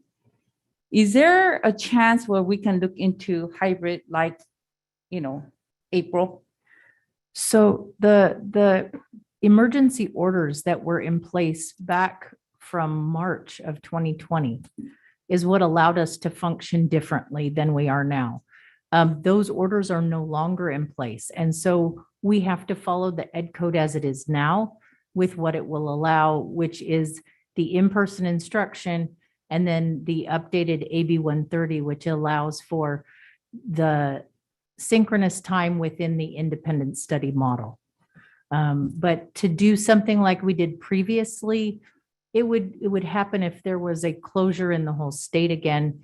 If the governor were to say schools are closed, they would have to put an emergency order in place that would allow us to go back to that model. Okay, thank you. That's my two questions. Dr. Will? I really appreciate that we're responsive to our community. I hope that the community acknowledges that we do hear their concerns. And, one of them was to improve our program, which I believe we did. And I hope that parents are happy. The other thing that I heard, and I'd like to hear more about, is allowing those students who opt for independent studies to maintain their place. School of choice is over. I don't understand how they would lose that spot this year. School of choice is not going to be open again until March for the following year. And so I would like for us to consider having the students who opt into independent studies this year continue to whatever school it is that they were assigned the following year. And I know that it's probably in the policy, but I'd like to consider amending that. So if I can respond, one of the challenges with leaving spaces open is a staffing issue. There are not enough teachers for us to staff both in person holding spaces for kids that are not there, as well as an independent study model where we have someone for students. That would create situations. I don't believe we could get enough teachers to do that. It would create combination classes in places, probably across the board trying to do that. So one of the things we've been working toward is staffing in a way that we can handle both programs for families, and it's easier to make adjustments if we need to at grading periods, at breaks. But to make adjustments just rapidly is very disruptive to kids, but we would not be able to have the number of staff we would need to hold places and run independent study. And so it would lead to multiple combination classes. I think that the idea would be for not to hold it this year, not to say, okay, I'm going to hold this spot for, student A who's in independent studies. What I'm talking about, and maybe parents are talking about as well, is when this year is over, next year, 2022, 2023, that they do get that spot back at whatever school of choice it is. Because I understand that it would be impossible for us to allow them to have a seat in class this year and independent studies. I don't know that that's what parents are asking, because I can see how that would be incredibly difficult to manage. I like to think that we would honor their school of choice that was awarded this year, next year, because as somebody mentioned, and myself know having to apply for school of choice, it is very difficult. And when you finally get it, the idea of losing it is a huge challenge. Yeah, only one question? That's it? Well, it's still one question. I don't have a second one. The next one will be complete. Any other board member? So Yeah, go ahead. Well, I'm sorry. So Yeah, I go was going to address, so with the school of choice process, the challenge with it is once we restaff for less students, now matriculating up, that student is no longer counted in that. And so it would, I don't know that I think it could create additional issues because you are making adjustments to ensure that we have single classes, that we have staffing for the students who are there. And so then we're staffed and planned for that to bring kids in would probably lead to combination classes and multiple changes because you're having to add in spaces where we weren't planning to have children. okay, I do have a second question now. Go ahead. How many parents have we had enroll in the independent studies program? To date, I believe we're at 481 kids. That's a lot. Half of them are secondary. I just want to clarify the question, Next one, yeah. Dr. Rios. You requesting that the space will be held for next year, not the current year. Thank you. Thank you for the clarification. Go ahead. Thank you, Madam President. To all the parents that spoke tonight and have emailed us, called for the Zoom call hosted by Mayor Pro Tem Chong Vo, I hear you, and I think the board hears you. When we joined these roles, we decided, at least I did, I'm going to do what's best for the kids. And that's all kids. My kids are going back to school, but I care about all the kids that are going to be staying home. So I think we really need to look at this closely. I like the fact that the staff added a 5-day timeline to where if you're not happy with the independent study, you can come back to your school. That's built into this model. We also increased the synchronous hours from basically 0 to 2 to 3 hours, which is a significant change. I do believe, like Dr. Rios said, if there was a way to find out if we could send these kids back at a minimum to their home school. I mean, if I pulled my kids out of Nixon and I can walk there in 2 minutes and they can't go back to Nixon, I'm a taxpayer in this district and that's my home school. That to me is unacceptable for sure. We can talk about school of choice and out of district and all the other things, but a homeschool, we have to be able to get back to, I feel. And I've talked to principals in this district and others, and I know we have limits that we're under, that we can add a kid or two here or there. Granted, it's 481, which is a lot, but 240 maybe in elementary divided by 30 schools, we're getting to a point where we can probably make this happen. So I'm going to recommend in a minute a motion to this item. But like I mentioned several months ago, I thought we needed to get a virtual academy because we're going to lose a lot of students and a lot of parents are going to be unhappy. Every one of these parents in this independent study model is not happy. And it's because they can't go back to their home school and there's not enough synchronous learning. So I learned tonight that we can't have more synchronous learning because of the governor's orders. And if we can't do that, we can't do it. If we've added as much synchronous time as we can, then I guess we've added as much as we can. If we could add an hour or two or anything to make it better, I would suggest we do that. But I'm going to make a motion to approve this. I guess you guys already approved it, so this will be an amendment to add on page 84, actually 81, number 11, to say parents have the right to return to their home school for the 2022-2023 school year. So at a minimum, a parent can go to his home school. If there's consensus on the board to do every school, we could try that. I don't know if it's feasibly possible, but my motion for now will be that the parent can return to their home school if they pull their kid out for independent study. Can I Second. clarify? Are you Hold on one saying second. the following year, right? Following Not the same school year, but For the following year? 2022, 2023. Okay. And Se- if I may add to the school of choice, because it's a given that they can go back to their home school. As a district, I think we have to honor that if a student moves into a school's attendance area, they have to make room for them. This would be for the following year, and I'd like to think that, we make accommodations based on our attendance. And so if those 400 kids that are independent studies this year come back next year, we will have to find teachers to staff the classrooms. So I would make the amendment that yes, the homeschool, but also that the school of choice that they were assigned to this year be rolled over to next year. Dr. Mayfield, do we have the numbers of homeschool versus school of choice versus out of district in the independent study model? I know that's asking a lot. I don't have that number with me tonight, but our practice in the district is that students in ABC are treated as their students. And so what Dr. Rios is asking, if we can honor that in the context of your request for kids who are at their resident school. And so if you're asking for students who are enrolled in the independent study program, be allowed to go back to the school that they were scheduled to attend this fall in the 2022-23 school year, we believe we can honor that request. Yes, we can, but I want to make the one statement now so we don't have to deal with it next March or February. It will impact the school of choice number next year because we have to hold a space for those kids. So normally, as an example, I'm going to pick Carmenita. 7th grader have 80 school of choice opens. Next year, maybe down to 60, just as an example because of that. So if parents going to look at every year and said, you always have 80, what happened now? Is because of this. Yes, we can accommodate this request for next school year, definitely.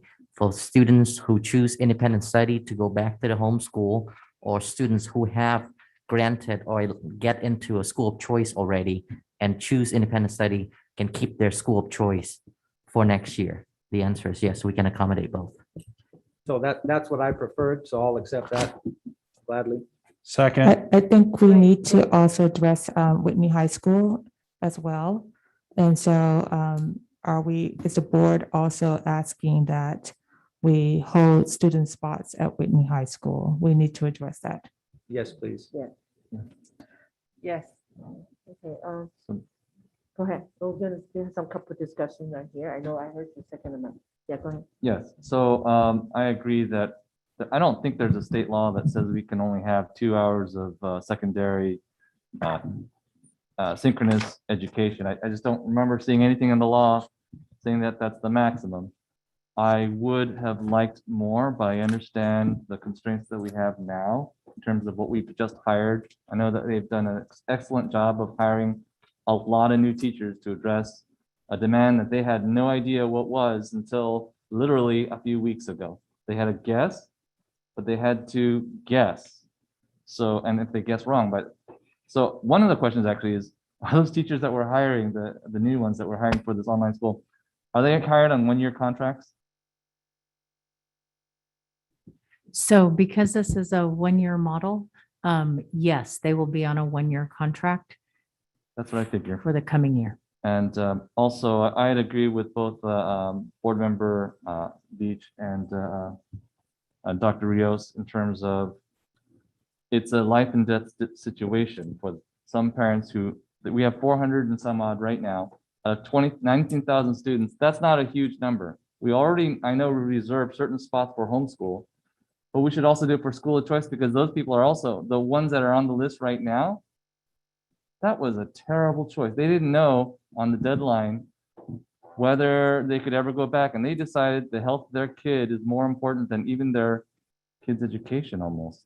So they should have the right to be able to go back to the school of choice. Hundreds of parents have all said the same thing, and other districts have also done the same thing in terms of enabling the parents to choose. I like how we gave the extra 5 days.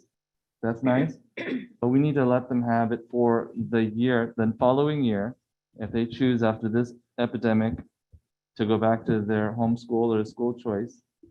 That is a fair thing that we should enable them to do, because it's a terrible choice to make parents do. I wish we had this a little bit before, because then we wouldn't have had all these calls. We wouldn't have had all these calls and people saying, you made us do a terrible choice. Now, So my thank you. questions here So is, I would support Beach. my and- questions here, there's three folks right now in here. One is our homeschool students, when they choose independent, and I believe they should have a right to move back there after this 2022 to 2023 year. Oh, sorry.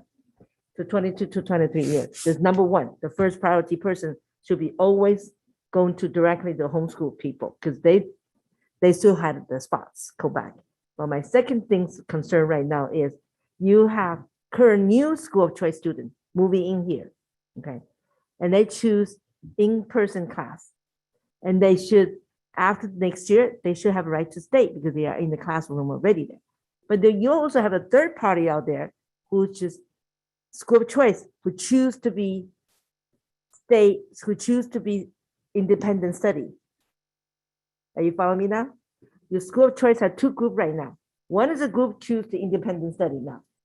Okay. So you have to think about who's come first. You have current school of choice decided to stay in school, got chosen to come attending a class. So they are staying in-person education. But you also have a group so-called out there floating there, school of choice decide to independent study. So when they come back to our school, there's some number there. Some limit number there. If all go back in there, we don't have a spot at all. So we have not disenrolled any students. You have what? We have not disenrolled any students. So any student who was accepted to schools of choice for this school year, they are still enrolled in that school of choice. And based on the board direction, we will ensure that they have a spot back in the next school year. I want to emphasize next school year, 2022-23, as well as homeschool kids of residents, as well as students who are at Whitney High School. So we understand that direction from the board, and staff will facilitate that for next year, 2022-23. I want to also go back to Ms. Nguyen's point, which means that in honoring schools of choice, that does mean that there'll be less slots available for some of our high demand schools. So we have to own that as well, because there will be implications for doing that. But we hear the direction from the board, and we will add that language to the board policy. And I also want the public, the audience listen to carefully. You have 5 days grace period there to decide that you choose the independent for the year 2021 to 2022. You have to stay after 5 days. After 5 days, there's no go back and forth. Am I right? Wait. Hold on a second. That's I want to hear this out. So we would like parents to decide within the first 5 days if they want to continue in the online independent study program or if they would like to return to in-person. Past the 5 days, a parent can still choose to go back in person. However, becomes more academically challenging for the student to transition back to in-person because the programs are not moving at the same pace. And so academically, the student can be going back in person and be behind where the in-person school is or way ahead of where the in-person school is.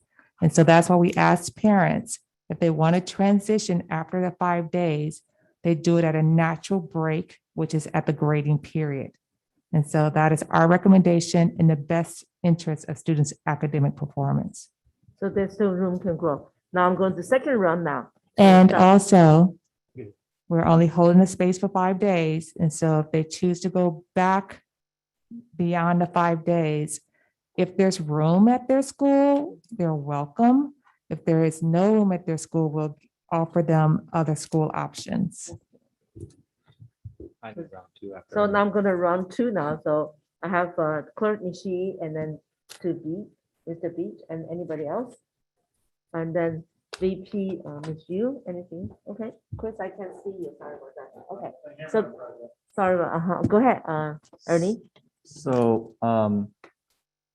those parents that have elected to be in person, and that, because when we made them make the decision, it's a Hobson's choice, right? It's a really tough, almost impossible choice. Well, those persons who elected to be in person within the first 5 days, can they go back to online? That's the one question. So if students are in person and would like to transition to independent study, it's going to be based on space availability because everything is centered around staffing. And we do have caps on those classes. That's right. So if there is space, yes. If there is no space, then we'll have to create a wait list based on interest and offer them once a class space becomes available. That makes sense because you can't just hire a teacher out of nowhere. And after the 5 days, they are not guaranteed to go back to their home school in that particular year. They might or they might not. I get that. And we're also saying that the following year, they choose to be back in person, they will get their either school of choice or homeschool. Okay, good. I understand. Thumbs up. Thank you. That's it. No more questions. Okay, so 2 questions per each person too, okay? Go ahead. Just Mr. 2 Beach. items, Madam President. First one is with all the changes to the independent study that we made tonight and before this meeting, what if we get an onslaught of parents this week that say, well, now you're adding 2 to 3 hours of synchronous learning. I want independent study. Is that going to be reopened or what have we thought about that? Good question. So speak that's available. where that will fall back to what Dr. Mayfield just talked about. We will have to go by the waiting list and go with adding classes as we can based on numbers and based on the ability to staff that. We're working really hard this week dealing with the changes at our school sites to make sure that we're still staffing wisely and well, working to make sure anywhere we're able to that we eliminate, large numbers of classes, large number of students in classes, looking where we can to eliminate combination classes. And so we're working all these pieces through, and that is creating our staffing also then for independent study. To make rapid changes within a week is probably not realistic, but at grading periods, we can look at some things like that. Okay. And my last comment is what if the vaccines for children fully roll out by the end of the year and all of these parents in independent study all of a sudden want their kids back in classrooms? Can we allow them to do that and just move the teachers from independent study back to classrooms? Is that doable? Absolutely. We would look at our restaffing and we would look to do that at a grading period, again, in the best interest of students. And looking, as best we can, to house those students in a way that if we can keep them with their same teacher, that would be the goal for continuity for the students. There's been a lot of good news tonight, and I want to thank staff. I know you've worked around the clock this past week and even longer, so thank you for all the changes. There's one point I want to make again, keep repeating the same point, is back to your point, if there's something, if the case has gone down and parents want to go back to in-person, yes, they can, but it may not be at their home school or their school of choice for this year. So there's another point I want to make sure the public and the board is clear on this. I'm sorry but this is important. The virtual program that we offered last year, the virtual online, ceased to exist by state law. That was only allowed for last year. We can't not roll over the same program. I want to make that point clear. With the emergency order and ABCUSD 98 allows that stop operate on June 30th, 2021. This year, the only option for parents is the independent study program and the instructional minutes that we have presented to the board. There's no cap on that. However, it has to be negotiated, and we negotiated. The agreement was signed up at noon today. The best agreement that we have in front of you that we believe the best for the students, but there's no state law capping the minutes on synchronous. So I want to make sure that I say that. No, Thank you. No, let me ask you something. I hate to, quoting a quote from the parents, what they talk about, which is indeed true. There's some, like I did research, some districts does have the virtual program.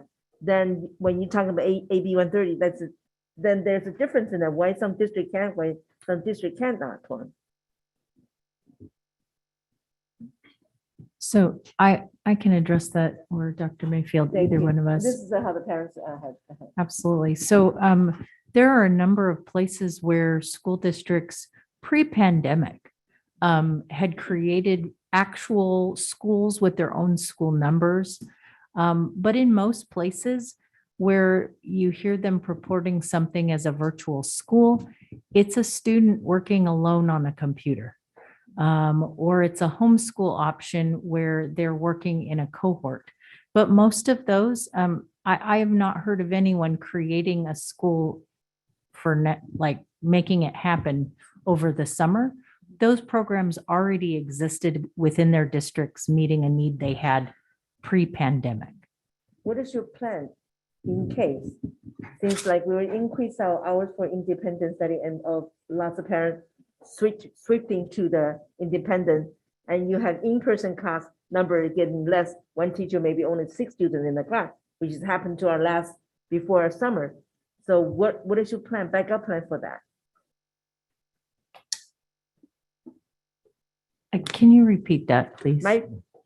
My question is, if your independent study number go up, your in-person number goes down, what are you going to do with those classes and in-person class? That's what teacher only yeah, teaches I'll 6 answer students, that. your budget Right. issue. Yeah. It's more than the budget. It's that we don't have enough teachers, right? But so we have to reduce, make combination classes. Okay. That's what Dr. Zitlo referred to earlier. So we have to work with every school, and now intent this year to reduce combination classes to 0 if we can. So there will be cases that we have lower classes, 12, 14, but that's okay. But when it comes to single digit, it will be challenging, and we may have to combine the classes. The last question from me now, which is related to independent and in-person education. Parents is concerned about the distance, and in order to build the trust on us, because they were saying the shields that we have a glass, and single table, double table, because that really people want to learn tonight. They want to hear that. I know our staff say no shield. If we have a shield, why can't we do that? It's a comfort zone for them. And also to help them to make the decision to come back to school in person. Rather than, I like to hear that because this is one of the things, I don't know, you're going to talk about safety later on or because people are waiting at. They want two things they want to know. Plastic shell, glass, and what's the other one? A table. Single table, double table. You're gonna have a double table with two people sitting together. That's another high risk there to me. High exposure to the infection. So what is our staff make decision on that part? So one of the features with these shields is they actually impede the work of the HVAC systems because the movement of the air is what is critical in this whole process for cleaning the air and keeping the classroom healthy. And so the shields have never been a recommendation from any of the public health departments. They were initially implemented because there was a thinking that the virus was in things you touched and trying to keep separated the touch surfaces. And so looking to have the hospital grade filters work at their best and adding the additional air purifiers to help with the movement of the air with everyone in a mask. It's adding that feature of your mask and then the two filter systems working together is like another layer of masking. And so we were looking to deal with the fact that we want to keep the air moving and flowing, to keep it clean in the room, not so much needing to deal now with the virus on surfaces as was initially thought at the beginning of the pandemic. No matter how with the air filter you use, but when you have it so close, the distance so close with two tables, two kids sitting there, that to me is very dangerous.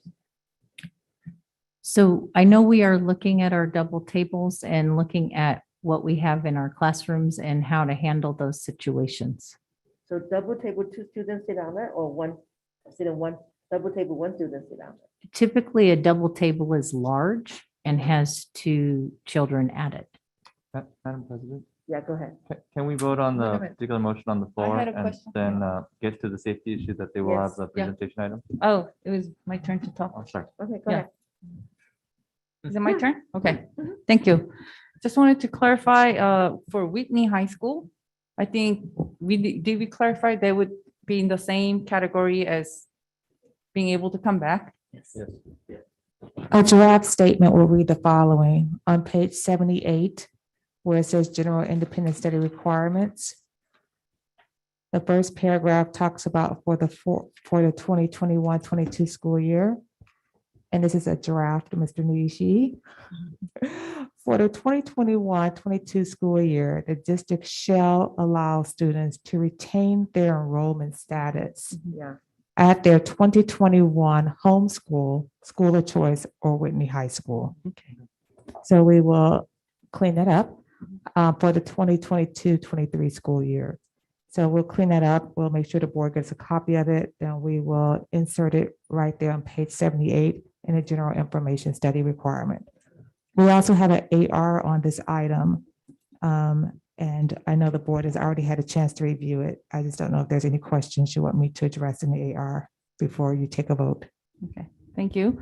And Mr. Nguyen, thank you for answering the virtual academy because that was my question too, but you clarified it very good. And I want to appreciate my board members for asking questions to staff during this time, allowing public to hear and understand accurate information and clarification. This was very important. And if we did this, I think that many things would have been clarified and answered earlier. And clearly there are logistics behind certain policy. And I'm really, really thankful to the staff to hear us out, to make adjustments really quickly and move fast because the COVID is like a wind and it's just, we don't know where it's going to turn. And I know that the past year and a half was really tough. And I know staff VP, have been I'm sorry working for very hard. interrupting. If you have no more questions, I Yes, want to thank stop you. ending right now. Yes, Because yes. our time is getting close. Yes, thank you Okay, very We much. do have a second amendment on the floor here. I Mhm. need to to go down. Before we vote, one last thing, Madam President, sorry. Okay, 1 minute. Do we need to add the part about kids can return during this year? Like if a vaccine comes through, or because I thought the policy initially said they can't return this year. No, That's the not in here? policy actually says that they can return. Okay, perfect. We just want to do it at grading periods for their benefit. Thank you. Okay, are we all clear? So. Yep. We had a motion and second now. Daniel, would you please roll call for me, please? Dr. Apodaca, Yes. Mr. Beach, Yes. Dr. Eugenio, Yes. Mr. Nishii, Yes. Dr. Rios, Mrs. Say, Yes. Mrs. Yu. Yes. Motion passes 7-0. Good night, parents. Thank you so much for waiting and stay with us here tonight. As you know, we do concern and we hear your comments. Now I'm going to the last one now, to the information item. Am I right, Dr. Su? Okay, this is so-called safe reopening our schools, and this will be presented by Dr. Su, our superintendent, and Mr. Scott Smith for communication officer. Dr. Su, go ahead. The floor is Thank you yours. so much, You President. have So- 5 minutes to Yeah, present. yes. Please. I'm going to just quickly go over the fact that our campuses will look more like they do during a typical school year. Many of our health and safety measures will be following the LA County's Department of Public Health. And I know that, let's go on to the next slide. And I know that our public health guidance may change based on the current state of our COVID-19 in our communities. The safety protocols that we are honoring is that those who are 12 years and older are encouraged to get the COVID-19 vaccine, as well as students and staff who are sick should not come to school. We must work together to prevent the spread of COVID-19 at schools. Before arriving at school, I just want to make sure that we know that students and staff must self-screen for COVID-19 symptoms each morning before arriving at school. If the student or staff member has any symptoms, they should contact the school or supervisor and just simply stay home. Before getting to school, they need to ride on the bus with self-screening before getting on the bus, as well as loading from the back to the front, unloading from the front to the back, and students must wear a face covering on the bus at all times. They must use the Z Pass and have assigned seats, as well as buses will be cleaned between the routes and windows will be opened when possible to increase ventilation. Z passes to ride the bus. Students must have a Z pass to board the bus, as well as ensure that students arrive at school in the morning and at the bus stop in the afternoon. Arriving at school, face coverings must be worn when indoors while at school. Hand washing and hand sanitation is expected, as well as physical distancing will be maximized where possible, 3 feet between students and 6 feet between the adults and the students, and as well as adults to adults. Arriving at school, use designated entry and exit routes. If your student appears to be ill, please do not have them arrive at school. You will be asked to return to pick them up immediately. The school office remains closed to walk-in visits. Please make an appointment to meet with the school staff.